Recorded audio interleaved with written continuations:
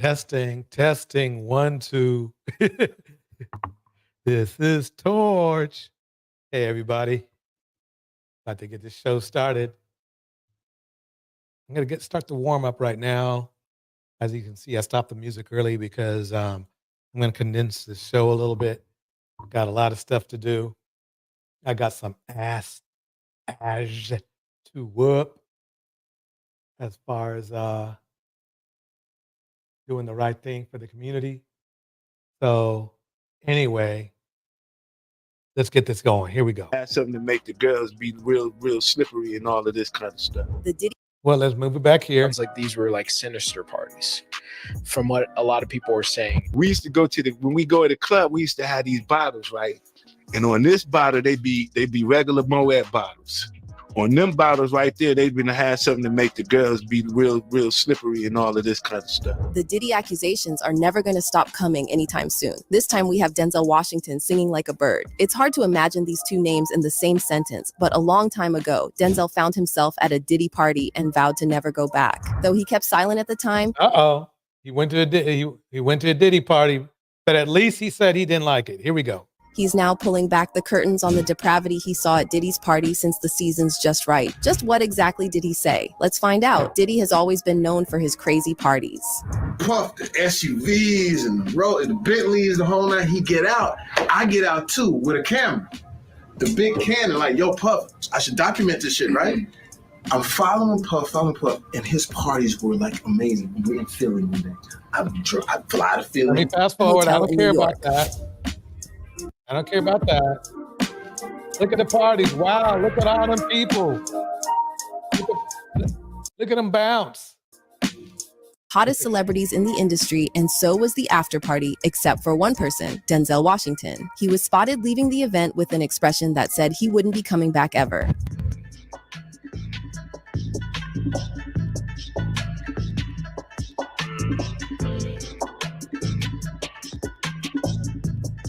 Yeah, he's not happy about what he saw.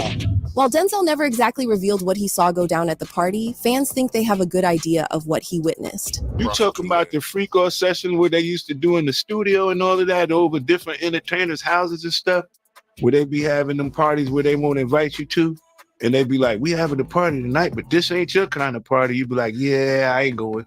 I don't want to go. Freak off parties, when you go in there and it be, yo, let me tell you something. We used to go in the club. We go into the nightclub, right? And we go and get to the VIP. All of these girls come around the VIP and they just be standing there. And like, let me tell you something, man. I'm going to get back with you. We got to rewind this back. We used to go to when we go to the club, we used to have these bottles, right? And on this bottle, they be regular Moet bottles. On them bottles right there, they've been had something to make the girls be real slippery and all of this kind of stuff. So when you get up, they be like, don't touch them bottles right there and only drink them bottles right there. So we already knew what the drill was. You just don't mess with them bottles, right? Then all of the girls That's not good for Diddy. And there's Mo in the club. After a while, they all running, opening up their mouth like little birds. He's running around just popping pills in their mouth. Pop, pill. And then that was the party. Bro, you know, you'd be like, yo, let me go with my Puff room, see what they doing. And you knock on Puff door, he'd be sitting there damn near butt naked. You ever just had a grown-ass man answer his hotel door butt naked and they'd be like, come on in? You'd be like, I'll come back. So I open the door, and in that room, there are a bunch of men. Mm-hmm. And they're all kind of like very like Romanesque, like laying about and, you know, kind of like very like kind of leaning on each other, not really spooning, but like conversationally spooning. Like if you were spooning, but facing each other and like leaning up on your elbow and talking. Like, how about this? Like in public, watching TV with a bunch of Dang, that's a freak off. Your friends, and you're with your girlfriends. Right. Yes. It would be like those guys kind of lounging on their girlfriends, but they're not. That would be weird. Right. Like you almost think that they should be feeding each other grapes, you know, stuff like that. Okay. It was very like regal lounge. Very. Oh, is that Okay, that's Diddy there. Who's that? That looks like who sung Nobody? It looks like him. I forgot his name. Erotic. Okay. All right. Heavy erotic. Yeah, like the drawings you would see of like old Greek right, hangouts. Exactly. Yeah, or like a fat girl going like laid on her side. Yeah, it would almost be the prelude to Yes. Oh, absolutely. Okay. Oh my God. Oh Okay. my God. It was so prelude. Okay. So Hey, well, look at everybody. This is what a high value man is. This is what, Kevin Samuels was preaching, right? This is a high value man. So I look, I'm there for a very brief amount of time because I open the door and clearly I'm not supposed to be in there. And I look, and who is lounging in my direct eye line? Puff Daddy and Felix the House Cat, famed house music producer. yeah, no, I know are what that is. basically spooning each other. I swear to God, they're basically spooning. And Diddy had every room taped and bugged. Diddy had, bro, can you imagine? He had every room taped and bugged, and they found little bugs or little tape recorders. I mean, little those micro projectors or whatever like that, or video cameras. They found them in the house, bro. So by them having those things in the house, and people know there's drugs, there's alcohol, there's loose women, there's loose men. That's crazy. I mean, remember, these are supposed to be the pillars of our community at this party, and they're doing all this. And maybe, just maybe, this is why things are the way they are in our community. Crazy. Woman on woman, man on man, all kind of crazy shit. Bruh.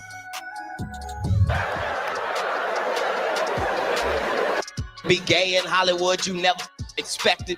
They be having these big mansion parties, and the mansion party, the whole mansion is a party, and then it's a separate party in the little rooms. I ain't been famous that goddamn long. I'm excited and I'm to be at the mansion party. You be looking in all the goddamn rooms, and you around and look in the wrong room and shit. I bet that went.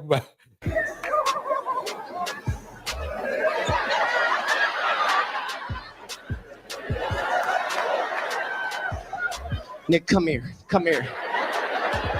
Is that just kissing? And it's obvious that this wasn't Denzel's way of doing things, because let's be real, Denzel and Diddy represent the two opposite ends of a spectrum. Exactly. You know what's funny is you never hear the manosphere talk about Denzel. They talk about Diddy. They talk about Diddy.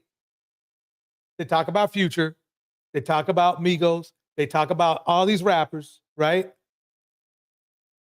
They talk about Jeezy, and if you were to line them all up, they're all messy. So yeah, Denzel was on a different, exactly, the after party. He's on a different mix. Let me keep it, let me keep this going on. Let me not interrupt this mix. Here we go.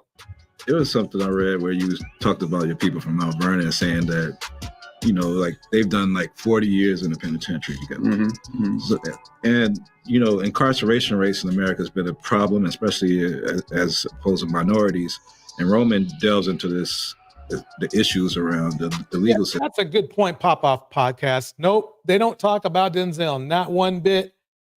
They probably think Denzel is a simp, but probably don't say his name like that because, that might make them look a little bad. But they would more like to be represented by Diddy than Denzel. So do you think we've made any headway in the I think it's more important to make headway in our own house. By the time the system comes into play, the damage is done. They're not locking up 7-year-olds. Yeah. I was in Chicago a couple of 3-4 weeks ago, and we saw these little kids on bikes with masks on the side of their head, like 5 or 6 of them. And the driver said, "Yeah, they're little yummies." I said, "Who?" He said, "Little yummies. Look up, Google Little Yummy." Little Yummy was an 11-year-old murderer. Wow. And you look at his picture, you'll see the headshot of him. He's like this. And he got murdered at 11 by a 14-year-old. Wow. Who's doing life now, and a 16-year-old. Makes no sense. You blame the system? Where was his father? It starts in the house. It starts in the home. Wait a minute, I'm not done now. You know, the devil goes, oh no, leave him alone. Man, he's my favorite. Don't you bother him. Yeah. Conversely, when the devil comes at you, maybe it's because you're trying to do something right. Exactly. And for whatever reason, the devil got a hold of that circumstance, that night. And fortunately, there were people there, not just me, but others in the gap. Tyler Perry came right immediately. Well said, Pop-Off Podcast. I believe the reason is because he is married to a Black woman for 40 years. That is Denzel Washington. And yes, in the manosphere, that is blasphemy to them. But that's the weirdest thing about them. But well said. Right over there with me, and some prayers, you know, keep it. I don't want to say what we talked about, but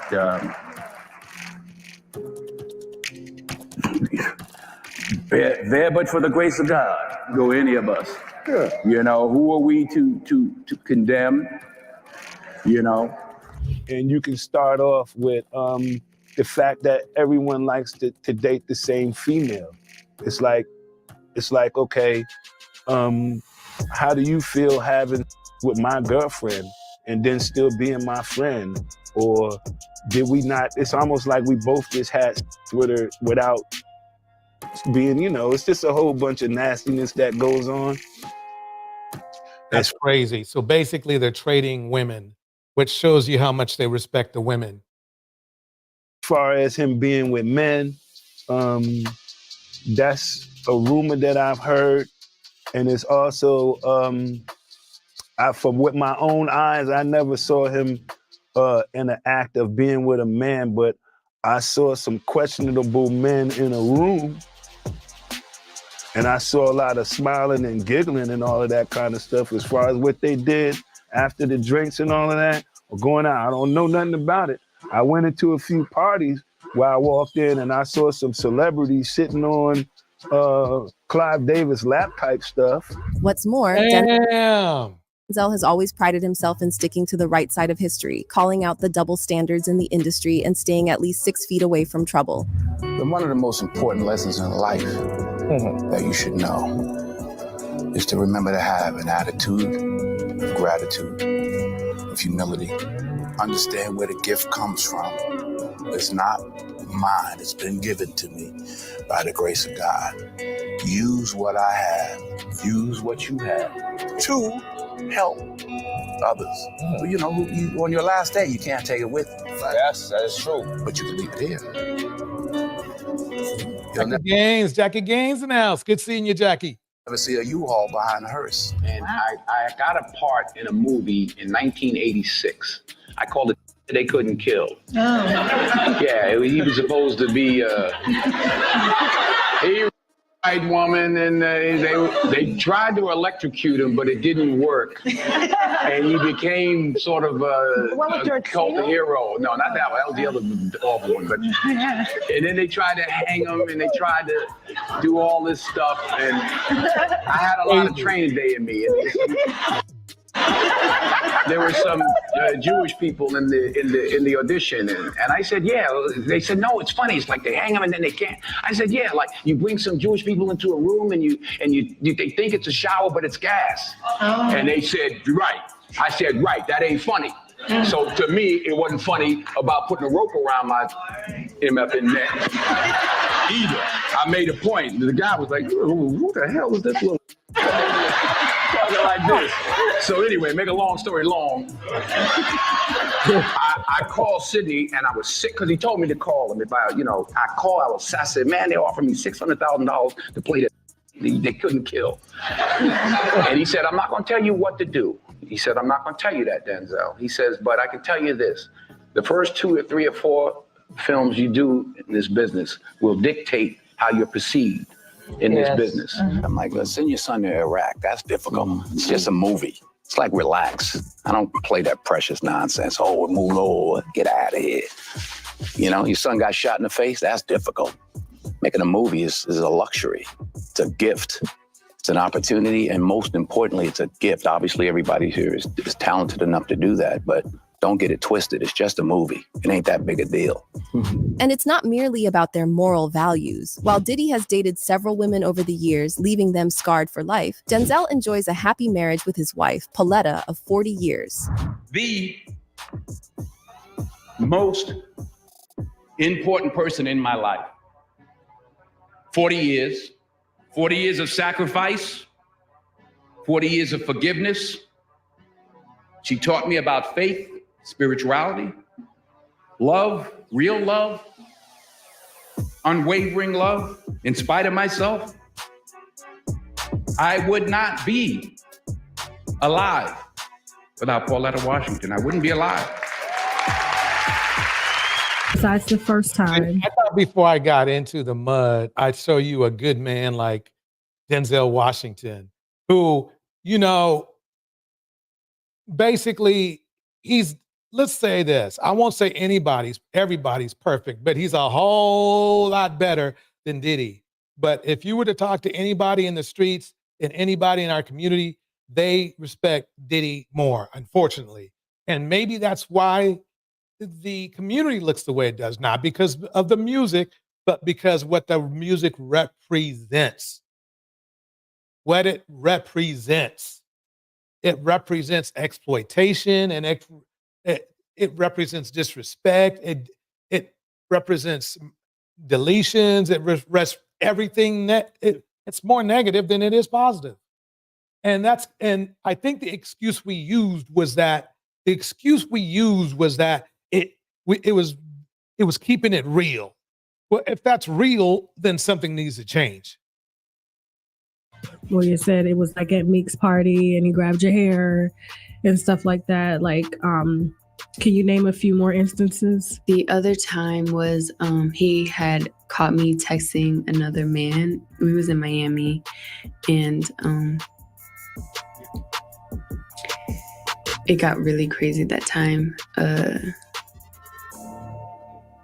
We was upstairs and he had like, we were in his closet and he like pushed me and I fell to the ground, and then he like stood over me. So I was like laying on my back and he stood over me and he started like punching me like this. Like, wow. He avoided my face, but he like started punching me like on the side of my head, and I was just like covering my face. And sounds like a nice guy to me.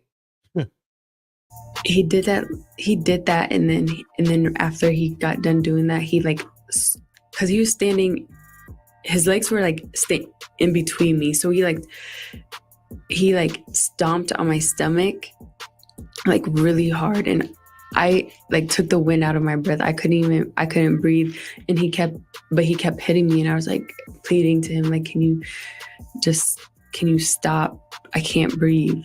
And he like stopped for a little bit. He like grabbed my hair from the back and like was like. I mean, do you think she's lying or not? I mean, if you watch the Cassie video, which I'll be spinning a taste of it later on, and I'm going to taste just a little bit because y'all have seen it before. Insert alias here. It's good to see you tonight.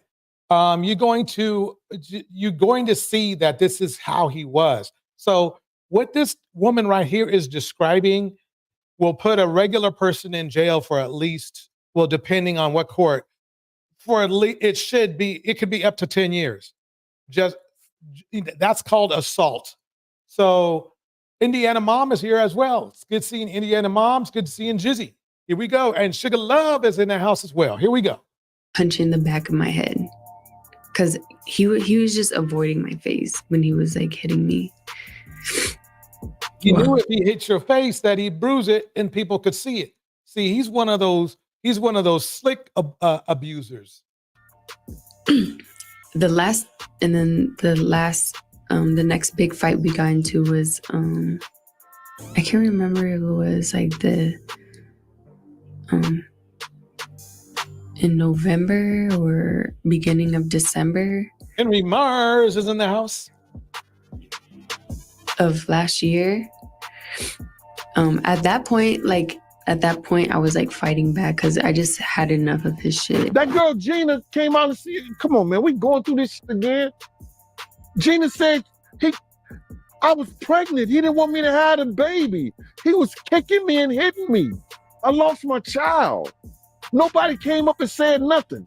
Considering the man that kind of Diddy, there are a lot of folks in the industry like Denzel who chose to avoid attending his parties for obvious reasons. Take 50 Cent for one. All y'all was there looking at this shit. Bridget Mouton in the house. That's why I don't be going to the puffy parties. They can hug you from the front and the back at the same time. Talking about. Look, if you're into that, I'm fine with it. Each his own. I'm just saying this is my mother kind of party. You know, like, it's uncomfortable. I think I belong in the girls' bathroom. And shit like that is going on.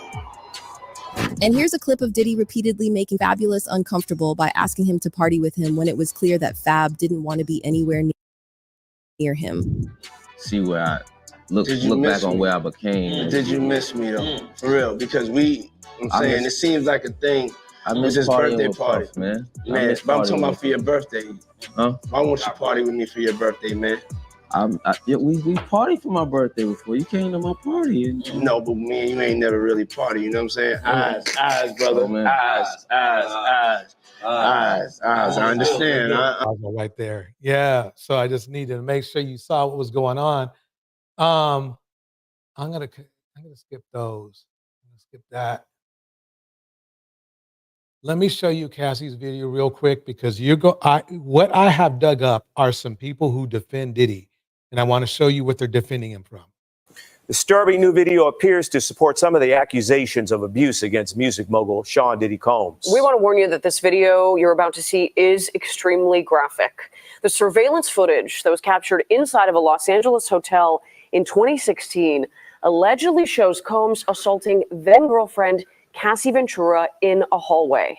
A now settled lawsuit filed by Ventura claimed that she was trying to leave the hotel after a drunken Combs punched her. The video appears to show Combs chasing her down the hall, throwing her to the ground, and then repeatedly. Okay, I think we've seen enough. So let me move forward. That upsets me right there. That's really messed up. That's disgusting. Well, let's see where let's fast forward now. I want to fast forward this. Let me clip this up like this a little bit. Get a little bit more a better view. And where's Puffy now? Where he should be. Here we go. Diddy Combs has been denied bail in connection with the sexual abuse and sex trafficking charges he faces. And as Les Trump reports, the music mogul who once traveled by private jet to all those mansions is now in a jail that is notorious for its bad living conditions. Perfect.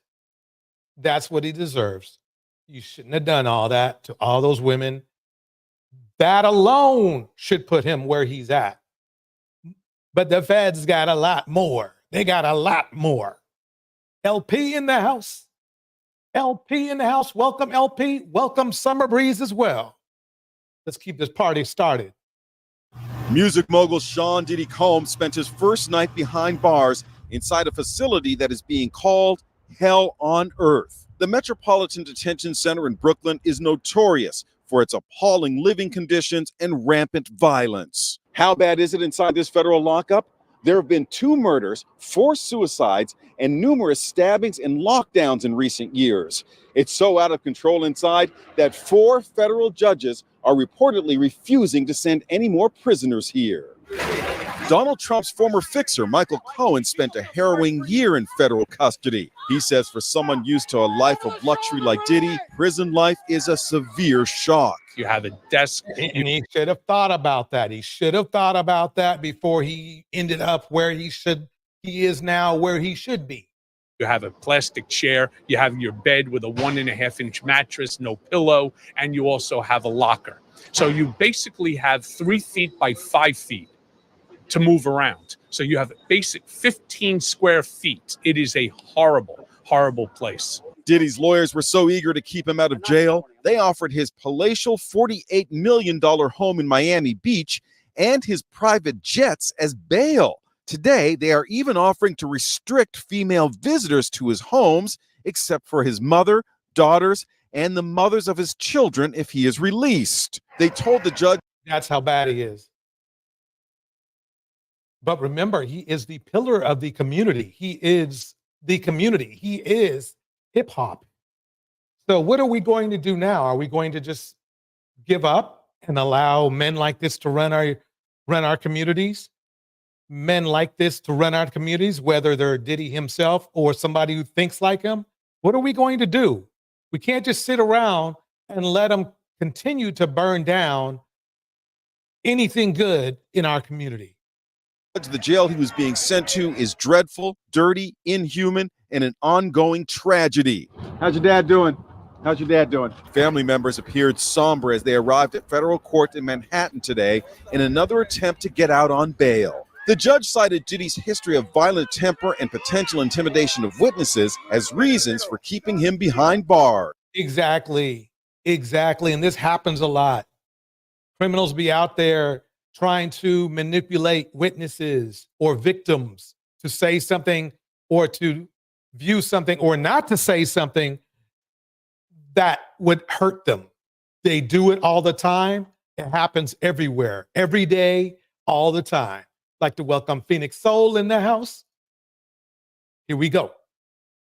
Diddy's former protege, singer Aubrey O'Day, is celebrating Diddy's downfall today. I feel validated, a win for women all over the world. Now, he's in big trouble now because he might have been able to slide around some of these things and be out if he messed with just women of color. But you start beating up on the man's woman, guess what you get? That the judge probably going by, okay, well, she black. Or say what? Aubrey who? He did what? He did what? Put him in jail. So put a 1 in the chat if you're happy that he's in, prison, and put a 2 if you feel like, maybe he shouldn't be there or that you feel he's innocent. Combs has pled not guilty. Those were the only words he ordered in court yesterday. All right, that's from Inside Edition, if you don't already know. So yeah, let me drop the link just in case somebody wants to come up and say something. This might be a good time. Whether you're for or against Diddy, you have a right to come up and say anything you want to say. Okay, so I'm going to keep this rolling. Guess what else is going on with Diddy? The story we're tracking, music mogul Sean Diddy Combs on suicide watch at Brooklyn's Metropolitan Detention Center after 2 judges denied his request for bail.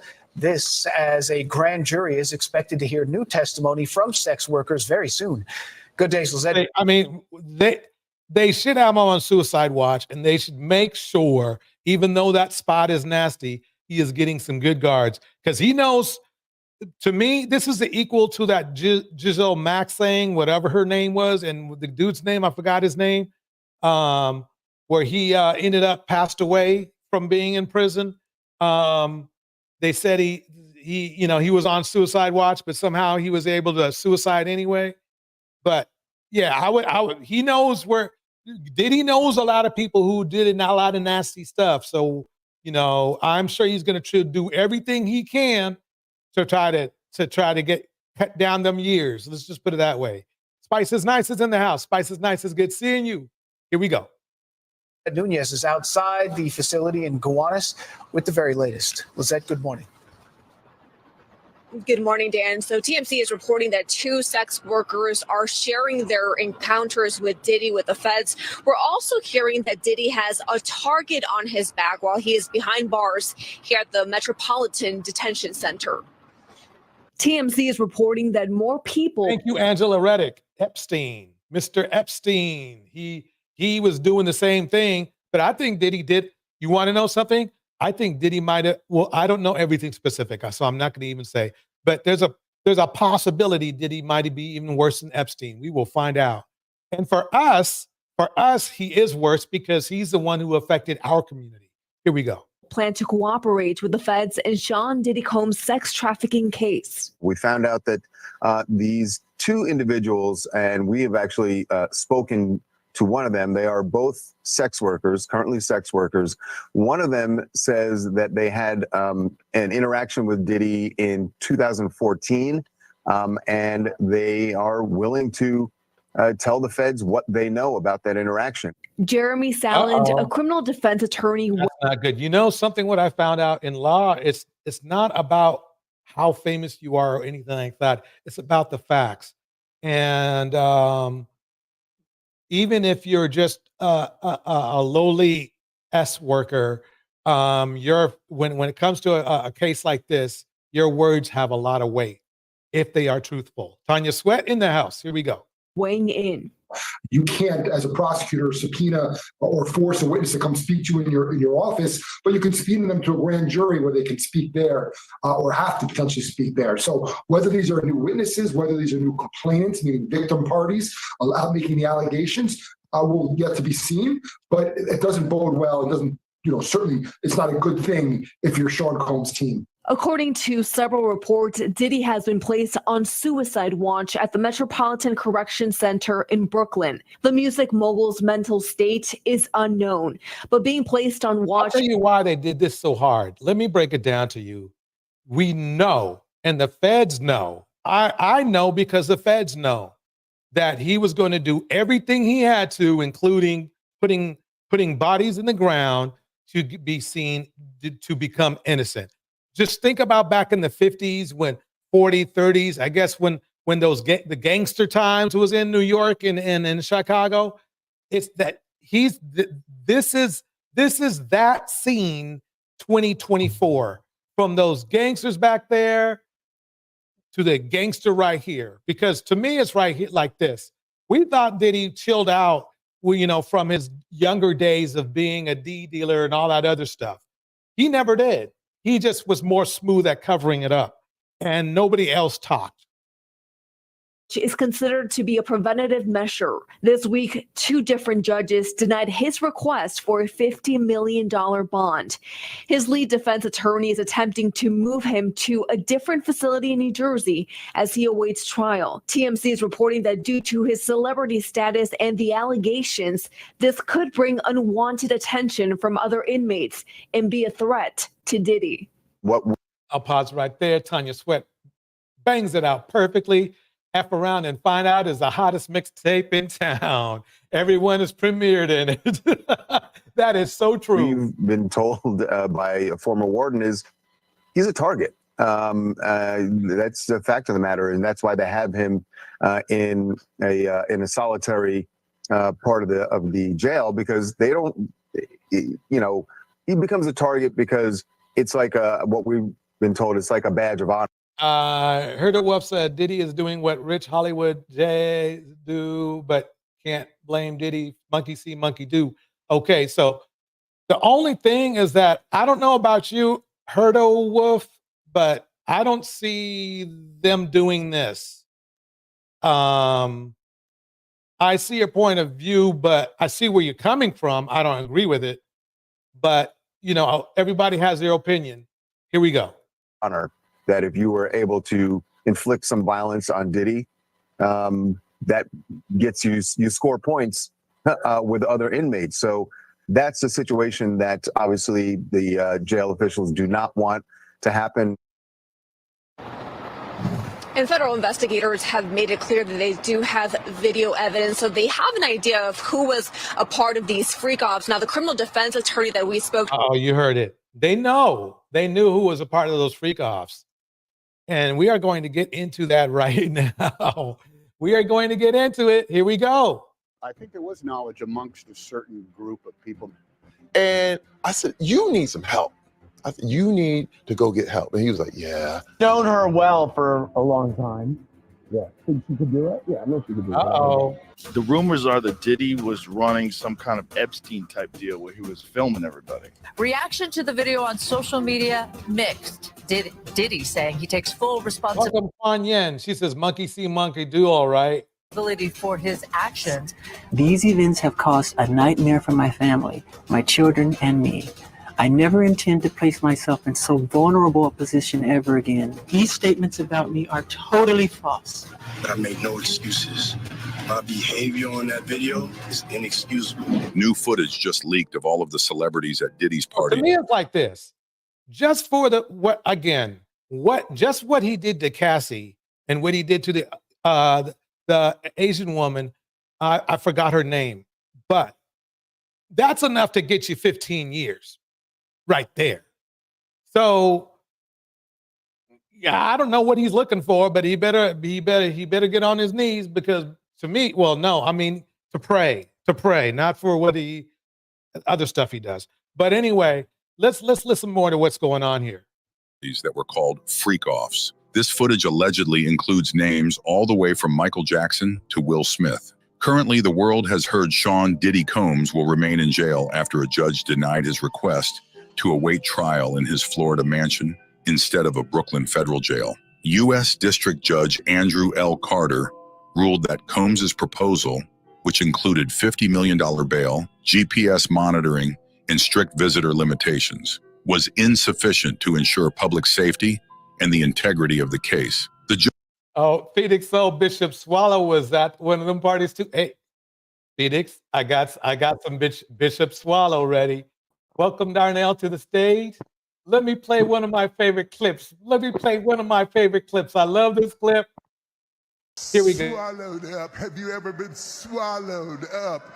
Have you gone through a time of swallowing where everything was overwhelming and you...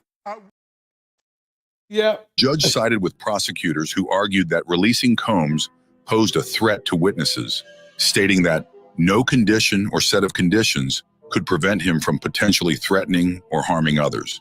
Exactly. Well done. Decision marked the second attempt by Combs' legal team to secure his release from the Metropolitan Detention Center, where he has been held since pleading not guilty to charges of physical and sexual abuse. Defense lawyer Mark Agnifilo plans to appeal the ruling, stating, "I'm not going to let him sit in that jail a day longer than he has to." These freak-offs hosted by Diddy involve many other celebrities. Diddy is just the tip of the iceberg, and now we have video footage of every celebrity that was at Diddy's parties. In the aftermath of the recent raid on Diddy's residence and the most recent arrest days ago, rumors have been circulating about the identities of several high-profile celebrities allegedly captured on the infamous freak-off tapes seized by authorities. Officially, law enforcement has remained tight-lipped, declining to confirm any names. However, tabloids and gossip blogs have been quick to speculate, presenting lists of suspected individuals that vary wildly, only adding to the public's confusion. Yeah, okay, so we know Kevin was there. That's not a good start for his career, that's for sure. But you know something? They're swallowing, and then there's something else. We need to start advocating for men who want to be with men. I understand the impulse, brothers. I do. But our women are not showing us. I don't care what they say. What are the women showing? What's going on? Y'all are going to jail. Period. Joe Rogan, known for often having insider information, is rumored to have released a list of 13 celebrities purportedly featured in these tapes. This list supposedly includes names like Cassie Ventura, Stevie J, Meek Mill, Usher, and even there's some rumors going around including Michael Jackson as a name involved, all the way to A-list stars. And you know what's funny? All except for the woman had legal problems. And there he is, Kevin. Such as Will Smith and Jennifer Lopez. The question on everyone's mind is, how did these celebrities get involved in Diddy's alleged secret recordings? And what exactly was happening on those tapes? Among those mentioned, Cassie Ventura stands out as a central figure in this narrative. She and Diddy had a tumultuous on and off relationship that lasted over a decade, ending in 2018. Despite the ups and downs typical of many relationships, rumors circulated that there was more going on behind the scenes. Speculation about Diddy's controlling nature over Cassie surfaced, with media personalities like Wendy Williams hinting at potential issues. Dang. So you notice he has had a lot of people go to the parties. I'm going to skip forward to just some more of them, and let's see who this is. Creating what he described as a warlike atmosphere. Yeah. As he stood near the studio's entrance, armed agents aimed laser sights at him and shouted orders. But Stevie G. Damn. Okay. Look at this. Look at this. Look at all these people here. Oh, okay. Well, wait a minute. Wait a minute. Was that? There's Michael Jackson. He was there. Guess who else? Michael was there. My thing is this: if they went there once, saw some stuff they shouldn't have seen, and then left, that's different. Because Denzel did that. He went there once and then didn't come back. That's different than all these people who kept going back. So let's see who this is. Okay. Whether Michael had any real control over the situation, or if he was being manipulated by powerful forces within the industry. The Jackson family subsequently sued AEG Live, arguing that the company had negligently hired Dr. Murray and pushed Michael to the brink. During the trial, Michael's son, Prince, testified that his father was under immense pressure, and he often heard him say, "They're going to kill me." Despite this compelling testimony... Dang. Wait a minute. The plot thickens. The plot thickens. So is he saying that maybe Diddy might have poisoned? I wouldn't be surprised. ...been for entertainment, nor are they up for discussion, she stated. A few Quan, welcome. years back, paparazzi caught Diddy and Rye sharing a passionate kiss, capturing a moment of their seemingly intimate relationship. The cause of their breakup remains unclear, but consider ways. Some believe he acted out of jealousy because he wasn't included in the proposed freak off. Others speculate that Smith would only make such a request if he knew Diddy was involved in similar activities. This line of thought suggests that Smith may have participated in such sessions with Diddy, possibly recorded on camera. Hence, many fans believe Will Smith is among the celebrities rumored to appear in Diddy's alleged Oh no, that would be very bad for Will. freak-off footage. Once known for his more refined public persona, Combs now faces severe charges. Authorities recently raided his homes, seizing narcotics, videos, and firearms. If convicted on all charges, Combs could face a mandatory minimum of 15 years in prison. Mr. Muhammad, I want to take your attention back to June of 2009. At that time, where did you work? For Michael Jackson, sir. Okay. And what did you do for Michael Jackson in June 2009? I worked security for him, security. Michael Jackson was involved with P. Diddy, and the footage that has leaked is startling. Kanye West claims P. Diddy was the real reason behind Michael Jackson's tragic death. These claims have resurfaced, stirring the pot of long-standing conspiracy theories surrounding the music industry. The revival of this controversy coincides with a new lawsuit against Sean Diddy Combs, reigniting questions about the hidden forces at play in the music world.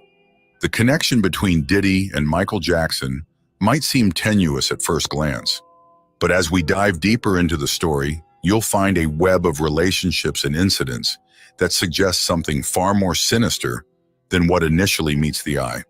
We will be revealing alleged startling footage of Michael Jackson and P. Diddy in this video. But first, we need to take a look at the mysterious death of Michael Jackson. Let's begin by revisiting the puzzling circumstances surrounding Michael Jackson's untimely death on June 25, 2009. Michael, known as the King of Pop, was found unconscious in his Los Angeles mansion. His personal physician, Dr. Conrad Murray, was at the scene. But what unfolded that day has since been the subject of endless speculation and investigation. The night before, on June 24, 2009, Dr. Murray administered a mixture of medications to help Jackson sleep. Despite his best efforts, Michael remained awake. In the early morning hours of June 25th, Dr. Murray resorted to administering propofol, a potent anesthetic that is usually reserved for use in surgical settings.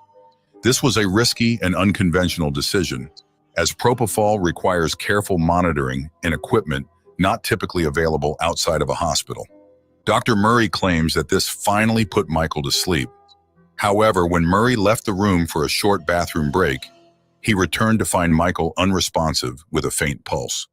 Murray attempted to revive Jackson by performing CPR for about 10 minutes and administering flumazenol, a drug used to counteract the effects of sedatives. Oddly, however, a 911 call was not placed until 12:21 p.m., almost an hour and a half after Jackson was found unconscious. Wow. Okay, you want to know what's bad about that?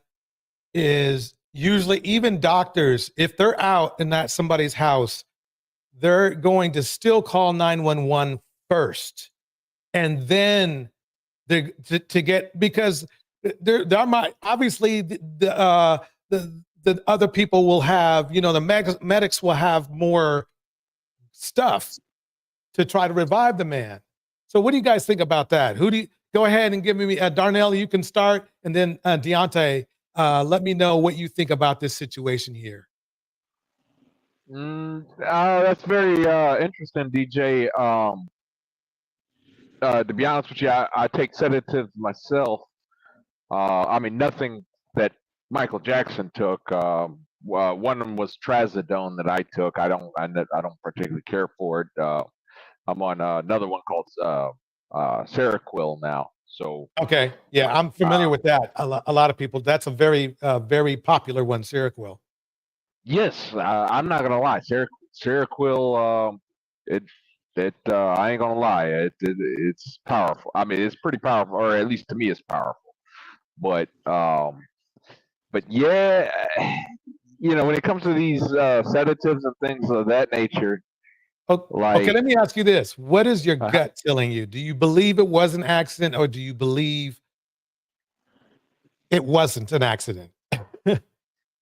Ooh, I believe a bit of both. I think in a way, I think in a way it started out as an accident, but I think fear set in, because I think that this doctor, the doctor that prescribed that gave the dose, I think he probably wasn't following the the medical handbook, if you know what I mean. Yeah, he wasn't exactly doing that. Yeah, everybody, I mean, we're going to move forward in here in a minute, but I want to hear from Deontay as well, too. Deontay, let me ask you, do you believe it was an accident? Do you believe he was paid to give him the wrong stuff? And do you believe Diddy had anything to do with it?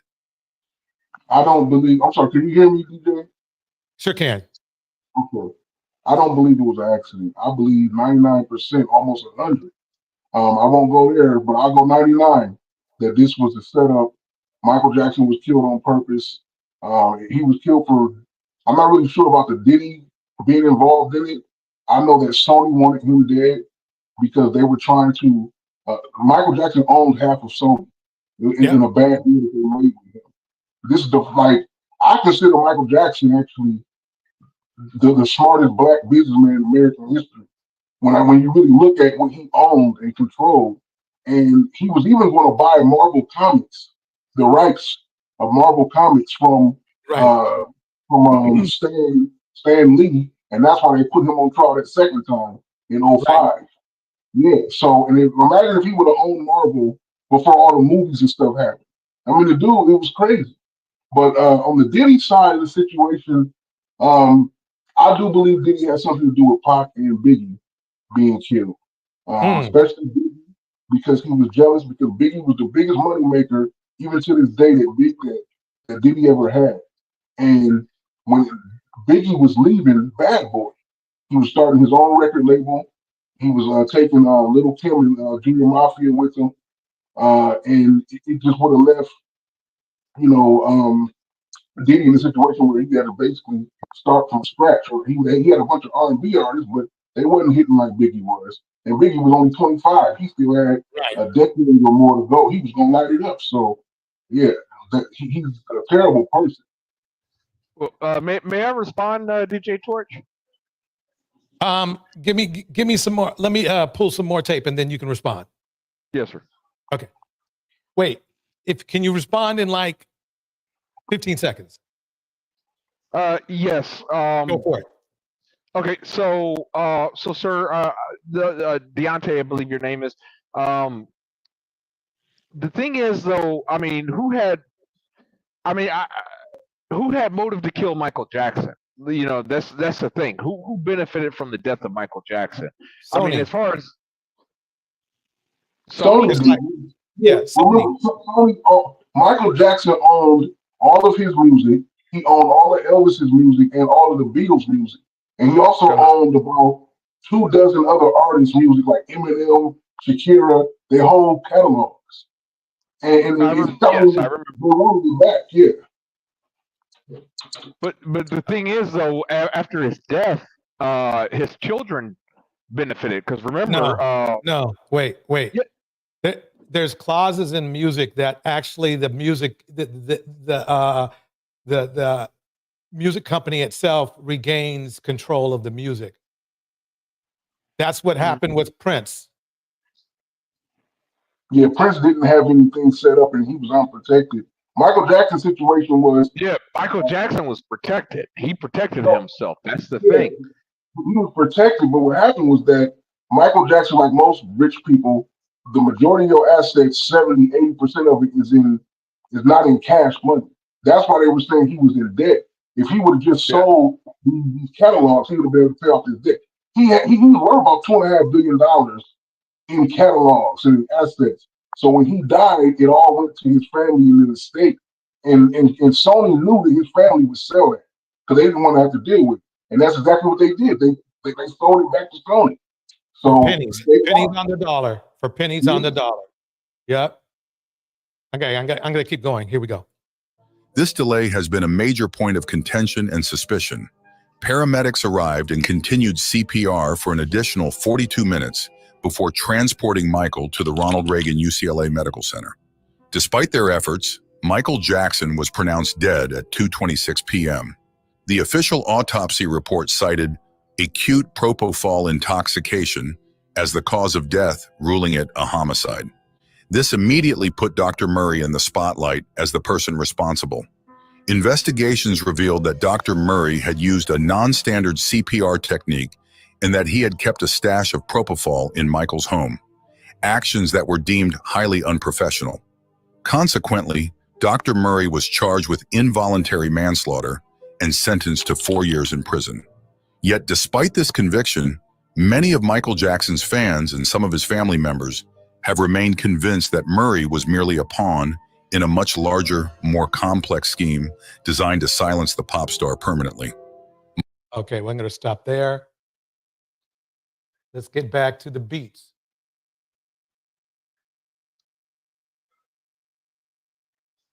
Okay. Same people who own the labels own the prisons. Literally the same people? Literally the same people who own the labels own private prisons. The records. So if you can't hear it, what Ice Cube is saying is the same people who own the record labels that these, obviously benefit from this music own the prisons too. That come out are really geared to push people towards that prison industry. But they didn't make you write those lyrics. It's not about making somebody write the lyrics. It's about being there as guardrails to make sure certain songs make it through and certain songs don't. Some records are made by committee, meaning record company guys sit around and tell the artists, this is hot, say that, do this. We're gonna have this guy write the lyrics. We're gonna have that. You have regular music record company stuff. So where's this prison thing come in? The record company pushing the narrative. Some social engineering going on here to make sure those prisons stay full. Yo, it's Big Ant. Let me pause that right there. I'm going to the next one. Oh, DJ, I didn't know you were. Oh, wait, let me ask you this. Let me ask you this. Okay, Deontay, what are your thoughts about what Ice Cube just said? Oh, that's 100%. I've been privy to that since I was a teenager. This is something that's been going on for a long time. I actually found out about this through a Michael Jordan documentary I used to watch back when I was like 20 years old, when he was invested in private prisons. It's the record company owners, the music, not the music, the movie studio owners, the movie studios, and the private prisons owners. Like they all work in cahoots with each other. It's a circular system. I mean, everybody wins. So the music company pushes salacious music and have it playing on repeat over radios, and they give it all kind of media attention, and it helps feed into the minds of young kids. Then they make movies that push the same thing, and then at the same time, the government passes certain laws that make it easier to, like how crack cocaine gives you more time than actual cocaine does. Three strike bill came through in California, the crime bill that Bill Clinton and Biden passed. I mean, all of this stuff is working in cahoots. Then the prisons get filled up, the private prisons. In the private prisons, they use labor. You pay these guys 5 cents a day to make sweatshirts and tennis shoes and, the old school, what was the thing, the license plates, some of these guys put together laptops, so that's where that came from. Got it. Okay, I'm going to move forward. Here we go. Saying, well, hey, if I have something like that in my house, like, the fed's gonna knock my door down. Here we go. Moments ago, Boosie reacts to Diddy being arrested by law enforcement late Monday night. Again, for those who may not know, Diddy is being charged with 3 felony counts. Okay, according to reports, Diddy is being charged with racketeering, trafficking, and transportation to engage in again, try to, word it a certain way so this video doesn't get flagged by YouTube. But again, Diddy pleaded not guilty and made an attempt, to bail out. But of course, they denied his bail, stating that he is a flight risk at this time. So of course, he has to sit and wait. All right. Right now, he's facing up to a mandatory minimum of 15 years. All right, up to life behind bars. Now, the 15 years, to me, he's already reached that by beating up on all these women. But the life sentence, we will find out. These are serious charges. Okay, now, moments ago, Boosie took to Twitter to give his reaction with a post that reads, I feel like Diddy is in jail for basically doing what every other famous entertainer has done. Flew women out for threesomes. He's just freakier. We're actually going to call women prostitutes who fly in willingly to be with their partners for sex. So this is from Forgotten Kings, by the way, and he is defending Diddy. He is defending Diddy. Keep listening. This is what Boosie, I feel this is what Boosie is saying. If that's the case, if you've been flued out and had sex, you should be labeled a prostitute. If that's the case, that's 80% of the women reading this. And trafficking, hashtag hell no. You're a celebrity. You got to fly women in. How else is you? See, this is the funny part, is how these demented men, in my opinion, are trying to normalize abuse. And they feel like if a woman is flown out, that she owes you something or something like that. And this has gone into the community. This is even regular guys. If you were to watch Kendra G or any of those dating shows, you would notice that these men expect something no matter what, if they fly you out. They really do. No, some men expect something if they just buy you a cookie, or some coffee. So that right there, this is why this is a very important case, because this whole attitude that Diddy has permeated all the way into our community. It is what runs our community, which is one of the reasons our community is the way it is. A lot of people say we don't even have a community. So how would you replace that word with culture? If you have vultures who are controlling your culture, then you got a problem. Here we go. You're supposed to get you're never in one place. When I saw that video. Now, I mean, to me, how can we take information from Boosie, somebody who literally hired a pro to perform on his minor kids, his minors?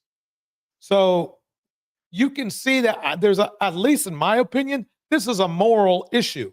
This is a huge moral issue where too many of the men in our community are looking up to literally gangsters and cons.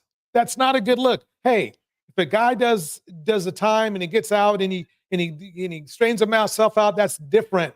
But when it's somebody who's continuing to do dirt, then that's where the problem comes in. And that's why I totally feel like this is why our community has not really made strides in reducing the amount of violence and crime in our communities. And we really got a lot of work to do. And the problem is that if we're sticking on to role models like Diddy and not Denzel, then that is going to take us down.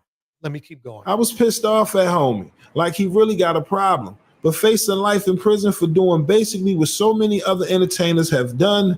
Hashtag I disagree. All right. Now, again, that was Boosie reacting to Diddy getting arrested late Monday night by federal agents. And of course, as we all know, Diddy is facing some serious charges. And if convicted, listen, his freedom is on the line. Okay, this is why Boosie is giving his controversial take. I'm pretty sure you're going to see a lot of criticism on social media in regards to Boosie disagreeing with this whole trafficking, right? Yeah, see, I call them Diddy defenders. Basically, they feel the same people that are Diddy defenders, I guarantee you not, have dirt. They have a jacket, they have a dockets, they have all of that. I can guarantee you that. And that's a huge problem. Then you're having influential Diddy defenders defending Diddy and then, you know, basically telling everybody in our community it's okay to do these things. I mean, he just saw on tape Diddy whooping on that woman. That should be 10 years right there. But he doesn't think he's, you want to know why? Because Boosie does it too. DJ, may I play devil's advocate? Go for it. Okay, and again, I just want to stress for the audience, I'm just playing devil's advocate here. But as a Lyft driver, I have seen where, okay, you know, we got this place, it's called Scottsdale, Arizona. I call it Snobsdale. But it's called Scottsdale, Arizona, where, you know, you got a lot of people that are either rich or pretending to be rich. And I mean, I'll be honest with you. I mean, I've seen both men and women. This is exactly, this type of behavior is what they want. And it's not just black people. I mean, I've seen rich white people. I mean, what kind of behavior are you referring to? The behavior I'm referring to is the drug culture, where, you know, people want to get high.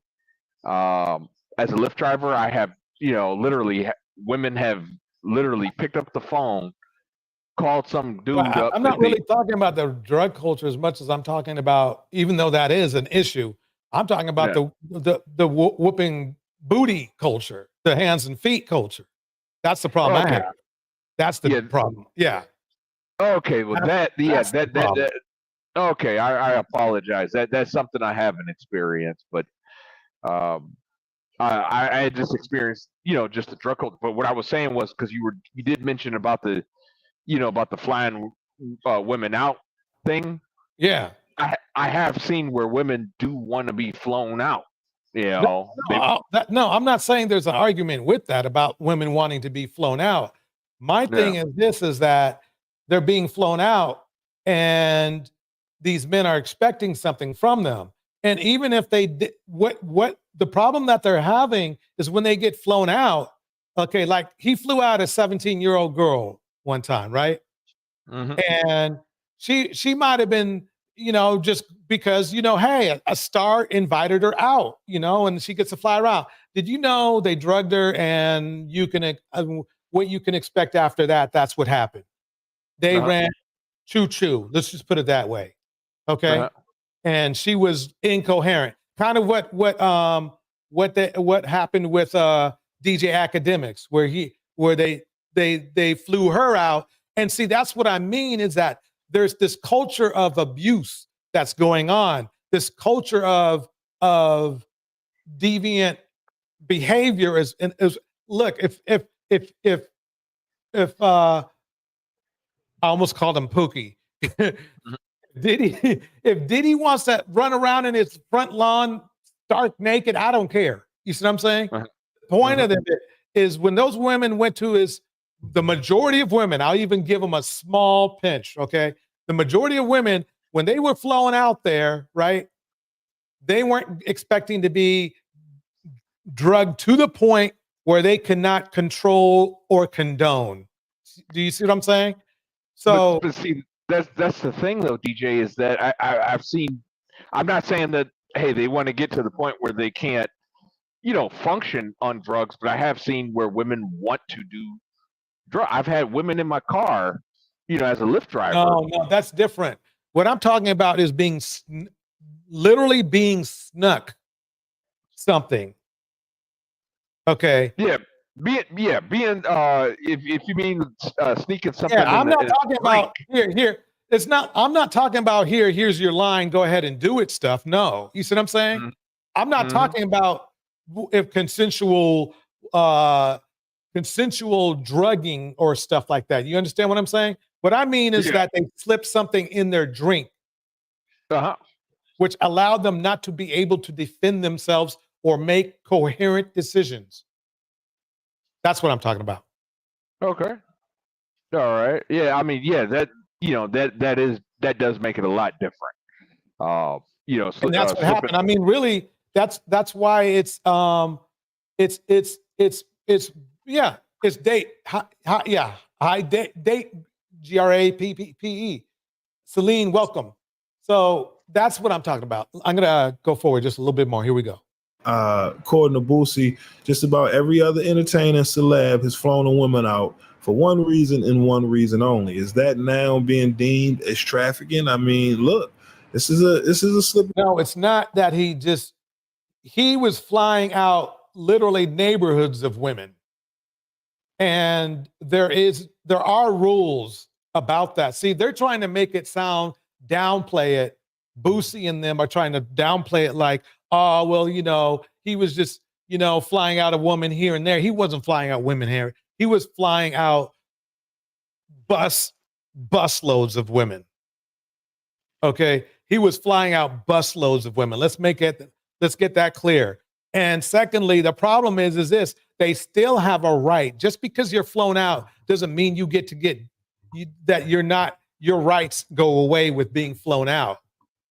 And that's the important part people need to grasp. Just because they got flown out or came in on a bus means that Diddy has the right to drug them without their consent. And that's the problem. That's the problem right there. Yeah, I just want to say it's two different things happening here. One, well, underneath these two things, the underlying thing is that a lot of this is just ignorance with these men because they worried they ain't gonna be able to play no more. Okay, I know what it is. But the first thing is, Boosie and these guys are just worried about the flying out part. It's something that's been going on for decades now. It got really big once the internet blew up and OnlyFans and Instagram got really huge.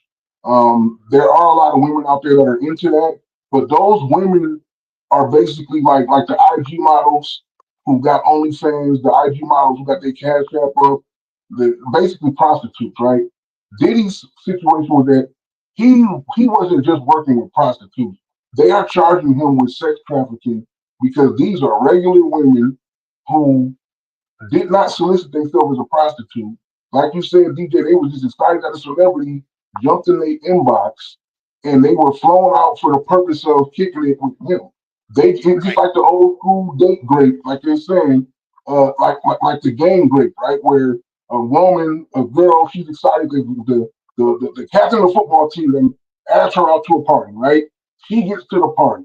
She's kissing on the captain. She's feeling good. She done gave the captain all kind of consent.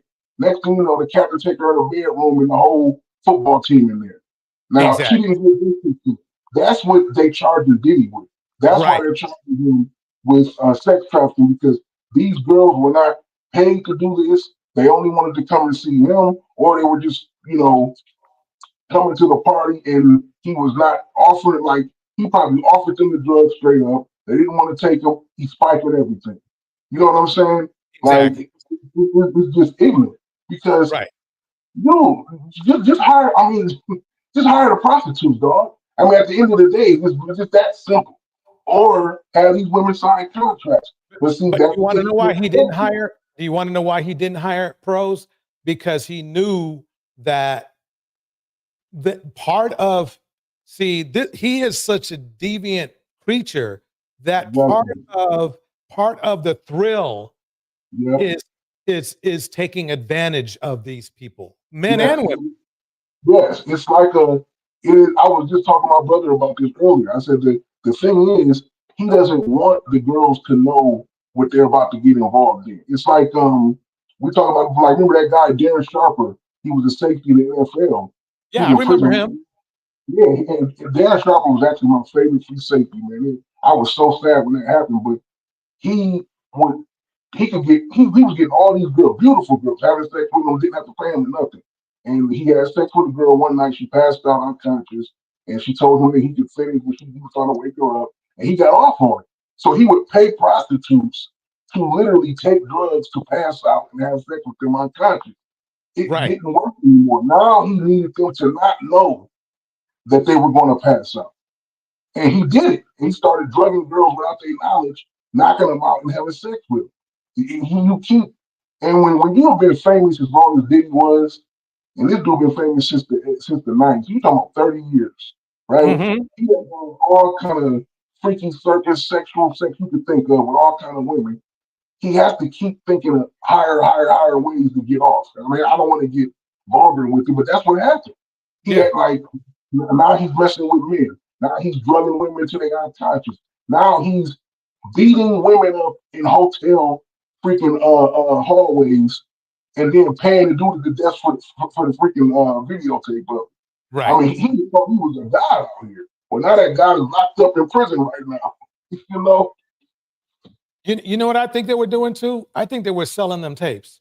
They would sell them in two ways. One, just for entertainment, right?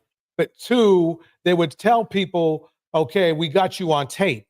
You know what I mean? We got you on tape. Now, if you want to keep this confidential, pay us blah, blah, blah.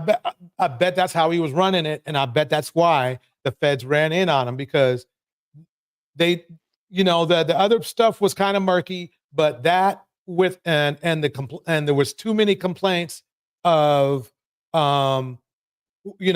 women waking up with their clothes off that didn't have their clothes off when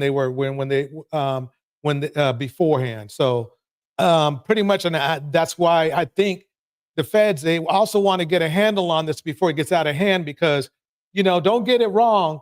This is related. The thing that's going on with DJ Academics is related to this. His situation, his MO is literally the same as Diddy's, with the exception he doesn't have nearly the budget and nearly the access. But he did do it at least once to one young lady where they slipped her something, and then DJ Academics played like he didn't know what was going on and shit. And he knew what was going on, because he was in his house, and he probably gave the guys okay to do that to her. So I'm sorry, DJ. I got to disagree, because there would be no way I would invite people to my house to grape a woman, because you got to remember, Diddy did. I'm an accomplice. There would no way. He thinks he's going to get away with it, though. Diddy thought he was going to get away with it. Do you really believe Diddy thought he was going to get caught? I think Diddy probably believed he's above the law. There are some people. There are some people that you don't have to be. But see, you don't have to be at Diddy's level to think you're above the law.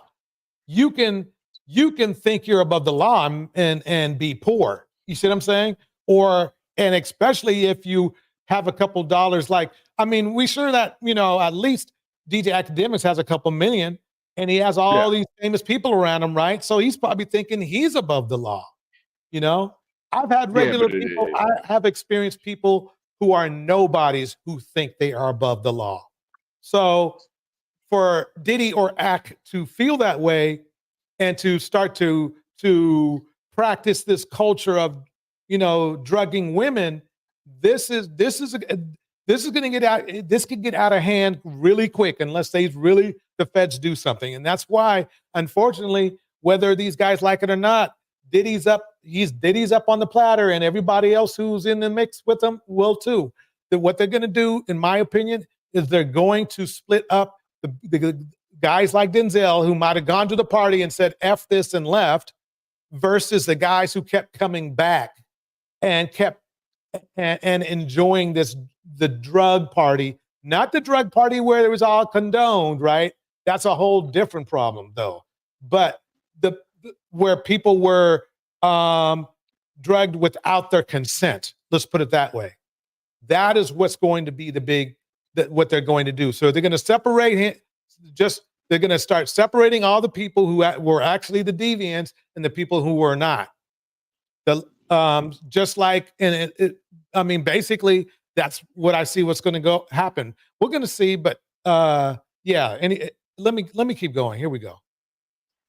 Every slope, right? When we're talking about the law, and these things happen, right, in the real world. And the fact that Diddy's an entertainer, credible, you know what I'm saying, name, high profile. Listen to how he's just like defending Diddy and his actions. It's amazing. Welcome, Die Rich.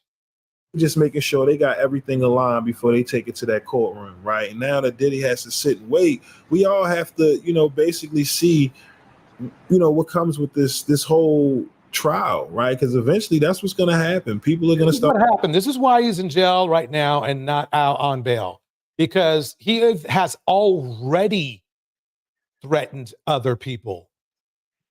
It's already happened. They probably got wind of it through Cassie's case, that they were being shut up.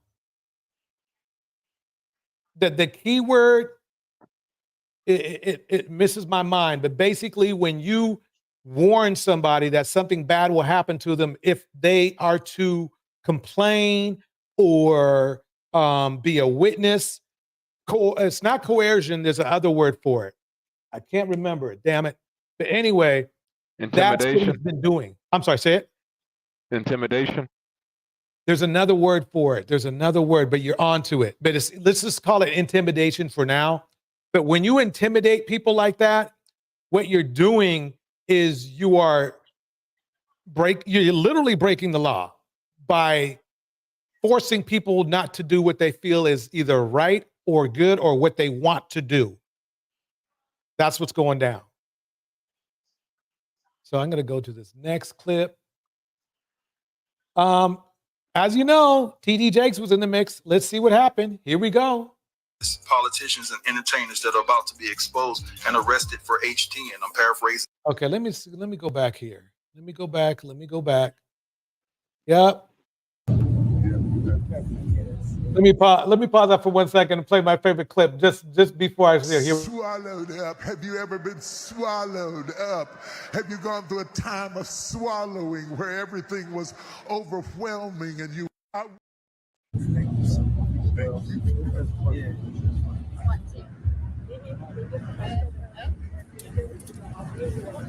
Hey. See from you, we need to be transformed and covered by you. So God, I submit myself fully to what you have already predetermined this moment to be. And I ask that you have your way. In Jesus' name. It's Diddy. Diddy is at TD Jakes' show. Here we go.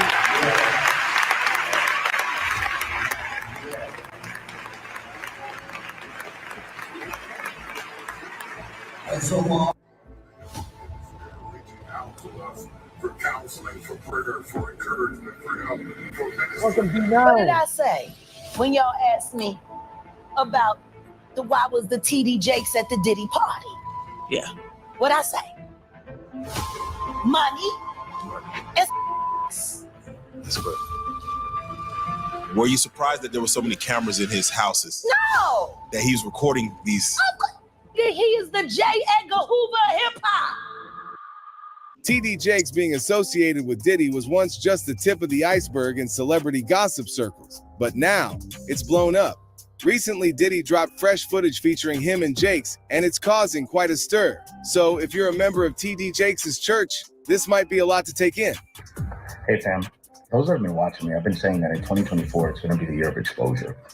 And God is exposing certain people. People that normally was able to use their power, their influence, and their money to silence people, those days are over. And before I hear people saying that, oh, this is some tear in the body of Christ, the Holy Spirit is the spirit of truth. So before you say, touch not my anointing, do my prophets no harm, that's a nescient statement, because that scripture is referring to Israel, taking the scripture out of context. And if the Holy Spirit is the spirit of truth, then speaking truth is not sowing tears, it's bringing reformation and healing. In my 20s, I got to be around some of the biggest men and women of God. And I got to witness things because I got to see them without their armor. One of the things that really happens, that Southern talk about, is that there's something called grooming. And it happens in the Pentecostal church, it happens in many churches, but I'm referring to the black church specifically. And what that means is that there'll be a bishop, a pastor, apostle, someone who has big conferences, everybody knows, oh my God, they're the holy men of God. And they will pick their victims and they groom them. And it first goes through stage one where they ask questions. What are you into? What do you like? You need to tell daddy everything. And so they're using verbosity and they're using this type of garrulous narrative to try to make you feel comfort, to make you feel comfort with their victim. And then from there it goes into stage two. And stage two is where it begins to become sexual. And it first starts by either making facetious jokes, making little statements, innuendos, and then it goes into the questions of what turns you on? What do you like sexually? You need to tell me this because I need to know, because I need to be able to pray for you. So it's almost like a psychological power game that they're playing with you. And in your head, if you say something wrong, they project it on you, they body shame you. Oh, you're too sexual. Oh, look at your body. Oh, you're the one that's making me do this. Oh, you. And so you have that in the back of your head. And you also have in their head of their dumb, misinformed followers who are pushing this predatory narrative because they're so in awe of either trying to be like them, either worshiping them, or not worshiping God, or worshiping their denomination or where they come from. And so they're not even there seeing with the eyes of truth, but they're there seeing out of carnality. And so they're sitting up there and they're protecting them. And the leader, the bishop, the pastor, they know this. And so they know, and they feel invisible. Oh, I can get away with this. Yeah, so basically, let me get to the good part. You actually can see the timestamp, and you can actually see where he says that I am thinking of you. Here we go. May the 26th, 2016 at 2:33 a.m. I looked at that picture. I said, this is like deja vu. Because that's the same thing Eddie did flexing and was in the exact same color shirt. I said, now wait, this cannot be a return. Let me look closer. And I saw where he was squeezing his fist flexing. You can see it even in his forearm and trying to sit his chest up. And said, I'm thinking of you. I said, this is the exact same kind of going on. So what do you guys think? You think TD Jakes is in the mix? What do you think? It's possible. Just because he's a preacher doesn't mean, he's not above that. So it's possible. Like I said, I just don't know. But it's certainly possible. I think didn't TD Jakes get involved in another scandal? I want to say he did. I can't remember. Yeah, I thought he did. I think he's been brought in question a few times before this about other things. But I can't really put my finger on it. Because I think it was wasn't it a guy that accused him of SA? I know that I can't remember. I have to look back up. I made a TD Jakes tape, and you're right. Yeah, somebody did accuse him. Yes. Yeah. I vaguely remember, but yes, he's been accused before. So yes, it's certainly possible.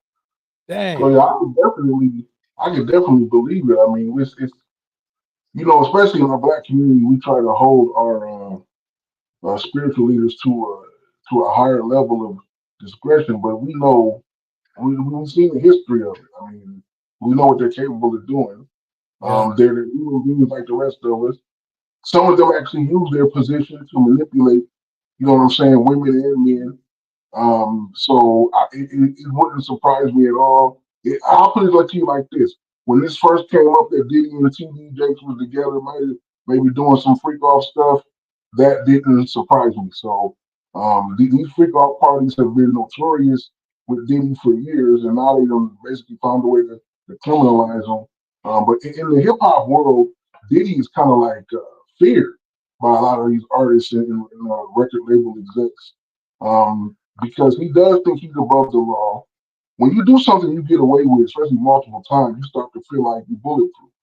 And remember in '99 what happened at that club shooting with him and J-Lo and the rapper Sean. Supposedly Diddy's the one who shot that person in the club, but Sean took the fall for him and ended up doing 10 years. And Yeah. now Sean is out of jail now. He said he regret that he ever did that. But that just lets you know, like, you can feel the power, you know what I'm saying? Like, of somebody like that. And people who have nothing, like Cassie, for example, she probably felt at any time she could have called the police, right? But he had people like Gene Deal, one of his former bodyguards, who was a former police. He's got former police officers working on his staff. He's got current police working on his staff. They witnessing the stuff that's going on, and they're not saying nothing. He's got all these big time lawyers and celebrities and all these people who run huge businesses, and you see this and you just feel like, I mean, think about it. When she got beat up in that hotel room, the next day they were at like a gala together or something, and she was made up smiling. She witnessed him buy that security tape from the guy at the hotel, so she knows like he's got power like this, you know. That just, I think that kind of stuff like that is what perpetuates that whole situation with Diddy. But when she finally when the dam finally broke and she finally came out and got that money from him and went public, it started a whole new thing, man, and Diddy's gone. All right. I'd like to read Manisha Harris. Welcome, Manisha Harris. She says they called him power bottom. I forgot all about that, but that is so true. They call him power bottom. Man. Wow. I mean, let me play my favorite clip one more time. Just one more time. Swallowed up. Have you ever been swallowed up? Have you gone through a time of swallowing where everything was overwhelming and you... I don't know. That so anyway, so I think I think I saw Cupcake. He's in Cupcake. Cupcake, you coming up or what? We're gonna give you a minute only because if you start to fall off or something like that, we can mute you. I guess. Well, now never mind, Cupcake. You guys know who Cupcake Zone is, so let me play some more. Here we go. If you want to believe that that's what Eddie Long was doing, if you're gonna believe that's what Eddie Long was doing, you can't help but believe that's what Bishop T.D. Jakes was doing. It's the exact same play. I'm thinking of you at 2:33. Am I saying that Bishop T.D. Jakes should be thrown away? Hell no. The contributions that this man has made, you can't, come on. But what I am saying is that you and I can love Bishop T.D. Jakes and at the same time say what the hell we think or call out a wrong thing. And that's the reason why I have a question mark over Larry Reed has his own problems. I just thought about it. I said, wait a minute. Larry Reed has his own problem. I remember a long time ago, about a year ago, maybe a year and a half ago. No. Like 2 years ago. He had his own issues with he was beefing with what was his name? The Bling Bishop. Oh, the guy from New York.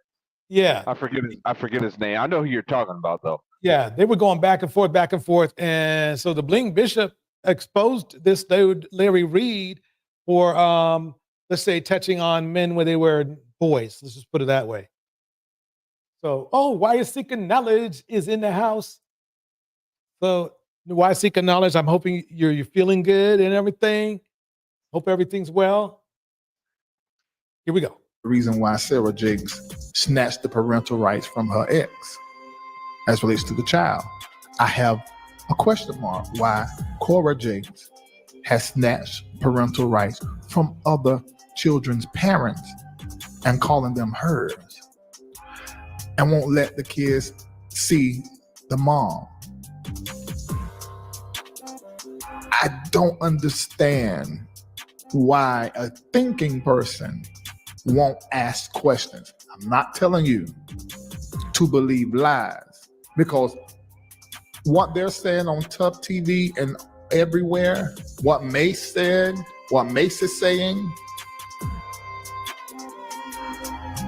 They don't have no proof. Yeah. Pop Off Podcast says he sounds like he has a little sugar. Yeah, it's crazy. It's crazy. I mean, it's really amazing how you can pick up who they actually are. And you're right. I mean, that there's a possibility. It's out there that he has a little sugar in his diaper. Why?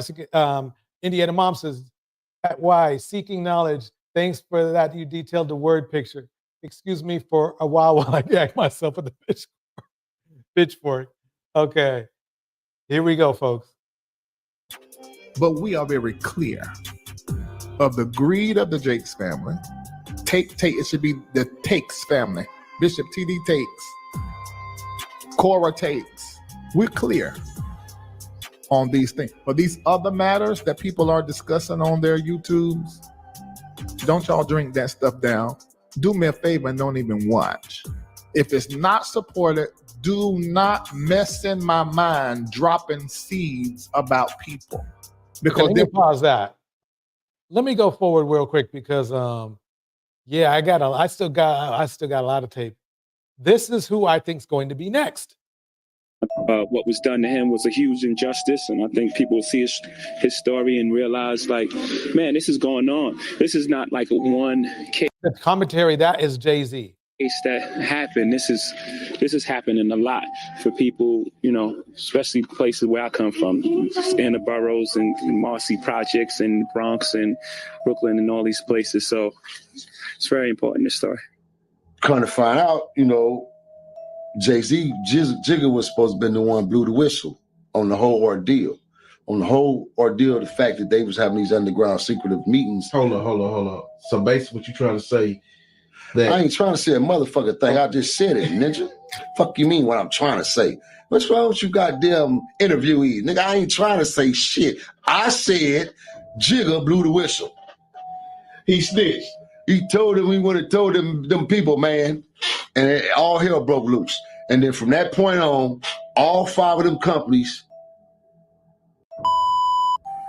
Sean Carter is just as bad as the diddler. And I know that for a fact. What's good, y'all? It is Mastermind, man. So DJ Academics went on Instagram and he captioned, so Jay-Z was asked about the diddler by Mario Zepp, and he said Diddy is a great icon and deserves space. You know, and I believe like Jay-Z was rehearsing that one, man. Like, you know, I feel like he stumbled on his word a little bit. You know, he wanted to, you know, articulate what he was planning to say better. But, you know, that's just the escape type of approach, you know. So y'all don't ask too much question and he don't say too much. But people saying that Jay-Z's trying to, you know, flew the country right now. You know, he's trying to get away. Jay-Z's smelling the smoke and it's right there next to him, man. People saying that Jay-Z's next, all of that shit, man. Man, listen, I cannot speak on assuming. I cannot assume. Let me pause it right there. I'm going to read Manisha Harris's comment, and then let's comment on what we think about whether Jay-Z is going to be next. Manisha Harris says this: these drugs got them going crazy. I have heard of Pink CC, and he has some of that at in the hotel they arrested him at. I mean, that Manisha, you brought up a good point. I'll tell you why. This guy is such, I mean, just think about it. He is such hooked on that drug, knowing he's being watched, by the way. He knows he's being watched by the feds and still has that pink stuff all over the place. So, yeah, very good point. What do you guys think about Jay-Z? Do you think he's going to be next? Or do you think he's... I'm sorry, yeah, I'll answer first. I got to go in a second, D. I just want to hop in real quick. Okay. But first off, Jay-Z is, I think at some point, everybody, when you make it successful, I don't give a fuck what the hell your field is. You have been privy to or part of something dirty and salacious, most likely. I don't care if you're a politician, CEO of McDonald's, or Jay-Z, or Diddy. It's just about how bad is it, right? But Jay-Z's 10 times smarter than Puffy is. And one thing is, if just like the guy was saying, if Jay-Z feels even it's a 10% chance of him being indicted by the feds, he's going to leave the country. Like Yeah. and never come back to America and be cool. That's what Diddy should have did. For I'm not saying I don't support Diddy or defend him, but just looking at it objectively, that's what Diddy should have did because he's never getting out of prison. He's gonna lose this case, so he's Right. never getting out of it. But and on the other hand, with Jay Z is that the only thing I can think of that Jay Z ever did, at least that I know of or heard of, that could get him in trouble, the statute of limitations is passed on that. And she his wife now. And what I mean by that is back in the day when they were all younger, Jay-Z, Dame Dash, Diddy, R. Kelly, they were messing with um Beyonce, the other girl from Destiny's Child, Aaliyah, I forget the one singer girl who Jay did a song with, Mm-hmm. Foxy Brown too. They were all in that 16 to 18-year-old range. They were kids. And we all know R. Kelly was with Aaliyah when she was 15. And then Dame started messing with her when she was 16, 17. You know, like Jay-Z was messing with Beyonce when she was 16, 17. You know, so that's just, I don't know. But I mean, they end up getting married and they've been married forever. So she never going to flip on him on that. But when it comes to these sex parties and stuff, man, I just couldn't see Jay-Z being a part of that because these guys, especially these street dudes, they already don't trust each other, right? Like, I just couldn't see Jay-Z putting himself in a situation where he's having vulnerable sex in somebody else's house. I don't Right. care if I mean, because I wouldn't do it. If I was invited to somebody's party and they were rich and they say, hey man, any girl you want, any room you want, take an empty room, just lock the door and get it going. Hell no, I'm not doing that. I'm gonna chill out in the living room in the open area with everybody with Denzel, drink my little vodka and then leave. You know what I'm saying? Like Yeah. you heard Marlon Wayans on Club Shay Shay 2 weeks ago. He said he went to a few Diddy parties. He said he was at one Diddy party till 3:30 in the morning and didn't see nothing. You know what I'm saying? But that doesn't mean it's not happening. When you got these huge elaborate mansions like this, you can Right. literally be having 2, 3 different parties at one time, and people in the back of the party don't know what's going on in the front. You know, so yeah, I just couldn't see Jay Z. You know, and plus, have they said anything about what it could be? What would make him next? Because I keep hearing people on the internet saying he's next. What did they say he did? Who? Jay-Z? Yeah, because I done heard a lot of people on the internet keep it's almost like they want it to happen. Like I mean, they keep saying Jay Z next. I'm like, well, what did he do to be next? You can't just arrest somebody just because you want to start knocking down music moguls. Right. Well, I don't think it would be obviously for the music mogul thing, but a lot of people, well, you heard, I forgot Jaguar Wright say that she knows she knows something about, you know, Jay-Z being like Diddy. And they do seem like, I think what it is that just like you said before, Jay-Z is a lot smarter. And I don't think it has to really do with intelligence. As what I believe what you mean by smarter is more cautious and a little bit more less More bodacious. Yeah. Yeah, because Jay doesn't come out publicly like it's almost like Diddy is very flamboyant. He likes to be out there. He likes to be in the public space. He throws all these parties and stuff, and like he gets down and gets crazy. Like I've never even even in his music he talks about what he likes to do. When you listen to like Jay-Z, just a much more of a refined type person. If they get him on anything, it's gonna be some white collar stuff. I couldn't see them getting Jay-Z on no sexual anything. Like it's gonna be some he done tried to fraud a bank or something like that, or did a bad business deal, tax evasion maybe. I could see that maybe, but I couldn't see no sexual freak off stuff. This is some stuff that Diddy is just really really into, and he done turned it to a deviant level. Okay, so let's get past Jay-Z then. And who do you believe would probably be next? Other people who would be of like, I think artists that roll with not Jay Z, roll with Diddy, who is loyal to him. We could be like, now these aren't like big names, but like maybe like French Montana could be one. He's pretty decent in the hip hop world. He's not like a super huge name. Um, it's just, I don't know. It just depends. I mean, I heard that Jay Electronica was at his house before doing. I mean, but see, that's nothing. He had Diddy's house doing cocaine, like I Right. mean, I'm not saying coke is illegal, obviously, but you know what I mean. So what? It's not nothing. Even the feds ain't gonna trip on that.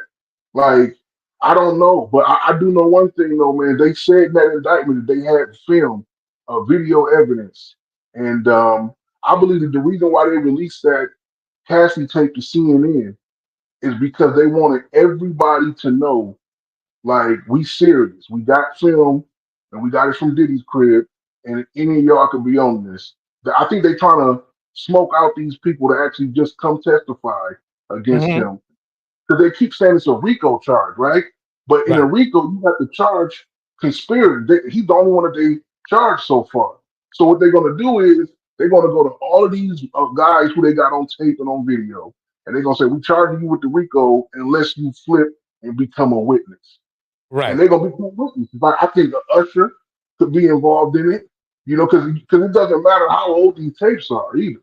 Right. Like they're gonna flip it. I mean, and well, again, And we I already hate know to that see. we already know that Justin Bieber's going to talk because he said he was. Oh yeah, yeah, man. Listen, I mean, Justin Bieber, a white boy, he ain't about to be involved in all this Negro. I mean, just to be honest, like I ain't like Justin Well, Bieber's. I'm not about to let all these Negroes take me down. Hell no. let me read Chancelecta's message. She says, I'm not speaking on no one's behalf, not even my own children. If I wasn't there, I have no expectations. 50 Cent is the only one outwardly dislocating himself from this BS, from the BS. That is Yeah, true. I agree. See, 50. See, 50 had nothing to do with none of this stuff. See, 50 is just like Jay-Z on one end, where he wouldn't put his life or his freedom in another man's hands. Like, where, Right. okay, I'm going to trust you. I'm going to trust Diddy enough to where I'm going to have sex in his house anywhere. No, because you already know these dudes, what these dudes is on. The stuff that we just now finding out, okay, the last 2 weeks, they already knew about this. They already knew that he'd been filming people and everything. All the Hollywood, especially Black Hollywood, knew about this. Yep. That's why 50 is talking so much shit, because he know he's safe. Yeah. I mean, they already said that there's cameras all over the place in his mansions. I mean, Yeah, really. And the thing is, it makes me mad, kind of mad, because everybody's trying to defend Diddy, and it's like Diddy really, in a way, he did a wonderful job self-snitching, in my opinion. I mean, if you're going to in somebody else's hotel, a chain hotel at that, it wasn't like some private hotel he could just buy out, right? If you're in somebody's hotel whooping on a woman, thinking that you're going to get away with it, and they have cameras all over the place, you know what I mean? It's it it it just shows you how delusional he is. And I hope the thing is this: there's a lot of people who are delusional like that, though, and that so it's important that I'm not saying that I want Diddy under the jail or whatever. I want him to pay for what he did, because if you don't make him pay, there's a lot of other people going to go, shit, he got away with it, so can I. And yeah, exactly. they're not going to. See, the problem is that they're not going to be able to get away with it because they don't have the bankroll Diddy still has at the moment. But they will still think they can do it and will do it. You see what I'm saying? And that's the problem. So sorry, Diddy. I mean, he got too loose. He got too loose with it. Yeah. And one more thing too, DJ, I just thought about with Jay-Z. This is how conscious Jay-Z is of being in public, being around people and cameras. You remember years ago, maybe not less than a decade ago. You remember that video that came out when he was in the elevator with Beyonce, Yeah. Solange, her little sister in the bottom. And when the elevator doors closed, Solange started beating on Jay-Z. And he just stood in the corner with his hands to his side. And Beyonce stood in her corner with her hands to her side. And Solange was beating on Jay-Z. And the security guard had his arm between them trying to get her off, but he didn't like push her. He was trying to be in between them, but she was still getting her hands in there, just beating on his chest and on his stomach. And then when the doors opened, they got off like ain't nothing happened.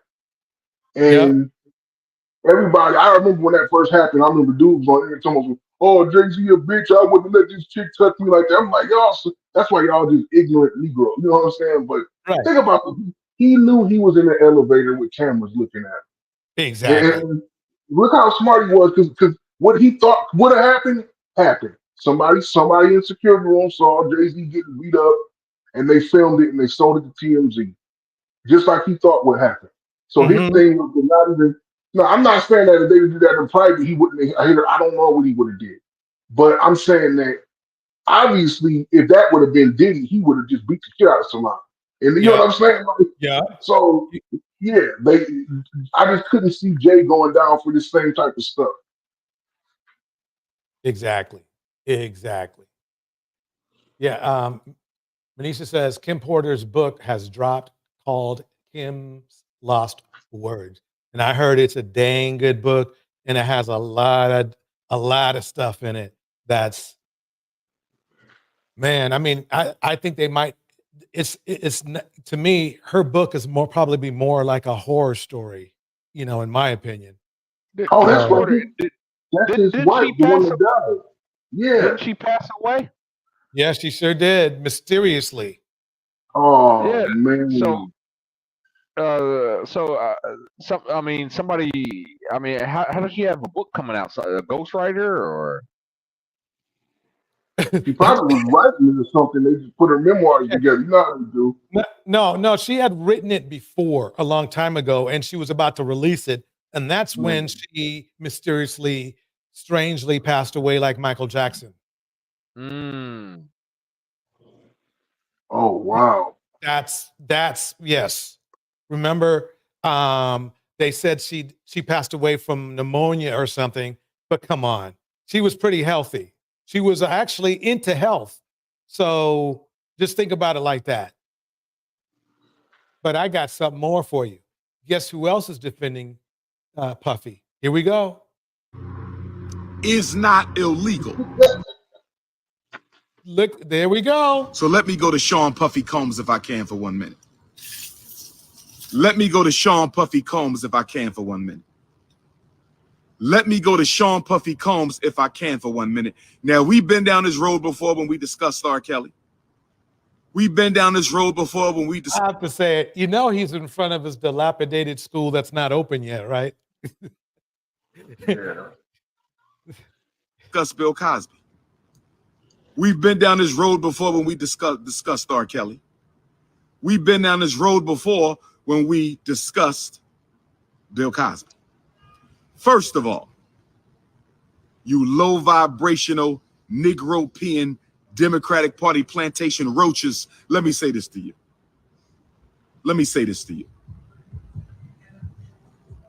I do not support Donald Trump any more than I support Kamala Harris. Jackie Gaines says, I'll take A for $1,000. Alex, pneumonia my A. Exactly. I hear you, Jackie. To you low vibration, politically uneducated Democratic Party plantation roaches. You're not even slaves anymore. You're roaches. I don't support Donald Trump any more than I support Kamala Harris. I don't support either one of them. So now, please. this is the weird thing, that the problem I have with him is, like, people have come out and said they've been scammed by him. So why is he trying to act higher than thou, higher mighty than other people, when he got a school he was supposed to open up 10 years ago? I can tell you right now, that thing ain't, I don't know how much he said he spent on it, but that looks like something you can buy off of, it looks like he bought himself a refurb. What I mean is some dilapidated spot that he probably got for $100,000, maybe $2, got a loan for it, and is calling it a whole school, but said he spent $10 million on it. I've seen $3, $4, $5, $10 million schools built. They don't look nothing like that. They're built from the ground up. I've seen them like lay the concrete down and the wiring and the walls and everything built brand spanking new back in the day. This is like almost 15 years ago. And they go $3 or $4, $5 million, and what you're looking at right there probably ain't even worth, depending where it's at, of course, because the property might be worth something, right? Maybe $1 million. Maybe $1 million. So he better open up that school fast, else he's going to lose a lot of people. Because basically he's saying all the money that all those people gave to him was for this school. Yeah, Umar is very smart and educated, and when he sticks on task, he's usually on point. But Umar chases women. Umar he doesn't have any men behind him. I mean, he's got men behind him that follows him, but his biggest follower in his supporter group is single women, single mothers. Usually like the ones that are in their 30s and 40s as well. So I'm not saying nothing's wrong with that. What I'm saying is that he doesn't. The reason why the men don't mess with him is because they know what he's doing. He's chasing after these chicks, and it's like, dude, you gotta have you 50 years old. You never been married. You got two daughters and two different women. You admitted that one of the women actually wanted to be with you. You just didn't want to be with her, and you up here lecturing everybody else on how they gotta have strong families. Right. Like, you keep talking about Malcolm and Martin like you want to be compared to them, but both of those were real men. They were both married to their wife and they had children, and they both, were real leaders. So he is caught between wanting to be a celebrity because he does like that lifestyle where people are knowing him and praising him, and then wanting to be a Pan-African leader, which he got a lot of pull that way too. But he's too old for that, man. He's 50 years old now. You should have been had this together, man. Like now you up here, So it's just crazy. Yeah, I mean, basically, he talked about, the last thing I heard him talk about was how he was going to marry 2 women.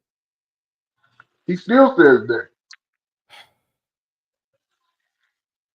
That's crazy. Let's see what he's going to say. Here we go. Please stop the cat. Please stop the cat. Please stop the cat. Now, what we see going on with Sean Puffy Combs, who doesn't appear to be an angel by any stretch of the imagination, but I want to draw a very, very clear distinction here for you low vibration Democratic Party plantation roaches. I want to draw a Did he just start using low vibration? Because I never heard him say that until the doctor was using it. Very clear distinction. Being a freak is not against the law of the United States of America. Being a sexual deviant is not against the laws of the United States of America. Having 1,000 bottles of dollar store baby oil in your home is not against the laws of the United States of America. Last time I checked, President George Washington was a rapist of African women. See, and this is the problem I have right here. George Washington, that's literally 400 years ago, bro. And I can see why Cynthia G had a problem with when he would go back into the 1776 and talk about shit like that. That shit don't matter right now. We're talking about right now. Laws have changed. Today, George Washington might have been arrested if he was here today for doing the exact same thing. And see, that's the problem I have with this dude, is he brings up stuff and he tries to use examples from 100, 200, 300 years ago, and the laws have changed from them. Even though there is, it's a fact that they, obviously the laws are a little bit less lenient towards people of our skin color. We do know that the laws have changed drastically enough that shit that people were doing, like George Washington was doing, was getting them put into the jail these days. So that's the argument I have with this, that he's using things way out of context for today. That's the problem I'm having with Umar right now when he talks about this. And it sounds like he's trying to give Diddy a break. And he knows, this is what bothers me about that. He knows how bad off our community is right now. He knows it's really in a panic, in a tailspin, whatever you want to call it. But yet, he's literally condoning the behavior of Diddy. In my opinion, that's what he's doing. Now, I know what he's going to say. It's like, I don't like, he doesn't, he's a deviant or whatever. Well, yes, being a sexual deviant today gets you put in jail. It gets you put in jail. It does. So I ain't buying that. I ain't buying that, Umar. Let me calm down. I don't think that. No, it's okay. I don't think that Umar understood, because I watched most of his video, and I don't think that he understood the actual facts, because Umar is just like in the same boat as Lil Boosie. They're both looking at it from the standpoint of, we're not basically trying to grape these girls or somehow like dupe them in a way that we are essaying them. They're both thinking that he's just paying for girls to fly out and have sex in all kind of nasty, freaky ways with oil and, you know what I'm saying, and whatever. Right. And then they fly back home with some money in their pocket. That's where Umar is basically trying to. So he's not really trying to defend Diddy as much as he's trying to defend the idea of being able to do that, just like Boosie was. They not factoring in that that most of these girls that he had coming out were not prostitutes. They were regular chicks. A lot of them were girls that he promised careers to and music and just casting count stuff. Like right. That's why he didn't see that. Okay, I'm gonna play some more. Here we go. Last time I checked, President Thomas Jefferson was not only a rapist of African women, he was a pedophile against black girls. So being a sexual deviant is not against the law in America, because America. And I need to correct him again. It is. It will get you put in jail. Just like, look at R. Kelly. Here we go. Because greatest heroes and presidents. And what I mean is, this is usually people that are at the deviant level of these men. It bleeds into different things like, trafficking, and because they can't get enough, so they keep bringing women in, and they don't know the laws good enough to know that what trafficking actually is. We're pedophiles and sexual deviants. I want you to understand, overstand, and understand. How we doing, young sisters? Y'all be careful out here. So I want you to understand, overstand, and understand what I'm saying right now. Okay? If being a sexual freak was a crime in America, you would have never heard the name of George Washington and Thomas Jefferson. Let us be absolutely clear. Again, remember now, I need to re-preface this. He's talking about people that's 400 years old, when basically there was a reason they call it the Wild Wild West. Let's put it that way. Didn't Bill Clinton get fellatioed in the Oval Office? Did not William? He was not sex trafficking though, bro. Come on. Nobody would be, if that's what Diddy did, if Diddy just had somebody, in fact, nobody does that. See, the problem I have is this. You see, he's trying to take these examples that don't even fit. There is what dude was doing in the presidential Oval Office and what Diddy is doing are two different things. What Diddy was doing wouldn't fit in the Oval Office, and the Oval Office is huge. Okay, so this is the problem. Is this We need to put bad people in prison. They need to be there. If they aren't there, they're going to be coming through your door, damaging friends and family. So the problem I have with Umar is he's trying to give people that are deviants, that are dangerous, that are bad, that are horrible people a break. And that's really bad for our community. It's terrible for a community. Do you want a good community, or do you want to just let deviants out? That's my question for Umar. Do you want to let deviants? I'm going to do exactly what he does. Do you want to let deviants out to damage the community? Do you want to you didn't hear me? Do you want to have deviants out on the street damaging the community? Do you want deviants in the community? That's the question. And see, so I know he has said, believe it or not, there was a time I agreed with some of the stuff he said. Now I'm starting to see a little question marks, on things he's saying. Even stuff I might even agree with, because now it seems like he's, especially finding out that he fleeced some people. Exactly. Pop Off Podcast. No accountability.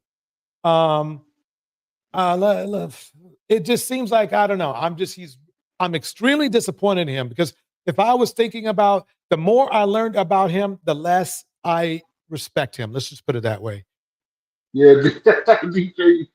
I had that moment a few years ago with Umar, man. Like, I lost all respect. I was done with him. I stopped following him on Instagram and everything, and then I finally kind of came back around. Not really just because, like I said, when he's on point, he's on point. But I see what it is that's outside of it. When he's talking about, like, entertainment, girls, women, all that kind of shit, it's over with. He's the other Umar, the one that everybody call a scammer Umar. And he's scamming. They're like, even in this video, like you said, he doesn't even know, he's applying things that don't apply with each other. He's trying to say what she did in the White House. We're like, dude, Diddy was forcing these girls to do this shit. And he was drugging them. Like, I mean, come on, man, he was drugging them. He wasn't drugging Monica Lewinsky. Monica Lewinsky had her full faculties, if you know what I mean. She was not, So let me read Phoenix Soul's perfect. This is the bar right here. I find it diabolical that he just told those young ladies to be careful, all the while simultaneously advocating for men that hurt women. Bars. Okay, here we go. Jefferson Clinton commit adultery and get fellatioed in the Oval Office of the White House and then lied under oath. True or false, brothers and sisters? True or false, brother? Rich nailed it. A broken clock can be right at least 2 times a day. Brothers and sisters. Yeah, exactly. True or false? Did William Jefferson Clinton, did he or did he not get his phallus gummy beard in the White House? Right. But he got his phallus gummy beard by Monica, and basically she wanted to do it. She didn't have to be deed into doing it. That's different than a 17-year-old young lady being flown somewhere, drugged, and then literally ran through. And that's the danger. That's the danger of Umar, is that he can be very lucid and logical, and then all of a sudden he goes on these weird tangents that, if it's like, wait a minute. So you said something logical here, but now you're saying poor Diddy, why is he in prison? I mean, it's like this. I think what hey, in a way, it's like, hey, I feel what he's saying. He's saying black men are put into prison unjustly. That I can understand. The problem is, I think Diddy is a very bad example. Yeah, and the thing with Umar is that he always, and this is one big thing I love to give him respect for, is that Umar is always down at the end of the day for black people always being either the victim of white supremacy or like somehow destroying it. And what I mean is this: Right. he's never he's never going to let somebody get charged with something that somebody else that was white didn't get charged with doing the same thing, even if it doesn't make sense, the context, just because it happened. So Right. I'm going to bring up something that happened. Tell me an example. I don't know if Charlie Sheen used to hire these girls to come stay with him, porn stars. They would sign contracts and live with him for like 3 months at a time. And the contracts were very detailed on what the hell that they was going to be doing. You know, like it was nothing wrong with that. That's how Hugh Hefner had the Playboy girls. Men do this all the time in this country, and they do it legally. And Diddy was doing it legally at one point too. He's in the deviant mode. Like, you know what I'm saying? That's what he's missing. That's what Umar is missing. Now, I don't know if he's doing it on purpose or not. You know, I mean, but he definitely missing that part. Diddy is being evil and deviant with it. He's breaking the law. And let me reiterate once again, that's they like doing that. They could have obviously they could have found enough women, right, that would want to that would want to engage in what they're doing, right? But I'm telling you, that's not what they want. They want to are these women. They do. That's part of it. They want to feel like they have full control over them when they not without them giving consent. That's part of the thrill for them. And that's the part that is dangerous. And that's the part that Umar is missing. Right. Exactly. That is it. You know, what he's speaking is fine as long as everybody in that room is consenting. Now, it's disgusting and it's bad for the black male image, you know, but it's legal. You see what I'm saying? But the problem is he went way beyond that. Diddy went left, and who knows? People might be saying some stuff. I would not be surprised if they found out that for sure. The young lady that passed from pneumonia per se didn't pass from pneumonia, where they find out later on that, you know, watch, something's going to come up. Something is going to come up. Oval Office. Did or did he not get gummy beared? Okay, I've had enough of the gummy bear. Let me go further. Even when I read the New York Times, the Philadelphia Inquirer, USA Today. Welcome, Hazel Bug. The LA Times. What I'm having trouble wrapping my mind around, brothers and sisters. What the Prince of Pan-Africanism is having trouble wrapping my mind around is they say that he beat and he stomped out Mrs. Cassie Ventura, which the video clearly proves, in which I will not support nor defend. He stomped her out. They proved that he had 1,000 bottles of baby oil. They proved that he be having freak-offs all over the country, particularly in New York, Miami, and Los Angeles. What I have yet to hear is any evidence that Sean Puffy Combs is guilty of a federal crime. Let me explain something to you, low Wait a minute. They just had this, I played it in another video, and maybe I should have played it in this one. They just had a guy who articulately laid out the whole case on exactly why Diddy is in prison. And it's as if Umar didn't even watch the news video. I forgot the guy, but you could tell he's a Fed because he stands up straight. He's got those the rim glasses and everything. Very articulate brother. Very articulate brother. And he laid out the whole case. Yeah, well, here's the thing, DJ, is that as a question answer to Dr. Umar's question there, it's called the Mann Act. You know, and for those of you that don't know what the Mann Act is, basically it's moving women, or it could be even children, across state lines for the purposes of sex.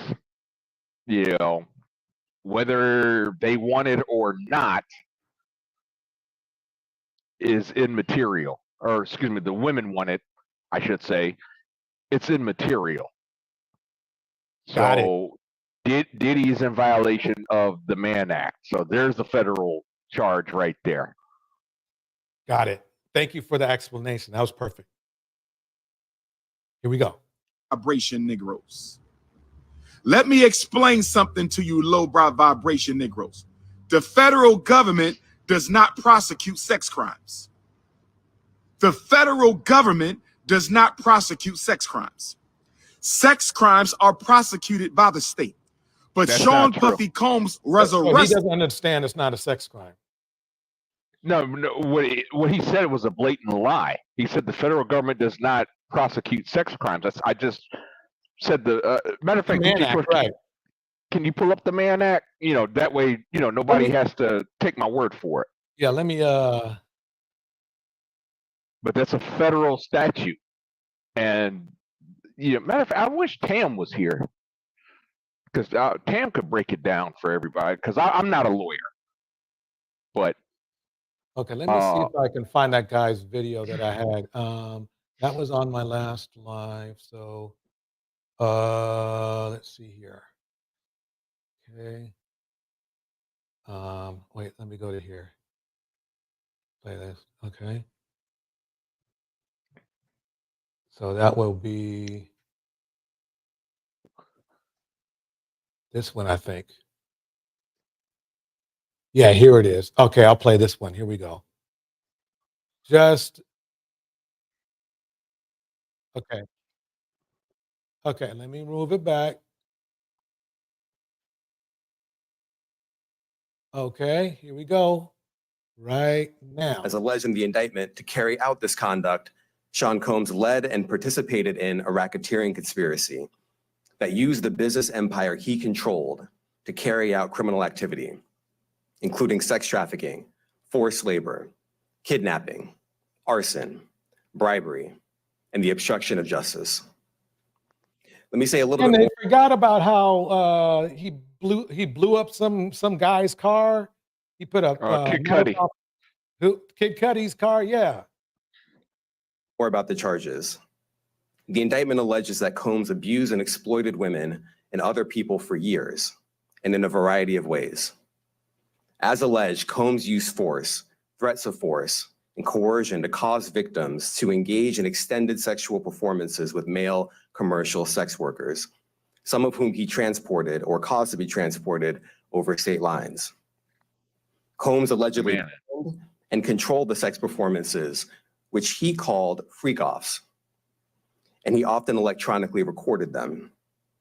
The freak-offs sometimes lasted days at a time, involved multiple commercial sex workers, and often involved a variety of narcotics, such as ketamine, ecstasy, and GHB, which Combs distributed to the victims to keep them obedient and compliant. As alleged, when Combs didn't get his way, he was violent, and he subjected victims to physical, emotional, and verbal abuse so that they would participate in the freak-offs. Let me pause that. That is a very common thing in our community. A lot of the men in our community, when they don't get their way, they become violent. That's a concern we need to work on. Here we go. And that Combs hit, kicked, threw objects at, and dragged victims, at times by their hair. As we saw in that video. On one occasion in March of 2016, that conduct was captured on video and later reported in the media. Specifically, Combs kicked, dragged, and threw a vase at a victim in a Los Angeles hotel when the victim was attempting to flee. As alleged, these assaults often resulted in injuries to the victims, which took days or weeks to heal. In addition to the violence, the indictment alleges that Combs threatened and coerced victims to get them to participate in the freak-offs. He used the embarrassing and sensitive recordings he made of the freak-offs as collateral against the victims. Okay, that's extortion. That's the word I was looking for, extortion. And the indictment alleges that he maintained control over the victims in several ways, including by giving them drugs, by giving and threatening to take away financial support or housing, by promising them career opportunities, by monitoring their whereabouts, and even by dictating their physical appearance. Because of all of this, the indictment alleges that the victims did not believe they could refuse Combs without risking their security or facing more abuse. The indictment also alleges other acts of violence undertaken by Combs and others, including violence against witnesses to his abuse, kidnapping, and arson. The indictment alleges that on more than one occasion, Combs carried or brandished firearms to intimidate and threaten victims and witnesses. Now, Combs did not do this all on his own. As I mentioned, Combs has been charged with RICO conspiracy. He used his business and employees of that business and other close associates to get his way. Those individuals allegedly included high-ranking supervisors in the business, personal assistants, security staff, and household staff. The indictment alleges that those individuals facilitated the freak-offs.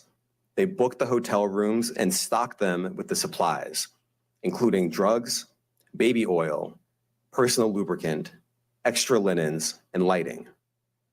When the hotel rooms got damaged, they helped clean it up.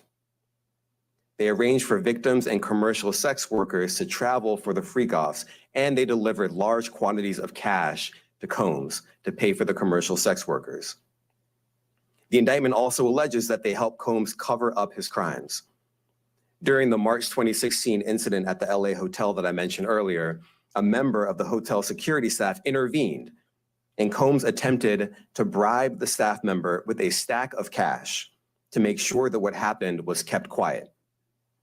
And as the indictment alleges, in late 2023, after public allegations were made about Combs's crimes, he and others pressured witnesses and victims to stay silent, including by making phone calls to witnesses and victims and giving them a false narrative of what they had experienced. And as alleged, Combs used others to help conceal his abuse by monitoring and preventing victims from leaving a location in order to hide their injuries or by... Let me pause right there. As you can see, I don't think either Umar is ignoring this or he's lying on purpose, because this is a lot of shit here, if you ask me. I mean, I'm not even halfway through this tape. Yeah, And he did all of that. that's a lot, man. That's the indictment he's reading. Like that's everything that they have in there that they're saying. They have fact of evidence of. They wouldn't say that they didn't.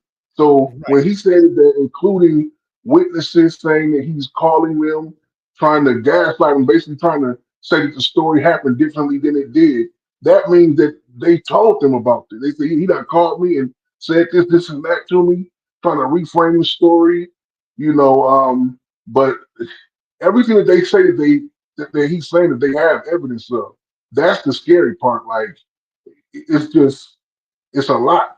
But I don't know if Umar watched this or not, because it says everything for itself. Well, it's clear to me Umar did.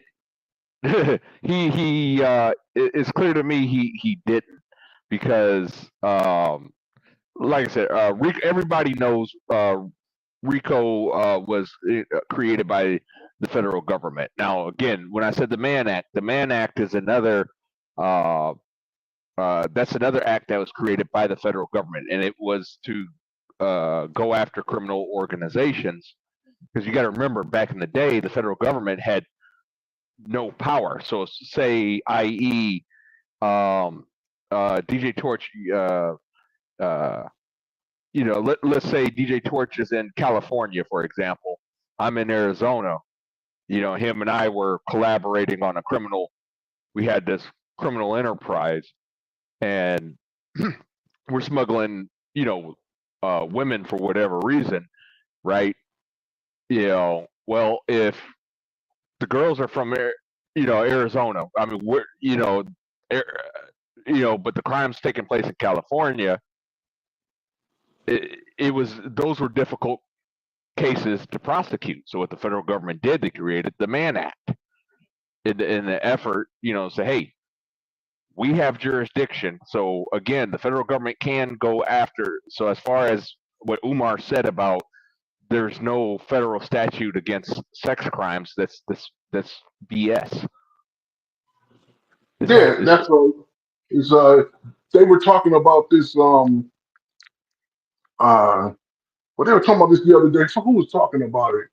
Oh, anyway, they were talking about the if it was illegal or not, between the state and the feds who had the jurisdiction.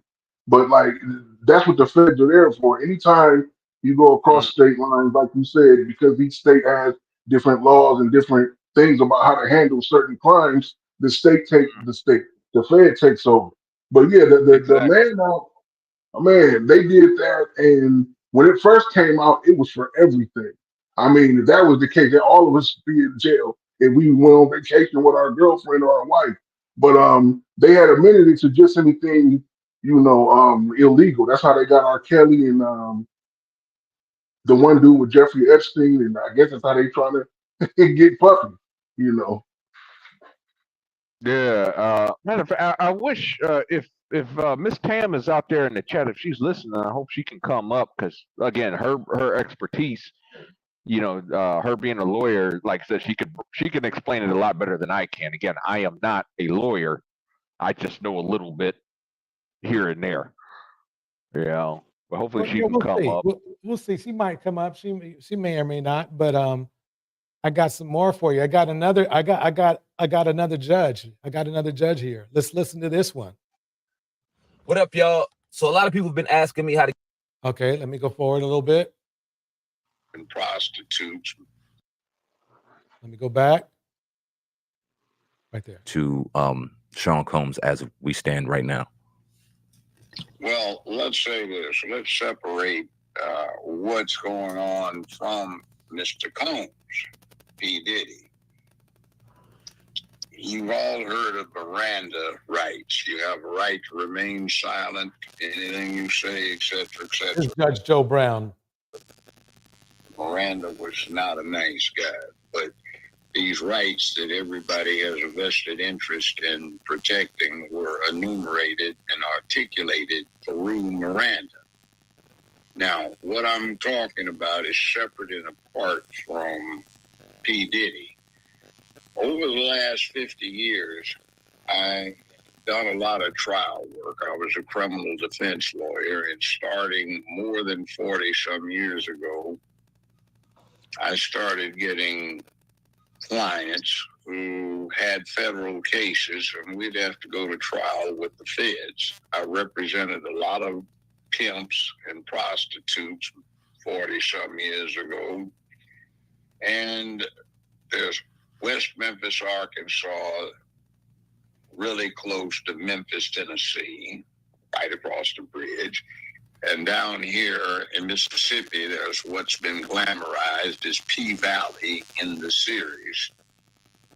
And I would have pimps transporting dancers and prostitutes across these state lines. So we'd get RICO, not RICO, but Mann Act charges against them. Here it is. The Mann Act was designed to catch Jack Johnson, a black heavyweight champion of the world before World War I that could not be defeated by any great white hope. Jack Johnson had a white wife, and she had some friend girls that would travel around with her, and particularly in the South, a lot of white people found that very offensive. So they set up the FBI, the Federal Bureau of Investigation, to develop a proposed law that became known as the Mann Act, and that was designed to get Jack Johnson. Now understand, this was this man's lawful wife, but he was riding on a train across a corner of Georgia, let's say, on the way to a seaport and on the way to Europe. And because they weren't armed at the time, the FBI was accompanied by local law enforcement officers. And in Georgia, let's just say that 100 some years ago, they did not recognize interracial marriage. So Jack Johnson was arrested for transporting a woman, his wife, across interstate lines for illicit purposes. So there is no money necessity involved in this, but it is known as the Mann Act. I'm looking at... Let me pause that. That's Buzzy. I got another one, though. This is him as well. Here we go. Trump, and it is also part... Okay, let me go back. Okay, we just heard what the guy said there. 14-page indictment. I find that extraordinary because the amount... I can't take anything off the table. Anything is possible. Our investigation is very active and ongoing. And I think a lot of you who cover this office know that when we say such things, that developments are certainly foreseeable, but I cannot predict them sitting here today. All right, thank you, everyone. Thank you. What part of this business empire Thank you, everyone. Thank you.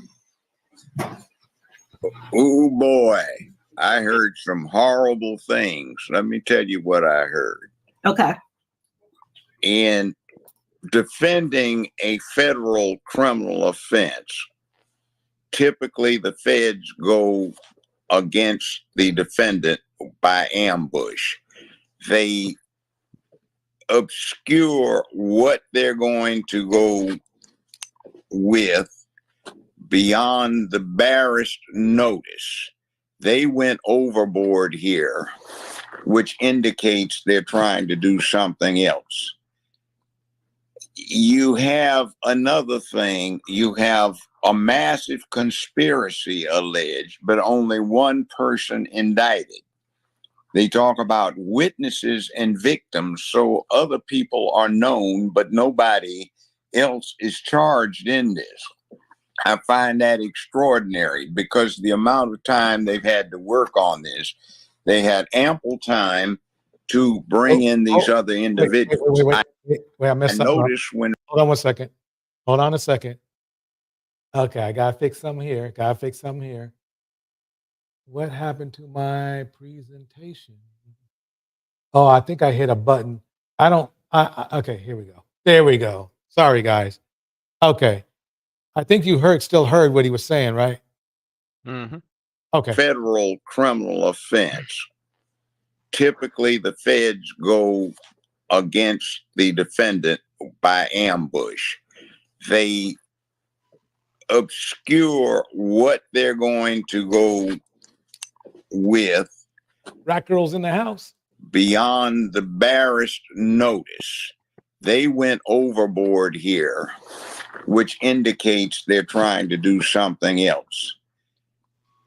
You have another thing. You have a massive conspiracy alleged, but only one person indicted. They talk about witnesses and victims, so other people are known, but nobody else is charged in it. I think the judge is onto something, but what he's bringing up is that there's only one person charged, and in a conspiracy, you need more than one person. But I think what he's trying, what the gentleman that let's call him the FBI looking guy was trying to say is they got other people. They just haven't told them yet, if you know what I mean. And I think they're doing that.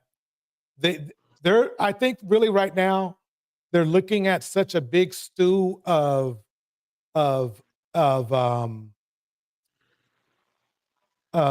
defendants that they're really kind of, I think they're at the point right now where they're evaluating who they want to flip and who they want to charge, if you know what I mean.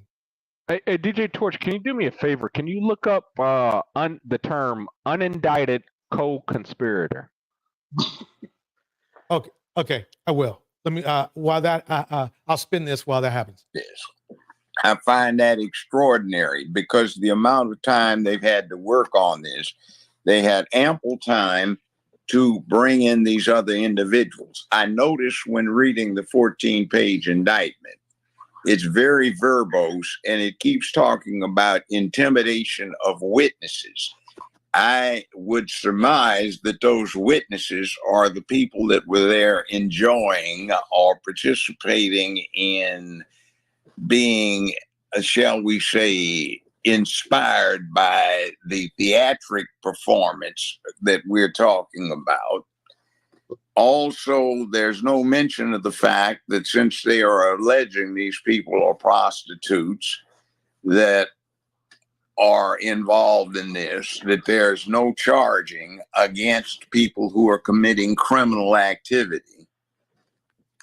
Another point is this focus on 3 ARs that were broken down, 150-round drum, and a small quantity of ammunition.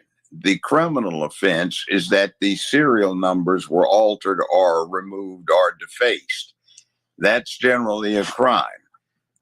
But I would say I live in Memphis, Tennessee, and on the block I'm on, which is an upscale area, or the street I'm on, I would hazard to say that most of the houses on this street possess 2, 3, 4, 5 ARs and more than one drum magazine. I think what the judge is missing is that they picked up a whole lot more than that equipment. I think that's what they featured or might have said in the news. But and I respect what the judge is saying. I think a lot of what he's saying makes sense if that was really the case. The problem is that I think he's missing the point that those were just some of the weapons he had there. And it's not that those are just the only weapons he owns. Those are the only weapons that maybe at a single visit the feds found. But the feds aren't going to tell you anything and everything, because a lot of these suspects, they're still out on the street. They still got to pick them up. Just think about a fed said, yeah, we're going to go over to Joe Blow's house and pick him up in about 8 hours. I hope he doesn't leave and go across the and fly abroad, because we won't be able to catch him then. But we'll be over there in 8 hours. That's the kind of the thing that I think the judge Joe Brown is missing, in my opinion. Well, DJ, the only thing, DJ, is that normally in a RICO, you don't charge the person at the head of the conspiracy first. Normally you charge underlings, right? And the underlings, you're hoping to try to flip them to testify against the actual target. Because a lot of times... Diddy might be the underling for all we know. He was around some quite powerful people, right? Yeah, absolutely. It is possible, but I would say, but the thing is though, if I remember the tape that you had played of the prosecutor or the guy giving the press conference, I believe he said that Diddy was the head of the organization, which suggests that they flipped him. No, I'm sorry. The witnesses have been flipped. I'm sorry about that. Okay. No. Break it down. No. I know what he means, and you're right. Diddy is the head of the conspiracy, and you're right. They usually they already flipped him. Like all the witnesses they say they have, most of those witnesses are probably the ones who they probably already brought in, showed them the tapes. You know what I'm saying? Showed them the evidence and said, okay, we're either going to charge you or you're going to become a witness. They choose to become a witness, and then that's when they go through all the steps of however they do it. Because it's a difference between a regular witness who just was innocent and saw a crime, and someone who's actually a part of the crime, and now they're flipping, Right. But either way, like that's why I asked DJ Torch to look up the term unindicted co-conspirator. Basically, you can have a co-conspirator in a crime that you choose not to prosecute in exchange for testimony. But again, I'm not a lawyer, so I didn't want to give the definition myself because I'm not a lawyer. Right, but you're right. There are people who are in the mix And that's what I call it. When you're in the mix, they are doing the crimes. They're aiding the crime, or the crimes committed. But they, for their, let's put it this way, for their cooperation, they're going to get probably a lighter sentence. But they're going to get something. But it's going to be a lighter. Or they won't get anything. Like it just depends. But DJ, I wanted to say earlier you asked what rappers would be or whatever, right? I just thought of one that I don't know why I've been skipping around. You remember his girlfriend he had, the one from City Girls, Carisha, Young Miami. Yeah. He was dating her for like the last 2 years, and even so much that he gave her a podcast like reality type show on Revolt on his platform, like buying her trucks and stuff like that. I mean, he's just doing what he do with his girlfriend, right? But she was a part of somebody's lawsuit because she wasn't doing it herself. She didn't file a lawsuit, but when they called her basically said that she was like a prostitute getting paid to do her job, and it's also a part of the sex trafficking. Now her thing is not going to be that she ain't going to flip on him for the sex trafficking thing because she was already public that she was with him. It's the cocaine. They say that she used to carry cocaine for him from state to state. Like she would get on an airplane with his coat and bring it to him. Just like the guy that got caught, the white guy, they got caught with Puffy with the cocaine on him. Like, they flipped him guaranteed. He got caught and he ain't nowhere. His name ain't nowhere in this stuff. Right. So they called him a co-conspirator. The same thing with Carisha. It's gonna be her. I guarantee now that I think about it, because they got her. Like they got anybody who they got on camera. I mean, it could be dozens of people. To be honest, I don't know how big it is. Okay. No Cupcake came to the chat and he says, "How come you don't have any smoke for Hugh Hefner and Larry Flint?" And I guess you're talking to me, right, Triple? Is that true? Yeah. How come? Okay. I've never seen. You want me to answer that? I've never seen you make a show about them. Okay. So, number one, where did Hugh Hefner live? He lived in California. Okay. Did he live around black people?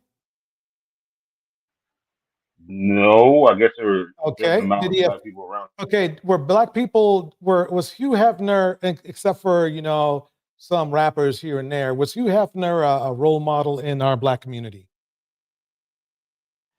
To a certain extent, yeah. To who? To certain people. Not certain people not see him exactly as the an women, right? icon. It's maybe As an men, right? icon.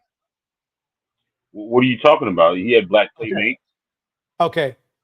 I guess what I'm saying is this. Diddy is a role model, or was, or still is really, in our community. What he does, people will want to mimic. That is what a role model does for people. His behavior is not exactly something. Do you think what he has done what he's being accused of, if that is true, do you believe that would be something we would want to propagate into the black community? No, I mean that's not Okay. the argument. Okay. The argument is like your blatant biasness against black men. Okay. It seems like let's talk about that. Okay. No, you said it, and it's my turn. You're making that complaint. The problem is this. Okay. Everybody has their thing. Okay. Just like, let me ask you this. When Kevin Samuels was basically beating down on black women, did you go over to his channel and tell him to maybe, calm down a little bit, maybe back off a little bit? Did you do that? No, because I think his then we're done. was right. I think his we're perspective done. was right. It's like, the thing is this. The thing is this. I understand where you're coming from, but the problem is this. Number one, Hugh Hefner and what's his name? Number one, that they basically are gone. I have no love for either one of those men. Okay. What I do have a love for is our community. And I think you've been up here before when we spoke about it. And when I asked you, what I asked you was, who has the most say in how the community is run in the community? Legal or illegal? What would you say? The women, Okay. indirectly. Women had control then, right? So are you Yes. saying that the women would want to be deleted every 3 hours then, right? Well, I mean, if they're No, let me ask creating, that. Let me I mean, break if it you make down a here. bed, if Let me break it you down make here. a, okay, if you make a, Let okay, me make it more clear for you. Let me can make you it let more me clear answer the for you, and question? then you can answer. I was unfair by not giving you a crisp description. Okay, if women are in control of the community, then why are they still the most victimized humans in the United States as women? Because they're controlling the environment. Well, no, if they were controlling the environment, then there would be less That's crime called because that's what accountability. women want. Don't No, women no, want safety? okay. Okay, Right? if you're creating a lot of these demons, your behavior is creating this environment. Who should we blame? Well, it's like this. Who is committing most of the deletions in our community? Yeah, the men, the men. Okay, well, if the men stop, right, would our community improve? Yes or no? Yeah, I guess. I mean, Right. but I mean, it's just a think about it. it's a nuanced answer. It's a Okay, let nuanced me break it answer. down like this. If the men in our community stopped murking not only women, but men, wouldn't our community be a lot better? Yeah, you're right. Okay. So why should I worry about the hell what Hugh Hefner and whatever doing? Because they're not in our community. But What I'm worried about is that's not even the argument. what Okay, I'm worried about is uh, the influence of Diddy and even and no name drill rappers have on our community, because they are the ones that are controlling the mindset of the men in the community because they are role models, correct? who are creating these demons? The stats are already there. Wait a minute. No. I mean, Go ahead. you have to. You have to. It's a nuance.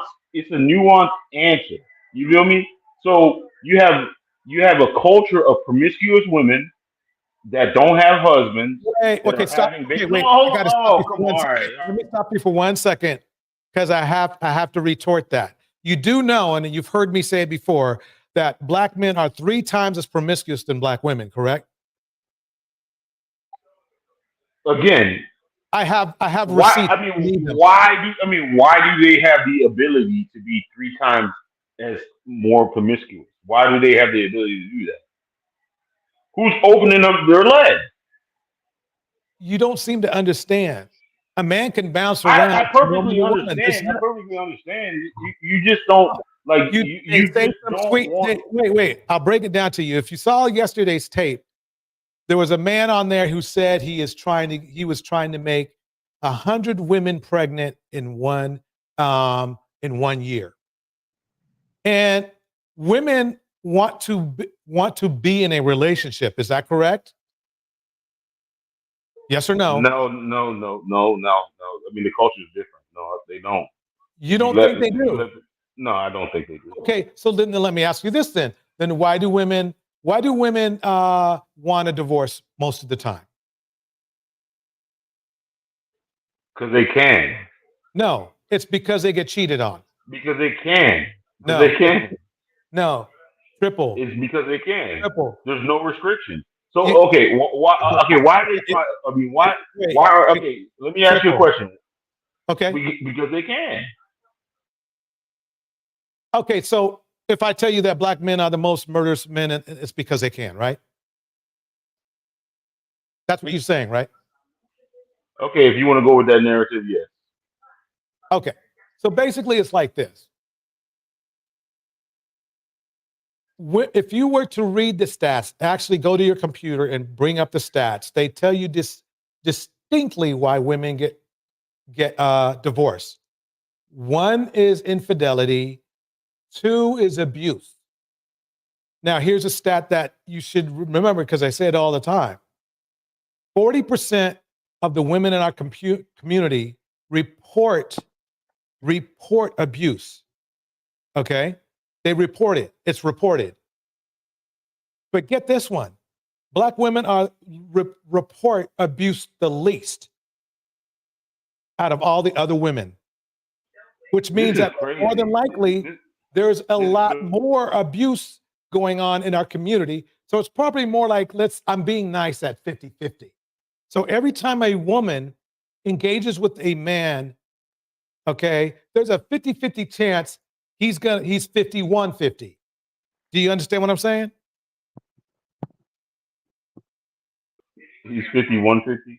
Yeah, you know what 51-50 is? That's old school. It's way back there. I understand that.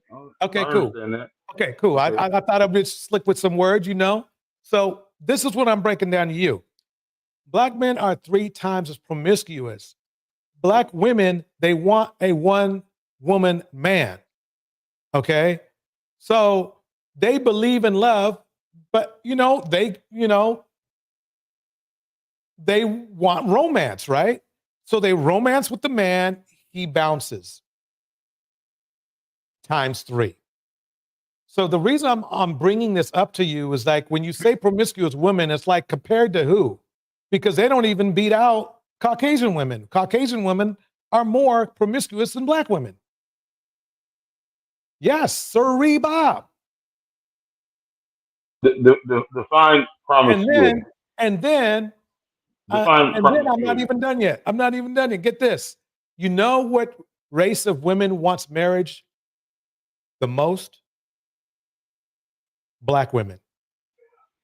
Yeah, after they've been ran through. No, that's from like when they're growing up, little kids, everything.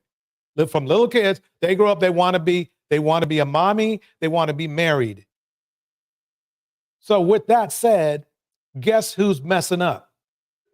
Okay, so why are they failing so much? Why are they failing so much? What do you mean? You would have put the onus on men, but why are they? I mean, okay. if they want to be married so much, and there's so many of them, why are they failing so much? Thank you for bringing it up. You want to know why black women are failing? Because their undying love for black men.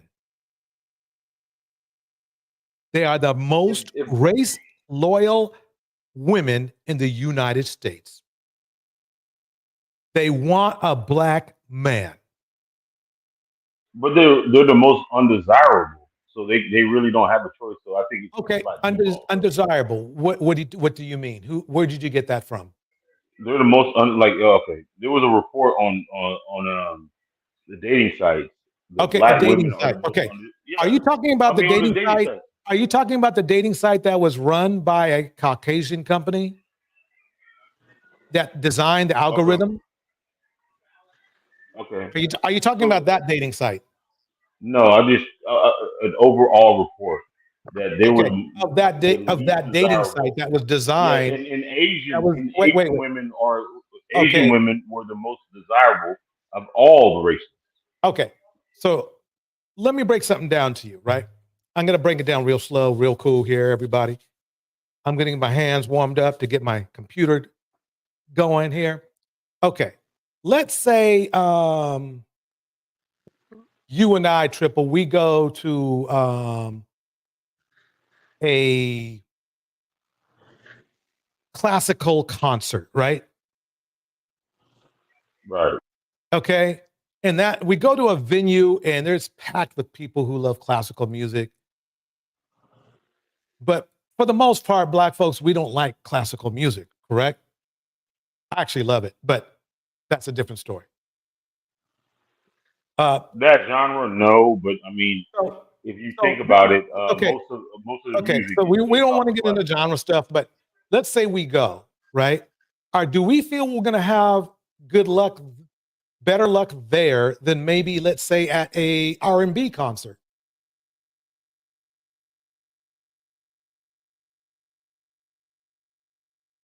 Probably R&B concert, right? True that. I mean, Okay. true that. Okay, wait. Let me go But on. I mean, I got a little bit more to go. I R&B got a little bit is more. I got a little bit more. I'll let you talk right after I'm done. Okay. So these dating sites,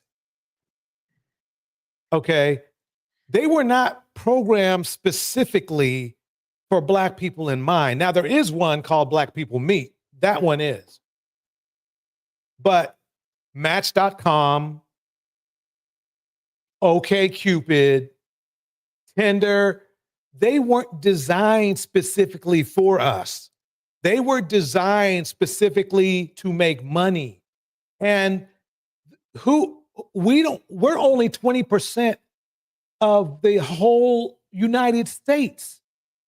Why would they focus on us when they got all those good white people with all that good money to configure their algorithm for, correct? Okay. Yeah, you're right about that. So why that's where the problem I had with some of the things that are brought up. If you go to Black People Meet, you're gonna see a completely different thing. You're gonna see that don't get me wrong, there's a lot of dudes go over there to bunny chase too, but at the same time, you're going to see a lot of people who are looking for Black people on Black People Meet. You're not going to get that with Match.com. You're not going to get that with OkCupid. Those were the websites that they were doing on. I know this for a fact because I used to run a dating website, believe it or not. This was back 2004. Okay. So what I'm saying is this: why in the hell would you want to take an algorithm from a website that's not designed for us? Now, it doesn't even have to be designed for us. The bottom line is this: they're going to be making more money off of other races than Black people because we are such a small subset in the United States.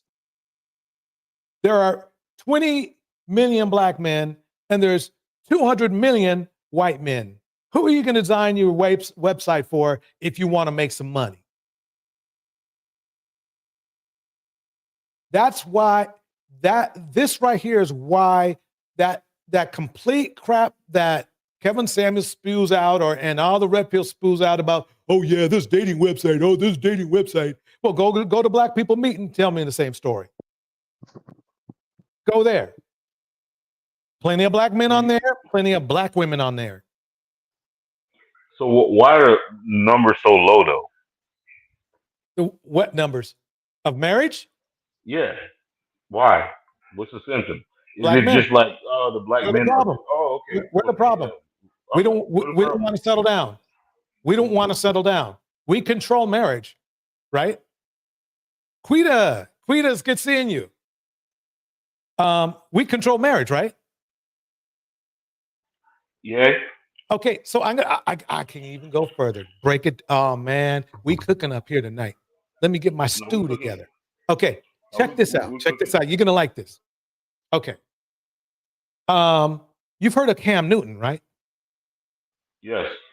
Damn good football player, or was. How many did he settle down? No, you got 3 baby mamas. Okay. How about Future? I think he has like 8 or 9 baby mamas. Okay. All right. I'll take that number. So you see where I'm coming from. These are people that are respected and they got numbers like that, right? So the bottom line is this: if a man doesn't want to get married, a man ain't getting married. Back in Remember when Kevin used to talk about, oh yeah, back in the 50s, black man, black woman used to be, you know, would be married and blah, blah, blah. That's because they had to. I mean, but the thing about it is, don't you think women? I mean, like, not even on women. Don't you think like marriage has to have some qualification to it? Yes, absolutely. Like the original purpose of it, right? Absolutely, but the thing is But this. hold on, I mean, but I mean, if you admit it's antiquated now, like if you are a marriageable man, you're gonna probably have to take on like a child of 2 or 3 people. You feel me? Mhm. And that's not the. I mean, that wasn't. That's not. It's not the same. It's not the same thing. It's like look at most of the women that the men have to choose from. It's not the same. Yeah, they have more choices. Black women outnumber black men by like 2 million. That's true, but what I'm saying is if you look at the choice that you have, you know, you got a So bunch what of you're baby saying is mamas. that you believe that the selection of black women is not that good. Is that what you're trying to say? Yeah, it's porous. It's Okay. porous. Okay. It's So not. let me I mean, ask you this. from a white perspective. Okay. From a Let me white ask you this. Okay. For a what? I'm sorry. Say it again. A white perspective. Did you say wife or white? Wife perspective. Okay. What makes them not wife worthy? Because you got half of them that already have kids from somebody Okay. else. Let's stop You right don't there. want to take that Stop liability. right there. How do they get them kids? Poor choices. They submitted to a man, didn't they? Yeah, I mean, if there's more of them, hold on, before you go on your diatribe, there's more of them, so there's more poor decisions on them. Right or wrong? If there's more of them, no. If there's more of them, that means statistically they're making more of worse choices. There's more of them. No, So because yes, it's like it this. is. It's like this. Have you ever cheated on a woman? Yeah, of course. Okay. So should she have stayed with you? No, that's on her. No, Okay. So what you're saying is that she made a bad choice choosing you. No. Then I'm not saying what do that you at mean? all. Then if she didn't make a bad choice choosing you when you cheated on her, wah, wah, wah, wah.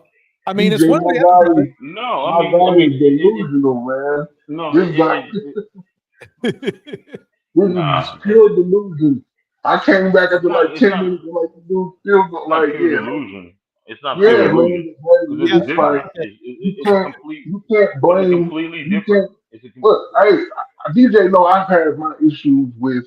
Yeah, I think there are things that black women need to do differently. We all do, but I ain't never came up here and just 100% put it on the woman's back. You acting like she's spreading her legs and getting pregnant by the air. You know what I'm saying? Like Yeah. these men account for something. Like I believe in the 80-20 rule with a lot of things, and even in our community. I think that 20% of the women and 20% of the men are the problem, and they are, but they are getting all the attention, and that's what the issue is. The most But of you're us are lying. But you're lying though. 20% of the men. 20% of the men are getting 80% of the women pregnant. Let's just be honest about it. well, actually, then you actually fit exactly what I said there. I said 20% of the men in our community are the ones that's the problem, and 20% of the women are the problem equally. No, Well, you know, 80% of the women are the problem. listen, if it was 80%, we would be in a way worse situation than we are now. You think it's bad now? It'll be way. If it was Okay. 80%, Hey, DJ Torch, since you have your computer, look up men that don't have kids and look at women that have multiple kids by multiple men. Go ahead and look at that statistic, and then There's we'll more talk. men. We'll There's talk. more men that I already did that because I did a show No, on it. okay. I did a whole show Women on that that, have man. multiple kids First of all, bro. 60%, no, 60% of the women that have kids have multiple kids by multiple men. We just named some famous men that have way more kids than women do. Those are outliers. Well, I'm talking about like in the no, they're not outliers. No, they're stop lying though. You're lying. You're lying though. Guys, You're hold on, lying. DJ. I know what he's trying to say. If you're trying to say that 20% of the men in our community are having multiple children with the same women, and that's why these women have multiple kids with multiple different men, but they're having them with the same men. Men can do this. They can impregnate more women, obviously. Woman only getting pregnant once a year. Man can really run it up as much as he wants. Right. We do have a lot of men in our society, in our community, who's got him. My dad got 9 kids. You know what I'm saying? With five different women. You know what I'm saying? Like it's all over the country. My dad ain't famous. You know what I'm saying? So all of us have this. Okay. Yes, there are going to be more pregnant women than men who have kids because men can get more women pregnant. But the numbers are the same because they sharing the kids.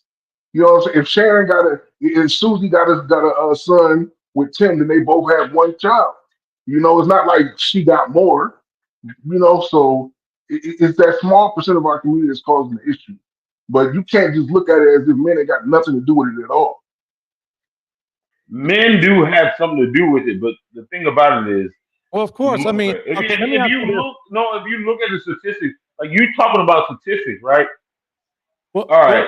Let me ask you a very simple- majority of black men, a majority of black men don't have fucking kids. Majority of black women have kids.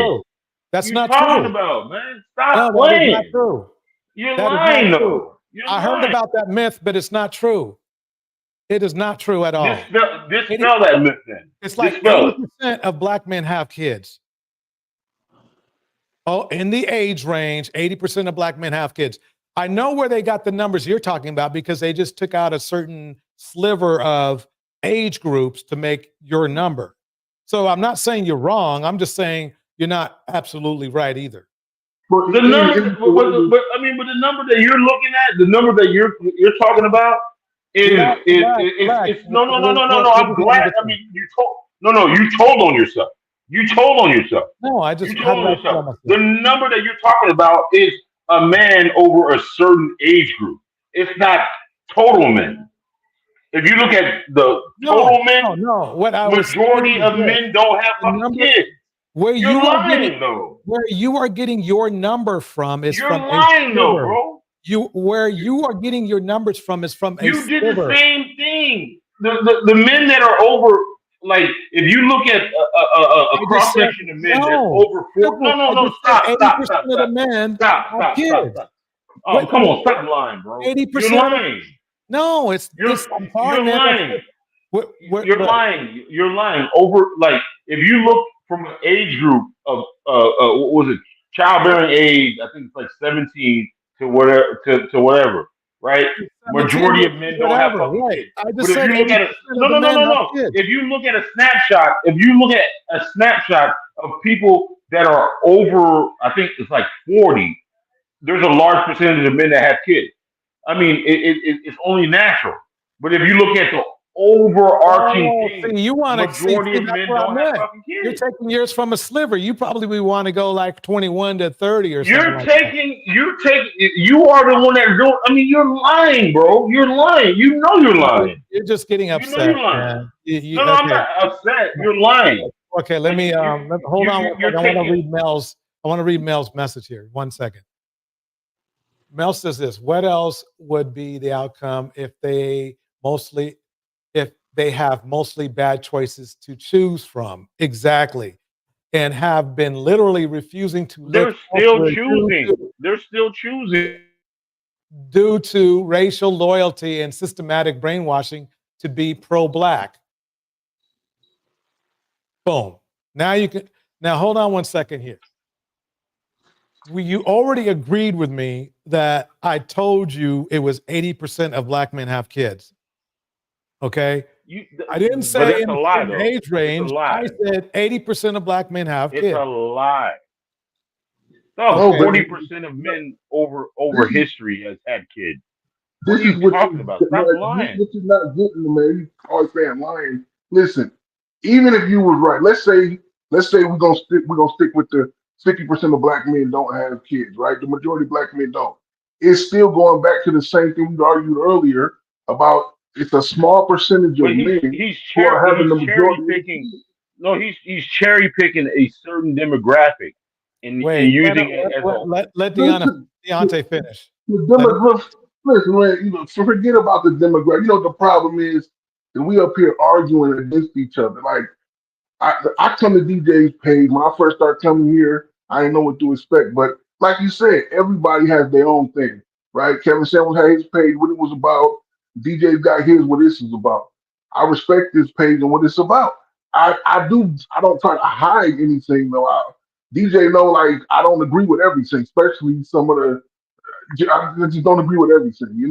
But you cannot. This is bigger than what you're talking about, though, because you acting like black women have no value at all. Like, do they have any value for the black community? Because we can't survive without them. Just like that, what black women know, you can't survive without no man. No black man. I'm not even talking about relationship wise.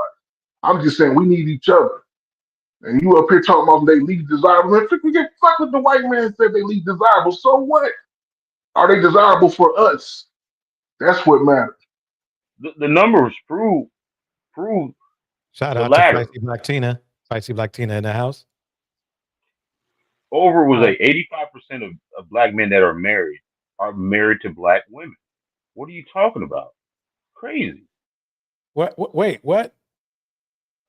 Was it 85% of black men, or is it 80 or 85% of black men that are 80, married 80%. to black women? So Right. what are you talking about? You're No, going on that's a different tangent. I know that, but you're not. Welcome, That's Johnny. not adding up to what you were talking about. You up here talking Right. about like everything you're talking about is negative about women. Everything like they having you up here calling the kids devils. You know what I'm saying? Like it's like, dude, I don't know, man. No, I mean, if you look at other statistics, like if you look at the prison population and stuff like that, the prison population, like I think like 90% of those were married. I mean, not were born to single mothers. And Yeah, if you look at the Right. single Who mother made them rate who made them amongst single black mothers? women, Who come made on. them single mothers? If you Okay. made a bad, I mean, okay. So Okay, Triple, let me where break down is the responsibility? Triple. Let me jump in here real quick. Okay. Think about it like this. You call black women opportunists and then you call them all this other stuff. Please bear with me here. So you're calling them all this stuff, but if a black woman has a child by a man, right? Do you really believe right after she has her child, she wants to kick dude out? No. She needs a provider, right? So either the No, man, that's not true. no, that's statistically, I mean, that's what happens. if you have government assistance and stuff like that, Oh sometimes no, not this shit I again. mean, they You look mean at it? they look at it as more Triple. beneficial We to just not went have over this the man yesterday. in the house. We just Come went on, over this man. yesterday.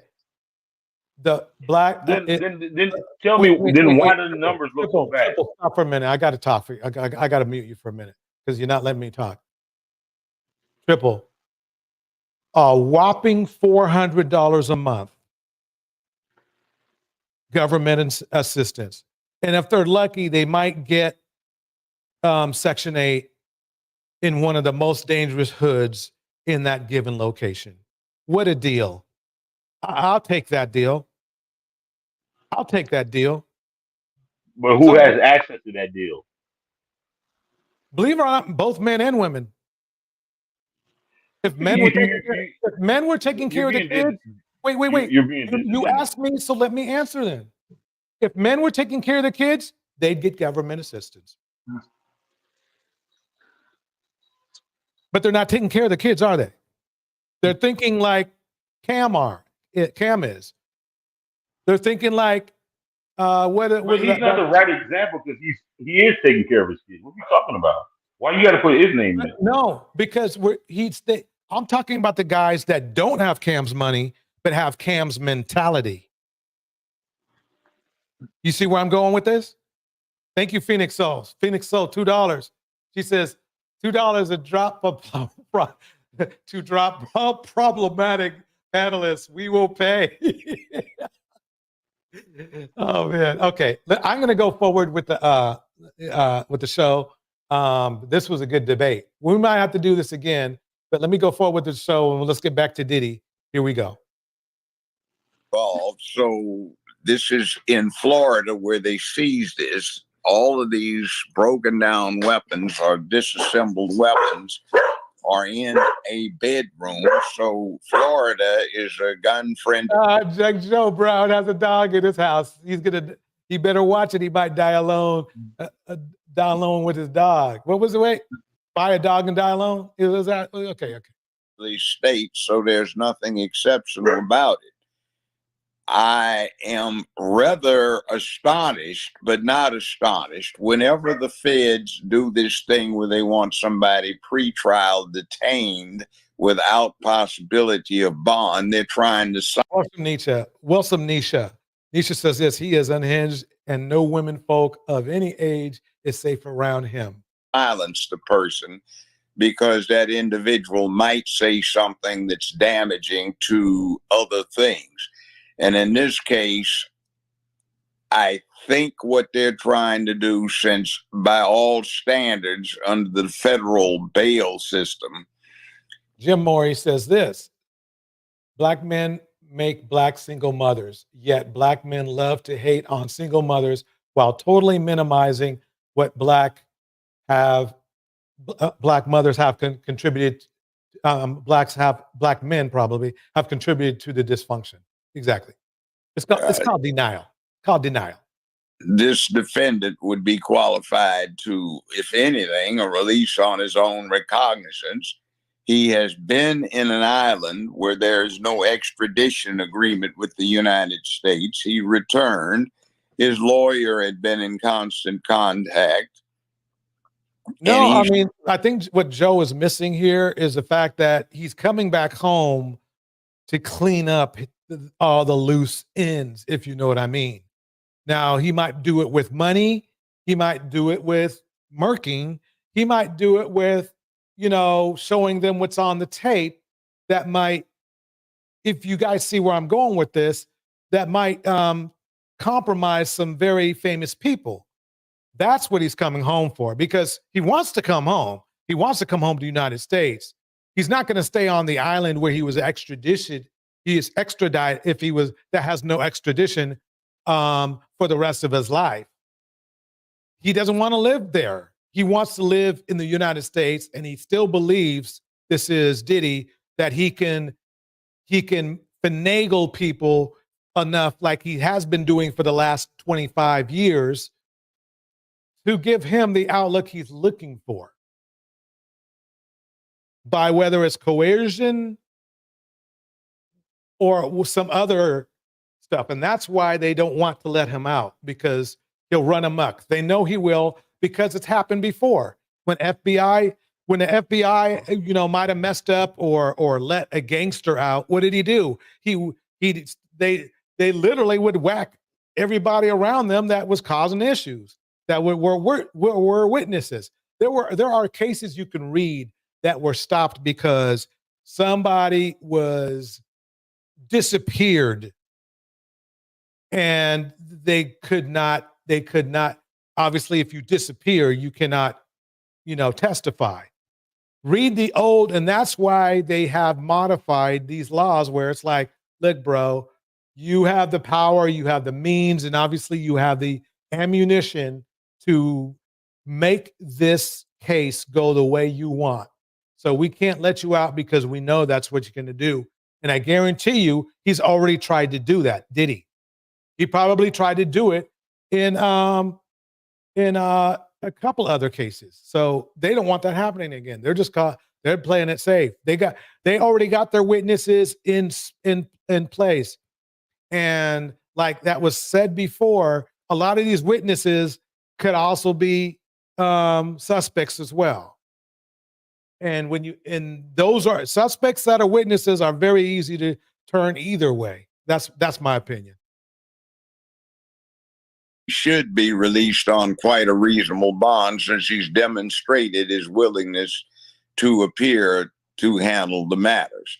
That they're asking for this pretrial imprisonment is indicative these days of they don't want the defendant talking to anybody about what he might know. This prosecution is brought to you out of New York from the office it's brought to you by, because it is part of a political thing. It is also this thing going against Donald Trump. Oh my God. See, now he's right. He's definitely right. What's going against Donald Trump? I mean, where it's being prosecuted from. What do you mean? It's being prosecuted in New York. So he has a home in Miami. He has a home in LA. And he also has a home in he also has New property York. in studios in New York, right? Yeah. Why New York though? It's convenient. What do you mean it's convenient? You know why? Why New York? Why not? Why not in LA? Okay, No, let me break it down like this. I mean, hold on. Wait. The whole raid happened in California, right? Right. And they also raided this place in Florida, right? Right. Did they raid this place in New York? I don't know. No, they didn't. So why New York? Because why not? It's a federal case, right? It's a federal case, but why not why he was being charged in Florida? Why wasn't he charged? I'm going to tell you. Maybe they feel because since New York has had the most gangsters, they have had to handle the most organized crime of probably any other state in the United States historically. So they probably got their top guns there, bro. Why not? No, I think New York has more resources than anybody else. Yeah. There you go. There you go. You just nailed it. You just nailed it. They got more resources. That's exactly what I mean. Mine was specific as far as personnel, but yeah, they have more resources.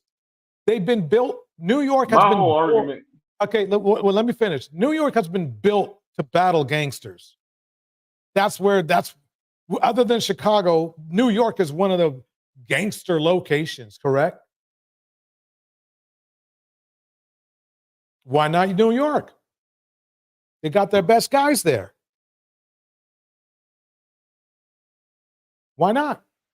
They got the best guys there. No, I'm just saying there's a lot of there's a lot of more moving pieces and shit like that. Because you have to understand. Okay, so what's the problem?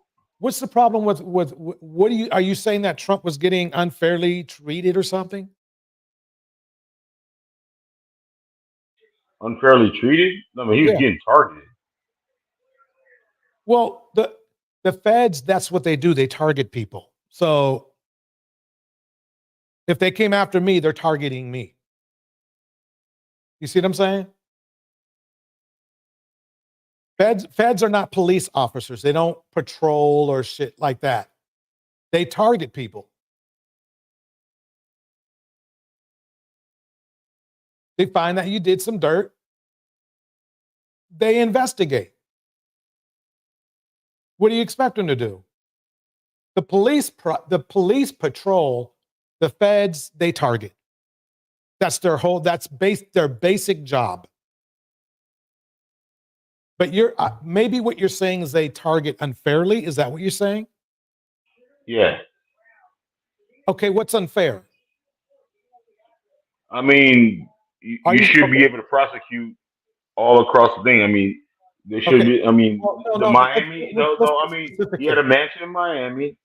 That they should, I think there's more connection Okay. I mean, So, okay. you can cast. Let me break this. Cast a wider net. You can cast a wider net. It's the same thing they did with a lot of the No, other they don't. people. Was it The FBI does in not New cast York? wide nets.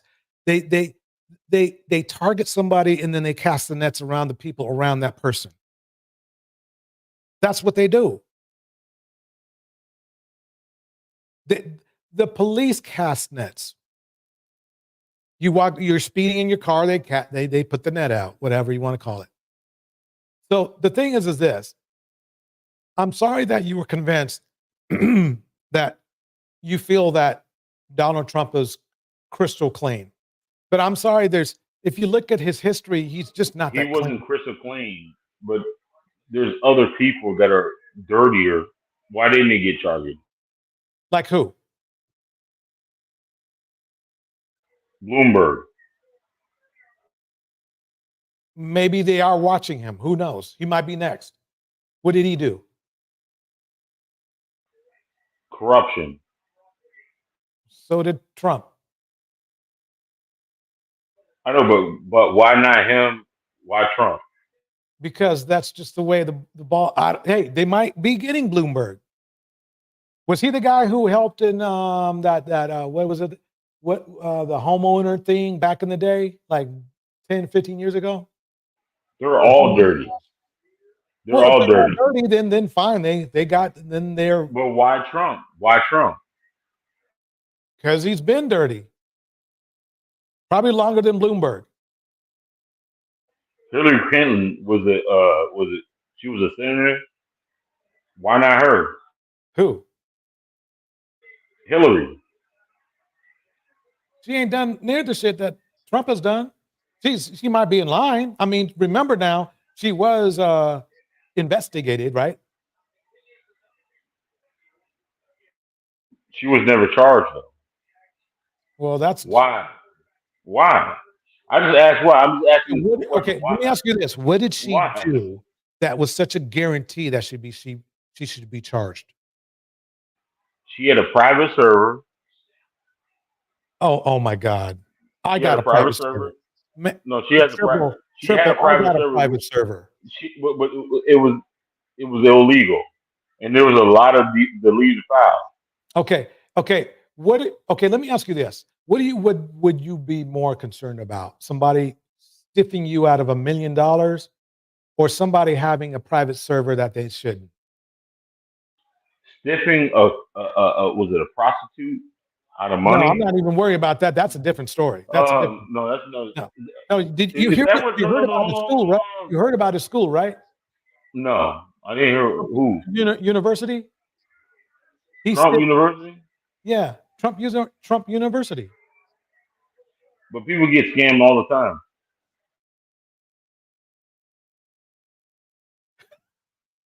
I'm going to move forward. And it is also part of this thing that is attempting to protect others. Hold on one second.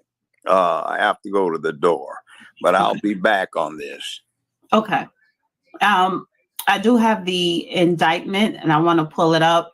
So when you get back, if you wanted to briefly go to highlight certain things of the indictment for people to acknowledge. But let me go here. Thank you, Marvin McLean. TD Cakes is next. Have you ever been swallowed up? Yeah, I think he should be next because if Diddy is not the only one, and I'm sorry, I'm not going to keep calling these people victims. If they were minors, if they said no, and he continued, okay, you're a victim. Other than that, I'm sorry, you're not a victim. Thank you, Stacy Galore. See, this woman right here doesn't seem to realize that if you are a victim if you were drugged without your consent. For some reason, I don't know why or where these people come off from defending. She is actually literally saying, okay, I want the community to stay just this bad. In fact, yeah, Let me break down the swallowed up again. Swallowed up. Have you ever been swallowed up? Have you gone through a time of swallowing where everything was overwhelming and you? We need to start advocating for men who want to be with men. I understand the impulse, brothers. I do. Swallowed up. Have you ever been swallowed up? Have you gone through a time of swallowing where everything was overwhelming and you? We need to start advocating for men who want to be with men. What's going on? Y'all are going to jail. Period. Okay, back to $1,000 of baby oil is crazy. Yeah. Oh, honey. They were slipping and sliding. They were slipping and sliding. What is with the baby oil? And I'm like, isn't baby oil, that is not kosher for a woman's vagina. If some oil slid up in the vagina, honey. Guys, please hit the like button. Thumbs up, thumbs up. Thank you for being here. This is a special edition. Right, Carol. DJ can't help it. We love him, though he needs fewer Captain Save a Home, save abandoned moments. We just got finished watching the press conference of Sean Combs, who was. I promise. Moving forward, I will have less Captain Save abandoned moments. Arrested. You're right for that. You are correct, Carol. Last night was breaking news. And he is officially charged with racketeering and sex trafficking. 14-page indictment. We're going to go through it when the judge comes back. And I'm glad the judge is here to break it down, because everyone right now on YouTube, content creators, are talking about the lubricant bottles and the baby oil bottles, right? And I get it, because we're not legal experts. However, the people that are reading the indictment, they're going to interpret it in their own way, not what's factual. And that's why Wait a minute. They're not going to interpret. You know what an indictment is? It's literally a summary of facts. That's what an indictment is. Now, you might be able to argue those facts or alter those facts, but they're facts. So what the real was kind of not on point with that one. I'm grateful that the judge is here. So please hit that like button. Please share this. It's very important to hear Judge Joe Brown. And please donate. Actually, donate to Judge Joe Brown Cash App. Let me pull it up on the screen here. Yeah, don't forget to share this video. Hit the like button. I mean, the thing about it is, one, I took a constitutional law class. An indictment is basically a conviction. It's just we're gonna I don't know. It's gonna come down to what actually he's gonna get stuck with. But one of those charges that he got, it's definitely gonna stick. But I think that he'll probably be able to beat the sex trafficking charge, because that's very difficult to what's the name, like interstate commerce. Okay, I'm gonna move forward. I'm gonna move forward. Where is it? I gotta be better with this. Oh, I thought I had it up here. Oh yes, it's right here.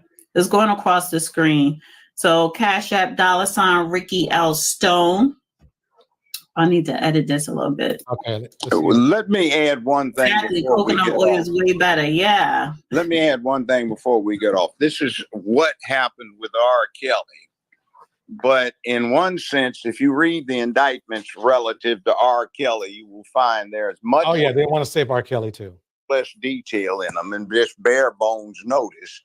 And I'll repeat this again: when you're defending against a criminal offense in federal court, it's pretty much an ambush trial. They tell you just as little as they can about what they're going to do. And you have to go through a lot of changes to find out information. And they just had a press conference to lay out some accusations as to what they are talking about that generally defense has to file a whole bunch of motions and have a lot of hearings to get that information. Welcome, Aaron. So it looks to me, not that there is necessarily criminal activity that's gone on, since there's a presumption of innocence, nor that there was not. There may be. It's up to them to prove it. But it looks to me like what they're trying to do is protect some category of people, the nebulous many witnesses that they allege in their 14-page indictment, without naming them, and to get Combs out of the way so he can't talk and embarrass anybody. And again, this is brought to you from the same U.S. Attorney's Office, same area. I think it goes beyond embarrassing somebody. I think it goes beyond protecting somebody from harm. Where you had the Epstein matter, you have a great urge to protect certain people, which I think is why they want to pretrial detain him. Yeah, and I agree that. And not from physical harm, but from embarrassment. No, I think it's from physical harm too. I do believe has to do with embarrassment, but it's not like Diddy. Do you know why they called him Puffy? Anybody? Do you know why they called Puffy Puffy at first? What was the reason? Let me tell you. I'm going to tell you. It's because he has a very, very, very, very bad temper. In fact, yeah, he has a very bad temper. That's why they call him Puffy. And if you get a person with power, with a bad temper, and some people that'll do anything for him, you got a dangerous man. And it's also the same people where they're using the process up there for political manipulation, which is why the area you find them going after Trump. So in this case, it looks like they're protecting somebody, and they are going. I think they're protecting someone in Kamala Harris camp. Yeah, maybe. Let me ask you a question, DJ Torch. Me and my boy, the pastor, we talked about this shit extensively. Back in 2000, no, it wasn't like 2008. Do you think that that Barack Obama's campaign owes Puffy a lot? I'm not really going to get into politics tonight. No, I'm just asking you. I mean, people are not here for politics. I mean, the vote or die. The vote or die. I just said that the people are not here for politics. Okay. I'll do one that we can do politics on, but it just won't be this live. We're on Puffy. Right. I mean, I don't know who, but it looks like they're going overboard here to put a bad picture.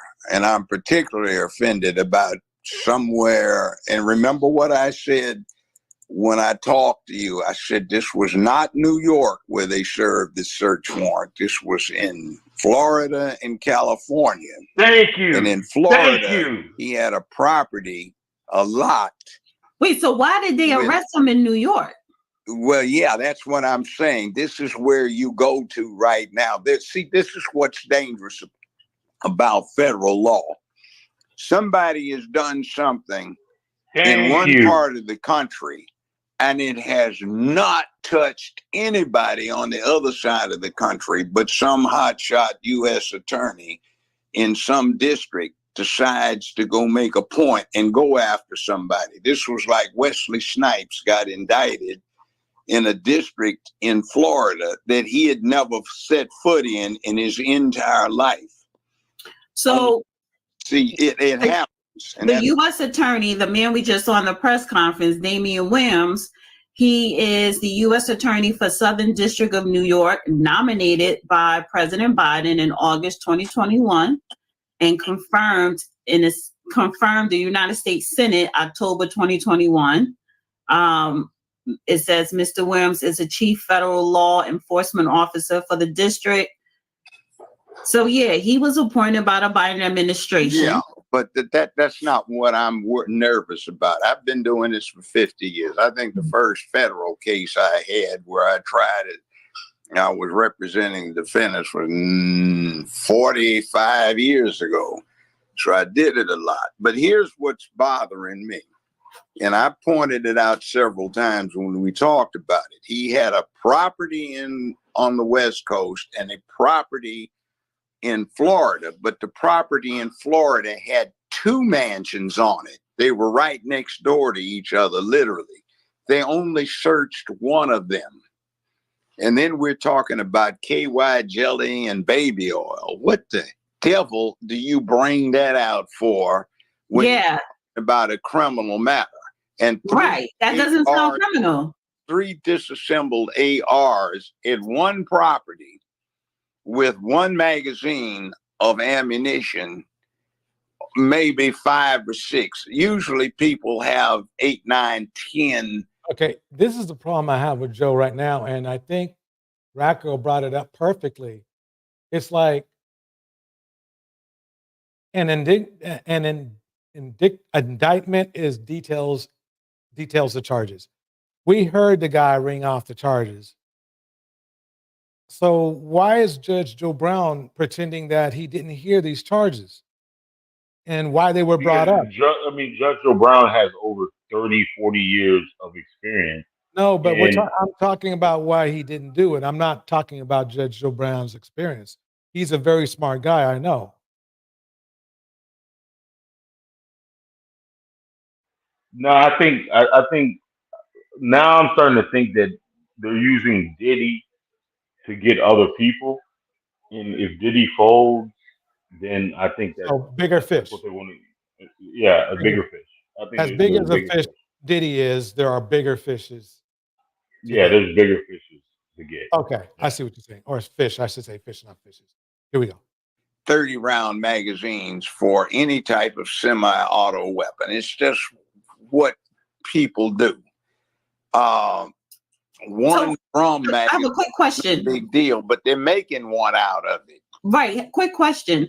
So they keep bringing up the guns. What if those guns it was registered in his name? How can that be illegal? Well, see, the problem is the prima facie illegality is the obscuring or erasure of the destruction of the serial numbers. That is a federal crime. Okay. So should I bring up the indictment? So she says, okay. Indictment, yeah, it's 14 pages and it's very clumsily written. It jumps between extreme detail and none at all, which is typical of a federal indictment. The main thing with federal criminal prosecutions is this: on a state level, you're entitled to all the information unless there are people whose lives are jeopardized by providing the information. You can get the names of the witnesses, their best contact number or addresses, what they're going to say, what the case is all about. And in the federal system, it's by ambush. They don't have to tell you a single witness. They don't have to tell you anything other than the bare bones theory of what kind of case they're talking about. The only thing you're entitled to get is statements of your own client, meaning the defendant, anything they seized from the defendant, a list of that. And if a witness testifies at trial, then you have 15, 20 minutes, maybe half hour to look over the transcript of what that witness testified to in front of a grand jury, if they went in front of a grand jury. And the worst thing in the world is trying a pristinely innocent defendant in a federal criminal case because you don't know where the hell they're going. I've had cases where we've gone to trial 2, 3 times. And each time we found out more about the case by going through the trial that the feds wouldn't let us know. And we got partial not guilty verdicts and hung on the rest. And finally, I walked them after, say, trial 2 or trial 3. So them putting this information, I'm looking at it as, oh, they are doing something way wrong here. They're trying to build a political impression. And they're trying to keep this man in to keep his mouth shut so he doesn't tell on anybody. Okay, so that's why they don't want him to get bail, and they want to keep him detained until incognito. Yeah. The problem I have with this, and I'm going to be very brief. Number one, okay, Diddy and Trump know each other. Okay, more than Diddy and Trump's opponent know each other. Let's put it that way. That's all I'm going to say about it. So it doesn't. They're trying to blame Kamala for something she has nothing to do with. That's it. That's as political as I'm getting. It's like they're trying to make it sound like it's all about a prosecutor. She's a prosecutor. Right. Kamala is a prosecutor, but she ain't had nothing to do with this right here. I mean, but the thing about it is she has ties to New York. Okay. All right. Why? I mean, she has ties. Think about this shit. She has ties to New York. I mean, not New York, California elite. Well, that's why did wait. We're getting too political. We got to move forward. Here we go. And also why I think they alleged international influence, which brings in homeland security. When that comes into play, you can talk about security interests demand that the defendant be kept incognito, and the only person he can talk to is his lawyer on infrequent occasions. So you can keep him silenced. Biden did that with Eastland 40 years ago. So it sounds like to me this is turning into more of a political defense than really what's actually going on. But you try to shut me down when I was talking about. No, because I was about to move forward. But I'll give you, is a minute enough?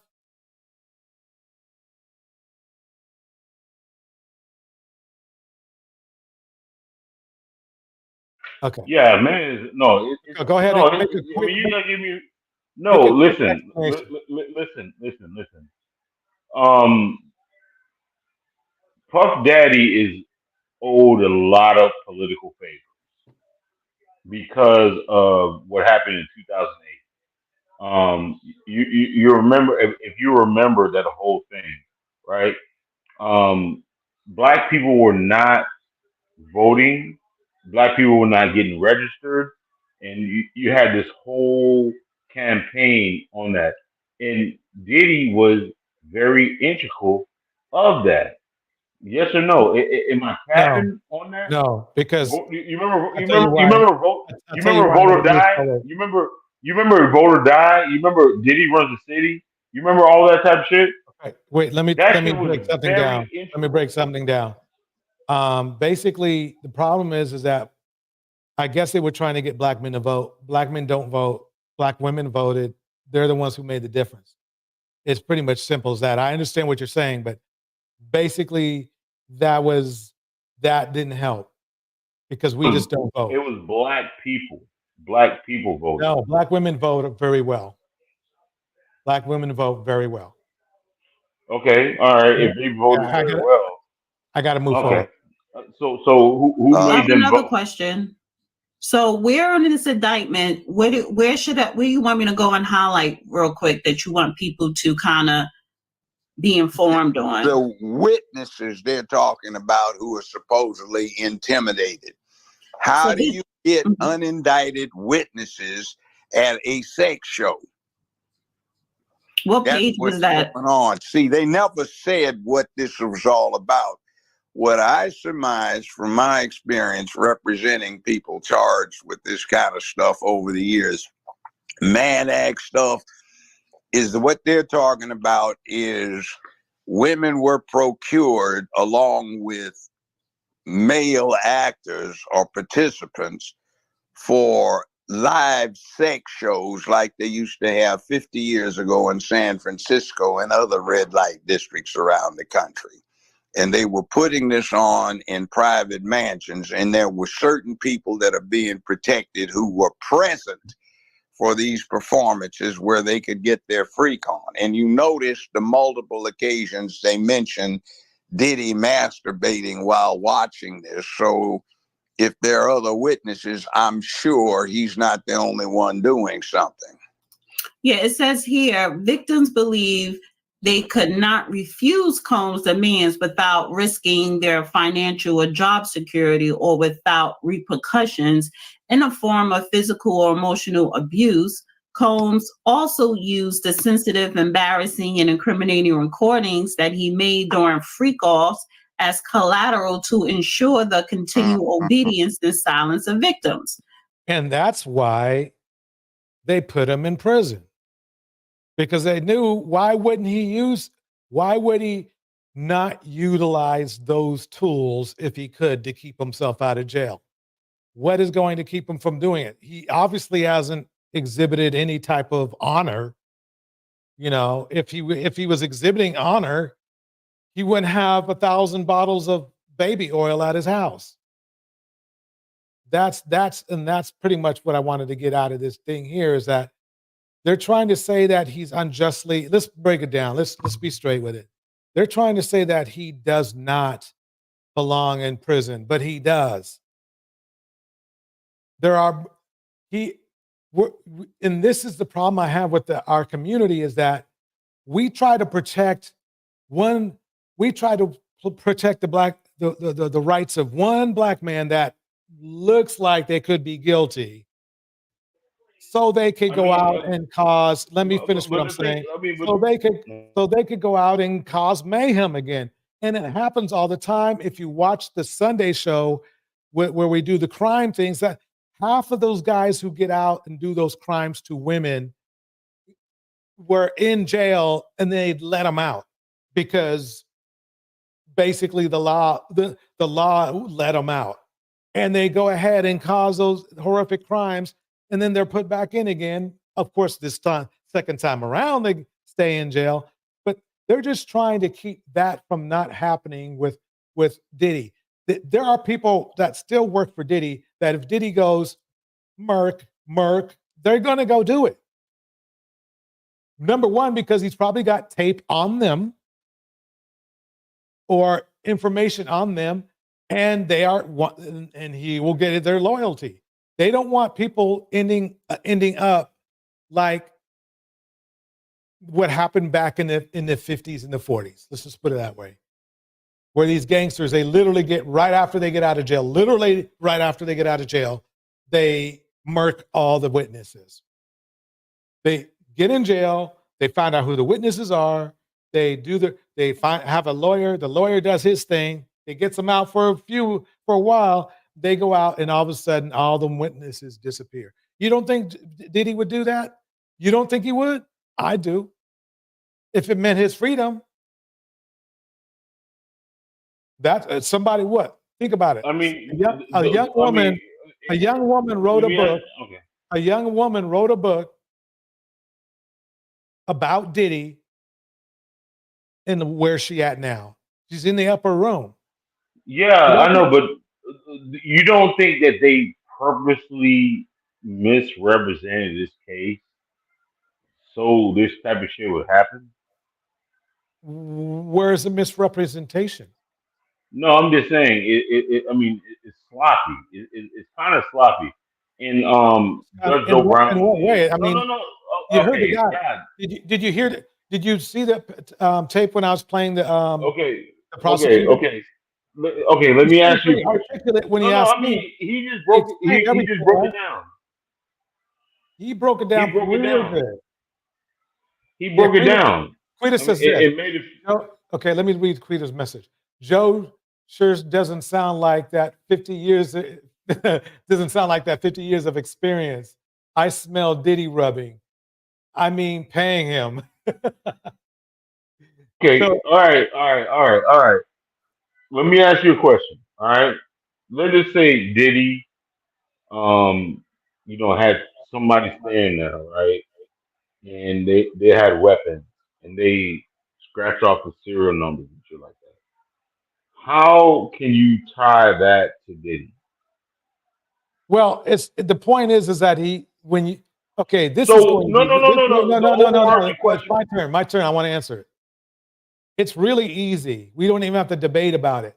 The fact that he has guns with the serial number scraped off is already a crime. He could have turned the guns in.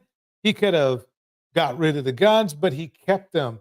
He has the serial number off of there. For all we know, he might be running some of these gang groups that have that out there in that area.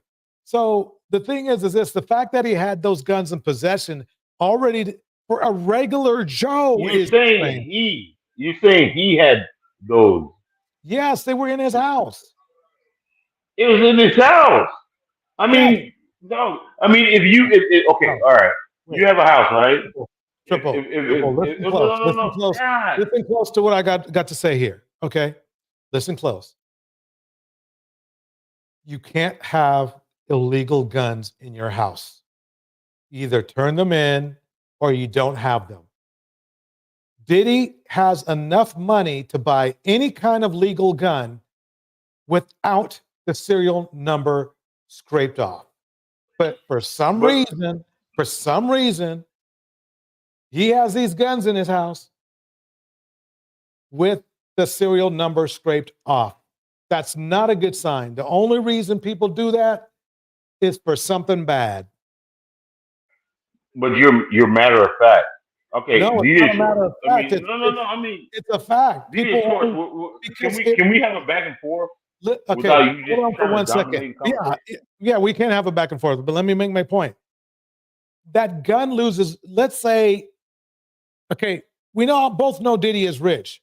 Why would a rich person scrape off the serial number of their gun, knowing that it lowers the value of the gun if you can sell it at all after that? In fact, legally, it can't be sold anymore. The serial number's gone. Unless somebody can smash another one on there, which I don't know you can do or not, there's no reason for him to have a gun. That's literally a smoking gun when you have a gun with a serial number scraped off. It's one of the number one tools used for murking is a scraped off serial number on a gun because it's harder to find out where the gun came from. It's that simple. Can I talk now? Go. All right. Let's just say I have a mansion, right? I have people that come in that bitch all the time, damn time. I got cleaners and shit like that. And I had a person come in my house and they scratch off a serial number off a gun and place that shit in my house. Right? Oh my God. There's no, I'm just saying, there's no fingerprints of me ever touching that gun. Can I ask you a question? How can you, I'm going to ask you a question. How can you prove that gun was mine? That's the point. Okay. Position. No. I mean, You asked me to answer, bro. So let me answer. Possession is also 9/10 of the law. He had the gun, the pow. I hope I didn't break down my thing by saying, let's say pow because we want to be good for the algorithm. Let's say, okay, nobody walked in his house and scraped off the serial number off his pow. They just didn't do it. He wanted this, he did it himself or had somebody do it for him. Or he bought them like that for a reason. That's really concerning to anybody. They know that's why you always see police officers, their eyes raised when they see a pow with the serial number scraped off, because it's a pow that's designed for murking in that case. That's okay. why All right. Okay. Answer this question. As soon as they saw that pow, right? Okay. It's like 3-4 months ago. Why did they not charge him in California when they found that? Answer the question. We don't know what don't know what their plan is. No. I'm just saying, it's his property. We're using your logic. Okay, No, let me we're ask you using this. your logic. Okay. They found a scratched off serial number off a gun in his on his property. How Okay. come the California feds, or not California feds, but Whatever. the Okay. Whatever. California Law state enforcement. Let's just do prosecutor? law enforcement. How about that? Law enforcement. Yeah, okay. Okay. Why didn't they charge him? I mean, he's Number a one. dangerous Okay. criminal. Number one. He's Right. dangerous. Wait. Obviously, they think he's a dangerous criminal because they said so. But why didn't I mean you ain't answer my the God. question? Why didn't they charge him right then and there? Did they or did they not? I don't know. I haven't read that much on it. I mean, does he have California charges, or Wait, does he have? Triple, you're assuming they didn't. Do you No, know for he sure has a that they federal didn't? indictment. Do He has you a know? federal indictment. Wait. Triple. Do you know for sure they did not? He has a federal indictment for sex trafficking and other things. There's no indictment. There's no charges for those scratched off serial numbers at all. Okay. They already brought the guns in for evidence. And I heard them mention something about weapons. I can only assume the weapons they are referring to are those guns. Why wasn't he charged in California? Straight up and down. Do you know for sure he wasn't? That's what I'm asking you. Yes or Because no? he's arrested. You He's know for arrested sure whether he's federally. okay. No, Nah, I we mean gotta he's move in on. he's in a We'll New talk York about it. facility. We'll talk about it some other time. We're Nah, just hell gonna go no. back I and mean, forth. no, you're running away from where. No, I'm Like, not because trying to run you're away. wrong. I'm just trying to keep You're wrong. everybody from You know you're getting wrong. bored. I'm just trying to keep everybody from getting bored. They don't want to see two old men talking back and forth about some damn guns. Let me keep going. Here we go. Yeah, but not just the victims. What they're trying to do is protect the other person's presence. Right. Members and associates of the Combs enterprise, including Combs security personnel, at times carried firearms. On more than one occasion, Combs himself carried or brandished firearms to intimidate and threaten others, including victims of and witnesses to his abuse. Boom. Let me keep going. Yeah, you'd have it's kind of hard to find a high profile Hollywood type star who does not have armed security sometimes. No, but see what the judge missed there is that the indictment was describing how Diddy used the firearms. Some people, they put firearms, in a safe. Some put them on their wall. An old famous gun that's worth, I don't know, $1 million or something like that. That's not what Diddy was doing. Diddy was using the gun to intimidate others. And the fact that the gun did not have a serial number on it even amplifies it more. That is intimidation, because that's basically like, look, if I use this gun, this pow on you, and nobody can trace me to it. That's what he's saying. So it says that it says Combs at times, or it says members and associates of the Combs enterprise at times witnessed Combs' violence towards the victims or the victims' injuries caused by Combs without intervening. Yeah, that if that's true, that's inexcusable. All right, I get it. That started with that scene, which was stupid. But is that a federal charge? That's not federal unless you tie it in with federal activities, which is the Mann Act, which is what they got Sean Combs. Not Sean Combs, what they got. Oh, R. Kelly. R. Kelly on for the statute says transporting of females across state lines for illicit purposes. Commerce Act. In today's parlance, that whole statutory scheme is suspect, because guess what it does? it only deals with females being transported across state lines for illicit purposes. So it's essentially and they were talking about discriminatory males based on being sex. doing it. Wait, Jackie, I'd like to thank Jackie very much. He's doing a great job. Great job. Thank you. Thanks everybody for doing an excellent job. Here we go. I'm going to play one more.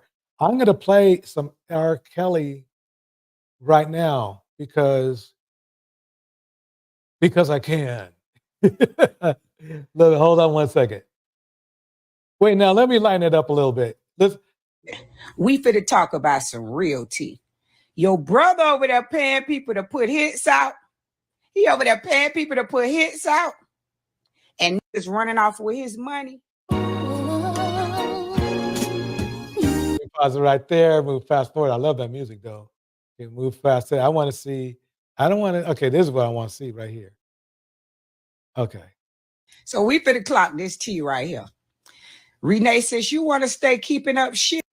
We finna talk about some real tea. Your brother over there paying people to put hits out. He over there paying people to put hits out. And niggas running off with his money and it's getting back to me. So now I'm finna send the feds over there to y'all motherfucking empire. See, you had the right bitch today, huh? You keep playing with me, I'm finna tear y'all motherfucking empire down. Next, we gonna talk about Miss Carol murder.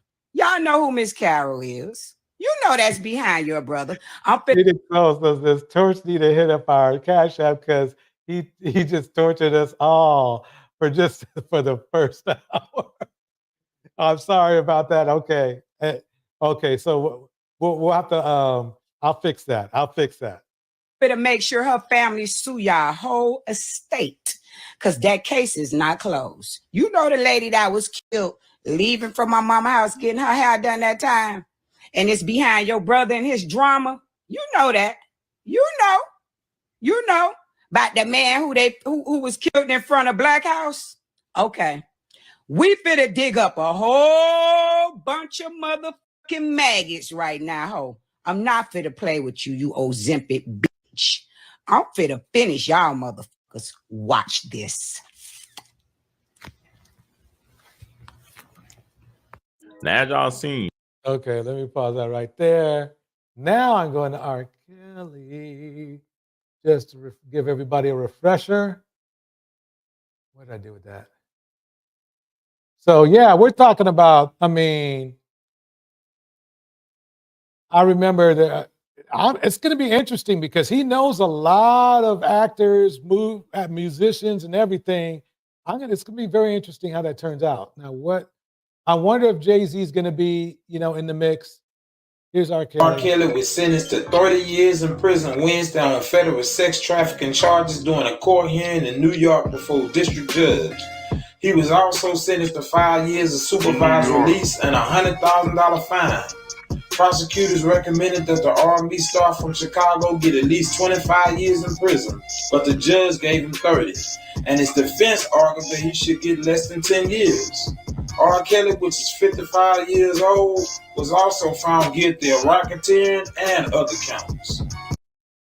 Okay, I promise everybody my secret knowledge. Yes, Phoenix Soul, DJ, you are so wrong. We were all damn near begging and you ignored our cries.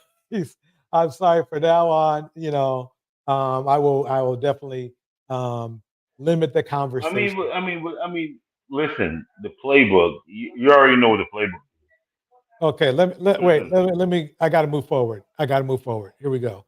So basically, here we go. R. Kelly is spending more time in prison after being sentenced federally for child pornography and enticement of minors for sex.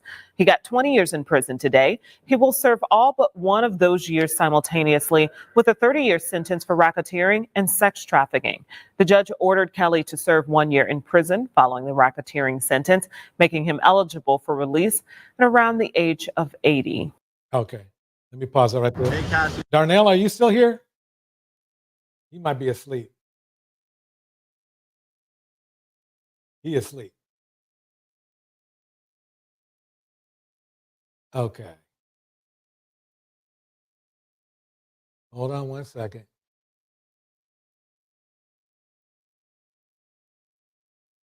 Now, this is the weird thing. For some reason, Kanye. This girl.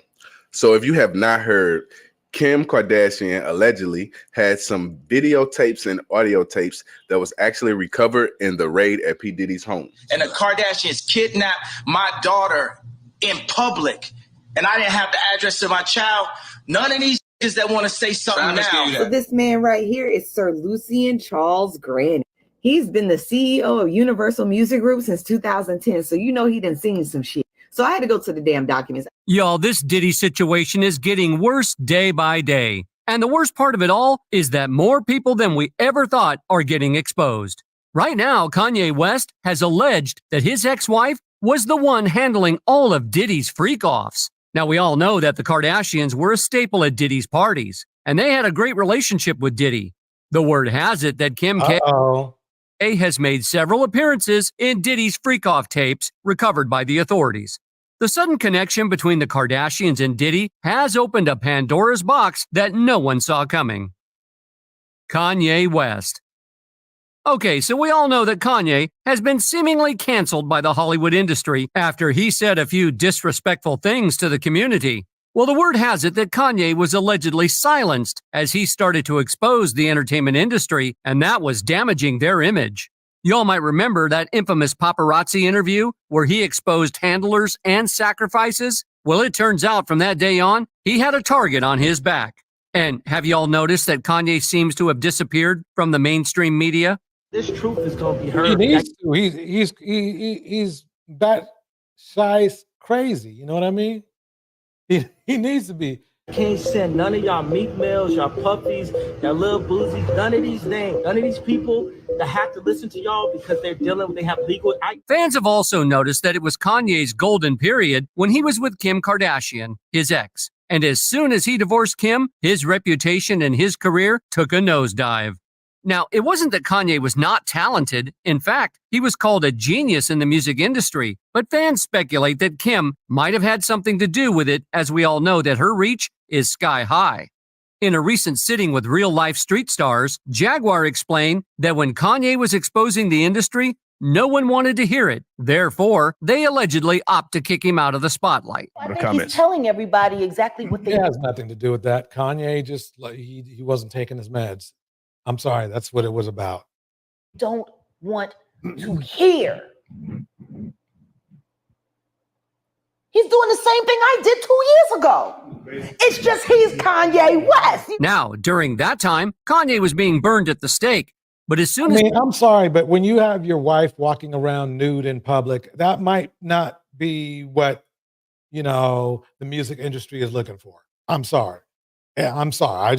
I understand Kanye is a genius, but at the same time, he did some weird shit.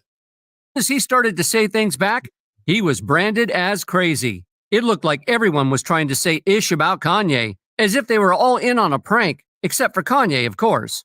Jaguar pointed out that Kanye's brilliance was not appreciated as it could not be suppressed, and that might be the reason No, his genius was appreciated. It's his lunacy that wasn't. Everyone is so eager to label him as sick. Not to mention, around that time, he takes pills. I mean, he takes pills. Look, I don't know about you, but if somebody's taking psychotropic drugs prescribed to them, then yes, they have a mental illness, and especially when they say they have a mental illness, that doesn't go away. Ye revealed that he was being threatened by a well-known celebrity trainer, Harley Pasternak. Harley actually sent Ye a message claiming that he could help Ye in getting out of that mess after he had a loving conversation with Ye, or he could have Ye institutionalized. His message stated, second option. Why seeking knowledge? Absolutely. Why seeking knowledge says this, Jim, I hope we have a show about the case. Then so I can say, I told you so in the chat. I tell you what, deal, bet. Just tell me when to set it up. Here we go. I can have you institutionalized again, where they medicate the crap out of you, and you go back to zombie land forever. Play date with the kids just won't be the same. You might not understand, but there must be a great power backing Harley up that he had the guts to threaten one of the hottest rappers at that time. This is a trainer, but come to find out, he was actually Canadian intelligence, but this is my trainer. So this shows you the kind of handlers that are around the superstars in California, right? Get this. There's a very specific person mentioned in Lil Rod's lawsuit that wasn't pointed out by the mainstream media. His name, Lucian Grange. His name has recently been used by Ye on a diss track to take a shot at Drake. Ye mentioned the 63-year-old music industry mogul on the remix to Like That. And during an interview with social media personality Justin LaBoy, he debuted the song on his new podcast. Now, what does this have to do with Diddy? Come on now, shit, don't waste my time. Let me get to the good stuff. Are recklessly false and, but for the fact that they are embodied in a complaint, would be libelous. Donald argued that he had never seen any lawyer in any pleading in any court who would accuse people and companies of criminal conduct without the slightest basis and then try to file an amended pleading, completely abandoning every allegation in the original claims. While disregarding Tyrone's work ethics, Donald claimed that Lucian must be dismissed from the case altogether. He said in a statement, all of the claims against Grange, Motown, and UMG Recordings, the UMG defendants, in the second amended complaint are lacking in any legally cognizable basis. Every claim premises on the unattainable strict liability theory that when one enters... Let me pause that. Okay.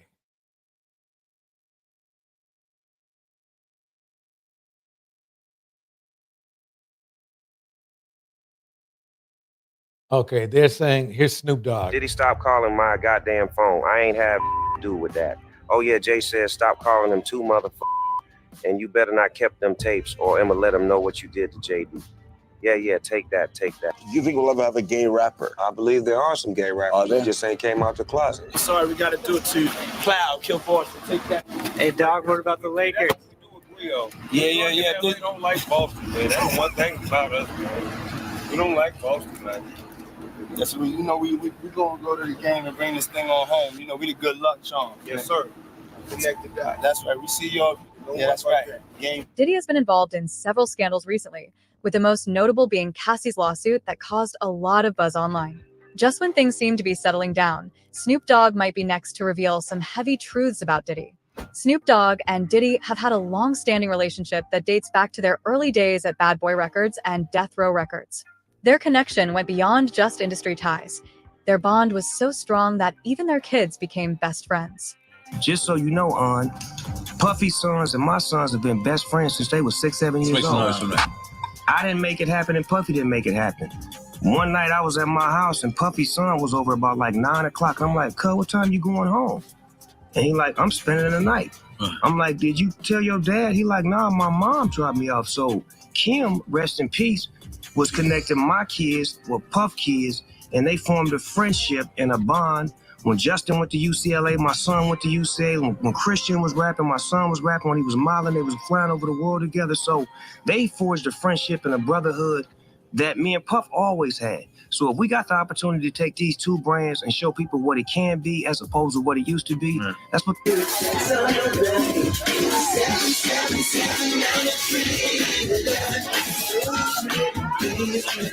What the hell am I watching?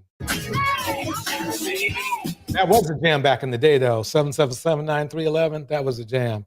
Let me fast forward because I don't. Former bodyguard. Snoop might not be telling the whole truth. Gene Deal suggests that Snoop could be bending the facts or even outright lying about the situation. Me doing this interview with you, right? One thing I did notice is you keep making comments about Snoop, and it comes across like you still feel a type of way about Snoop speaking on Biggie and making it seem like he was much closer to Biggie than he actually was. When you be seeing these interviews with Snoop speaking on Biggie, how does that make you feel? That's propaganda for the media, bro. That's something that sounds good for the media. You know, I'm the peacemaker. I'm the one that's showing love.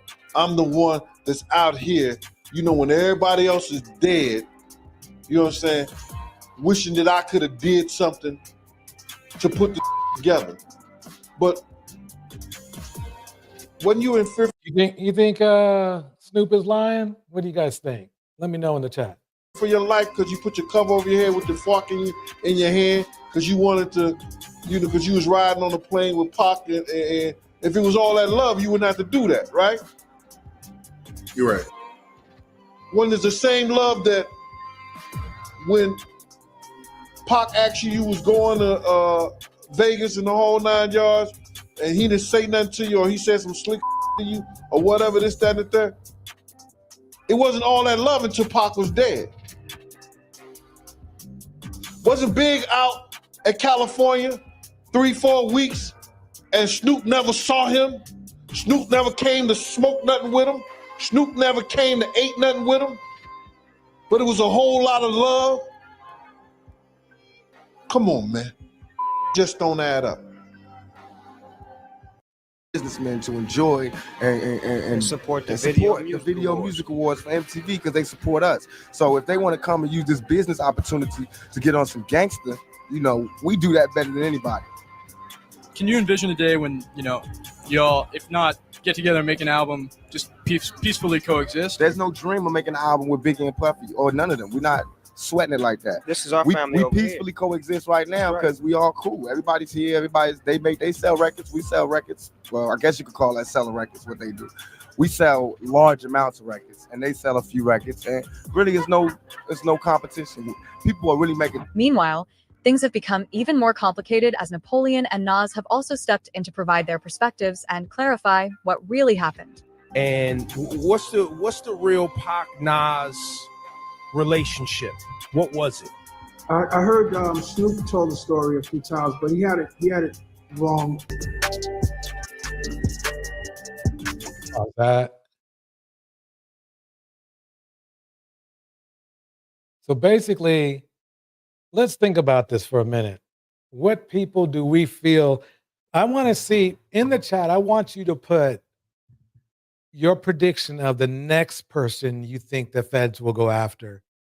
I think it's going to be not his sons, but maybe the friends of his sons.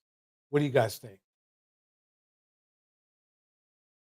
What do y'all think?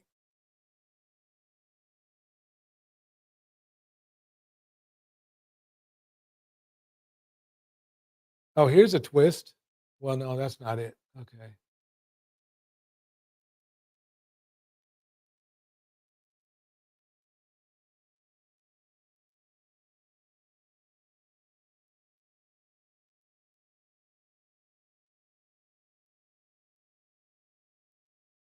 Here we go. Okay. One more. Wasn't his energy. He made that album. He didn't f with none of us. It was a Bad Boy Hitman album. Sunshine, You Belong to the Streets. Oh, Jay especially, he looked and seen what I did with X and was like, whoa, holy, that worked. His Volume 1 album sold like platinum. X comes out, sells 5. So now. All right. So we got him coming in. Jay-Z. Jim says it's Jay-Z. Jackie says everybody's going to try to save their AA. His mother's going down by Hazel. Sons. Jackie says her sons. Indiana mom. Oh, okay. She was saying that's something else. Pac's gone, so it can't be here. So okay, YC. Let me see. YC acknowledged it. YC, next person. Very hard to say. I wish it was Corey Holcomb. Boom. I hear that. Oh man. But you know, it might. You know, I'm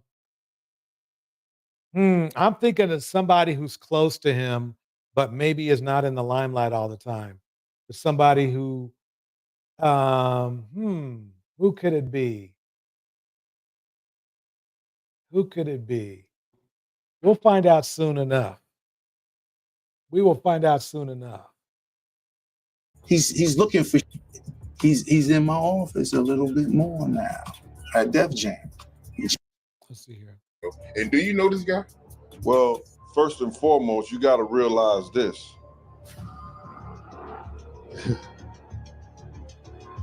Anybody can come on this internet and say anything, right?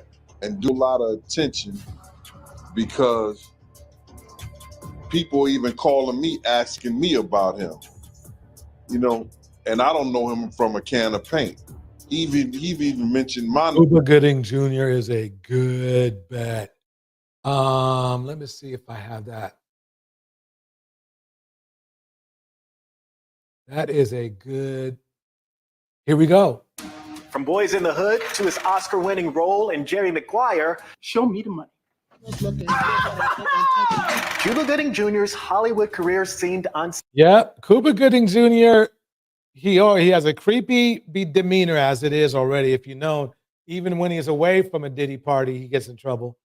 Tyler Perry, Me Columbia, Gotti from Quita. So he very much unstoppable, but a number of scandals over the last few years derailed his once promising career. Now he's ready to make a comeback. We need to make all these new allegations, Cuba. God's will be done. Lawsuits, accusations from multiple women, and in 2022, he pled guilty to forcibly touching a waitress in a nightclub. Okay, so yeah, he's basically, it's clear that he's eligible. You've experienced some very dark times these past few years. So, but Cuba, so how is your faith? How has it helped you through those dark times? It's one of those things where I know that I'm here for a reason. And I know that as long as I do what I do and I'm good at what I do and I'm passionate about what I do, God's will be done. Still reeling from those dark days of scandal, his once squeaky clean image stained forever. People love you. You know, people do. You seem like you're on top of the world. You're jovial. How did you find yourself in a scenario where dozens of women? He does. He's younger. He's a lot younger than me. I think he is. Well, no, he might be the same age, but he looks like he just got done in a boxing match. So Phoenix Soul, I agree with you. We're accusing you of sexual assault, pleading guilty to forcible touching, and settling. Look, you know, if you look at his eyes. Let me bring it back just a little bit. Settling. Look at his eyes. They're blood red. The bloodshot red. Look. Man, I don't know if you can see it there, but his eyes are red like he just got done drinking. And settling lawsuits.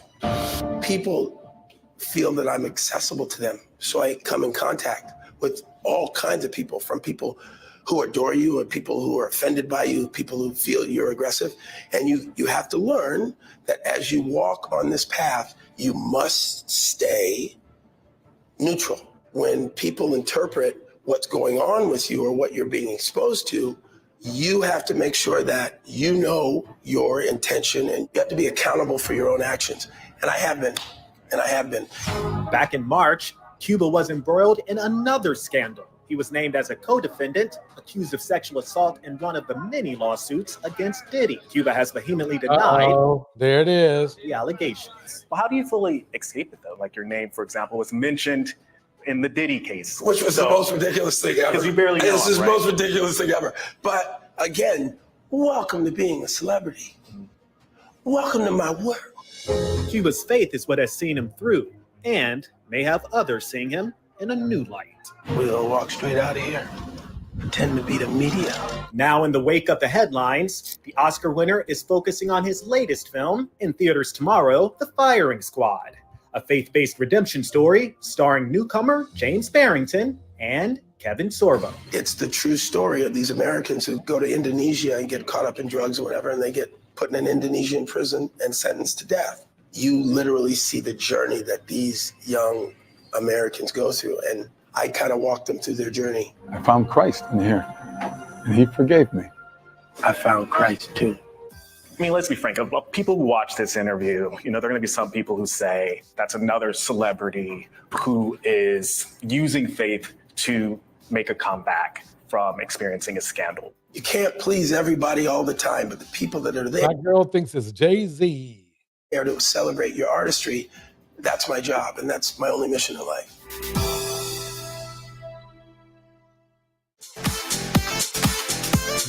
So there it is, Cuba Gooding Jr., you know. But I think it's time, folks. It's been 4.5 hours. It's been an amazing, amazing live stream. Again, I do promise less, we're going to be more streamlined. Let's put it that way. More streamlined. And,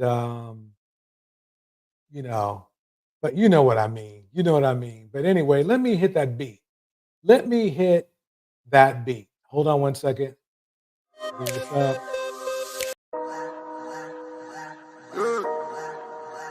All right. I'd like to give everybody a shout out for tonight. Money work. Shout out to Clear Ward, Phoenix Soul, The Rack Girl, Jim Borey, Wyatt Seeking Knowledge, Jackie Gang, Rena West, Money work. Si me quiero educar, dormir en algún Denzel lugar, Bud, un lugar para trabajar. Y si no hay para emigrar, money, money, todo el dinero. Solo un par de gente se lleva el botín entero. Funny, funny, pasa verdadero. Si tienen lo verde siempre oh, shout out to Darnell and a shout out to Beyonce. And a shout out to even a little bit of a shout out to just kidding. A shout out to Triple S. Ya lo veré, no vendo mi alma, lo lograré. Seré el más grande, no olvidaré. Shout out to Aaron. Money work. Don't forget to leave a comment if you have a new show you would like me to review or something. Go ahead and hit me up in the comments. Rena West in the house.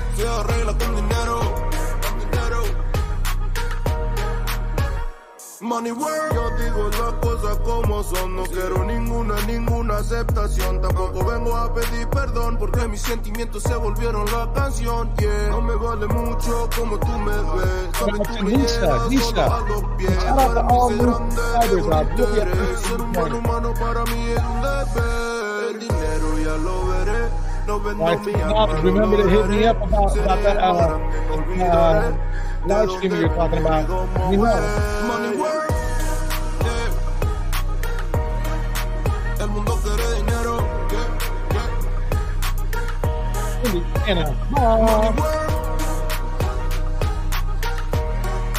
Se arregla con dinero.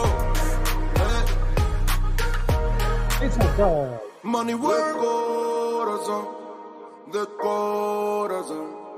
La plata no te hace ser feliz. Yeah, de corazón, de corazón. La plata no te hace ser feliz. Money work. El mundo quiere dinero. Yeah. Money work. Se arregla con dinero. All right, everyone. Thank you for coming through. See you on our next one.